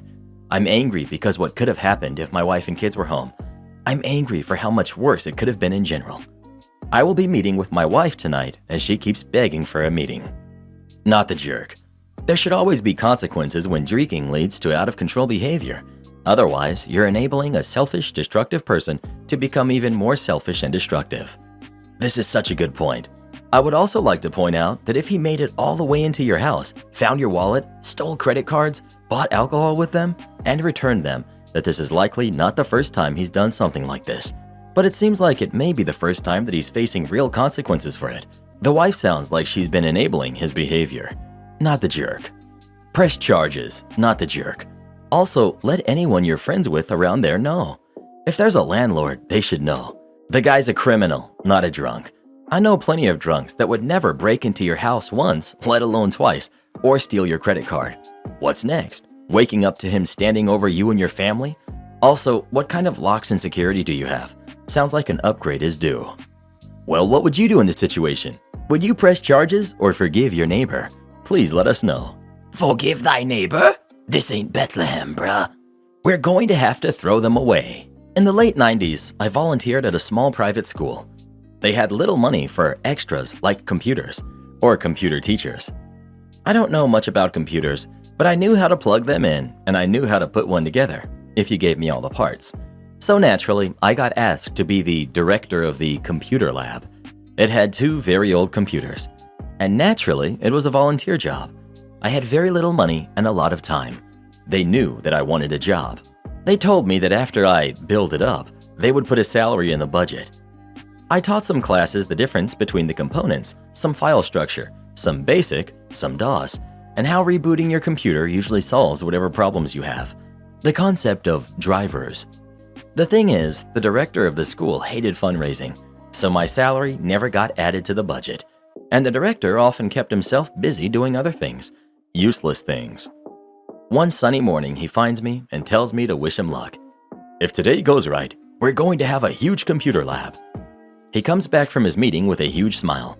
I did it! I convinced a bank to donate to us their old computers. Okay, great. Now I have to set up and maintain 50 new, for us, computers. I can't wait. The computers got delivered the next week. All terminals. These were bank computers. I had no idea how to get them running. They didn't even have hard drives or operating systems. The keyboard and mouse ports were different. They were not the standard PS2 at the time. I think they somehow connected to a server which did not get donated. Their monitors only did text, no graphics. They were useless to us. We needed something to run America Online, Encarta, maybe SimCity. You know, educational stuff. I had no idea how to get these to work. I tried asking the director, telling him that the 50 computers were useless. He got super annoyed. I'm sure they can be helpful in some way. They must be worth something. Figure it out, because if you can't, we're going to have to throw them all away. He thought he was threatening me. He did not think I'd throw out 50 computers. After all, he worked hard to get them. I did not hesitate at all. My next class, I had screwdrivers for everyone. We disassembled everything. If it had a screw, we unscrewed it. The class figured out what each piece was, and then the class activity was to take the pieces to the dumpster. By the end of the day, there was nothing left. The next day, the director asked me where the computers were. Oh, you were right. They were very useful. The students took them apart, learned all about the different components, and then threw them out, just like you said we should. His face turned all sorts of colors, and he stormed out. What I didn't tell him is that I saved the RAM from the garbage. I mean, after all, it was in the garbage, right? And I sold them on the online classifieds. Remember Yahoo Classifieds? For $20 a piece. There were 2 in each computer, so I got $2,000. I guess they were useful after all. Am I the jerk for not celebrating my daughter's 18th birthday? Myself, 40 female, and my husband, 42 male, have a daughter who just turned 18 and is an only child. She has barely talked to us over the past few days, and I wanted some perspective. Historically, we haven't always been there for her birthday because myself and my husband work long hours. We get her a cake, have a nice dinner at home on the closest day off to her birthday, but it's rare we spend the actual day with her. For her 18th birthday, daughter wanted to do something with her friends, and because me and my husband were working that night, we agreed. She proposed the idea of an escape room with 11 of her other friends, and it would be a competition, 6 versus 6, and finished with a meal after somewhere. We agreed and said we would pay for her meal. She and her friends would pay for the escape room themselves. However, a couple of her friends she wanted to come with her aren't great with money. They've borrowed money from my daughter before and have been a bit late paying her back, so we were hesitant in letting her book the escape room until we knew everyone had given her the money. My daughter was scared someone else would book the escape room. This was a week before her birthday and asked to book it. We said no and put our foot down, but my daughter went ahead and booked it with her friends anyway. S went behind our backs, so we told her that what she did was wrong and disrespectful, and there wouldn't be any cake or a dinner this year, and we stuck to our word. On our day off, we didn't do anything, and she just sulked in her room. It's now been a few days after her birthday. We asked her if she had fun, and she said everyone paid her and the night was fun, and that was that. My husband doesn't think we did anything wrong, but I think I heard her crying in her room. She's still icy with us, so am I the jerk for not doing anything for her 18th birthday? Edit. We both work 6 days a week on 12-hour shifts for our business. Without us, it wouldn't run, so we can't book time off. Hence why we always spent the closest day off we have to our daughter's birthday with her. Edit 2. Our business is a takeaway we've had since she was born. It was either pursue university, but have no means to live, or find a new venture and have a means to live. My husband is the head chef, and I work out front serving customers. We hold the business up, and we've had to do so in order to have an income. Edit 3. I see we're clearly the jerks in this now. Thank you, everyone. But messaging wishing bad things on my husband and I is a bit much. Our daughter has always been mature for her age and was quite understanding of us working so much, and now I begin to realize she might just be acting okay with it. I will talk to her about it and possibly look at getting her into therapy. Thank you all. So, you've essentially never made your daughter's birthday a priority. Then, when she tried to do something nice for herself on an important milestone, you did your best to ruin it? You're the jerk. Your husband is a jerk, and collectively, you should both be ashamed. OP, you're the jerk. Please don't be surprised when she goes no contact and disappears from your life. You may think that you had good intentions to neglect her, but all she'll remember is that you weren't there for her.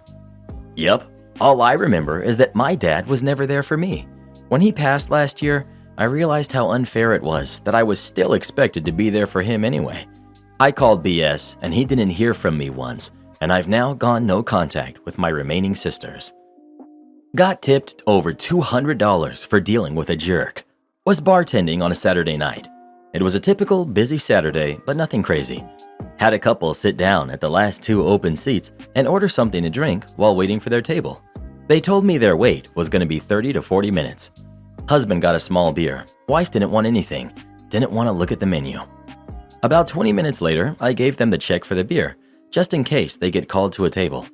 I tried handing it to them, but nobody reached out to accept the check, so I just put it down.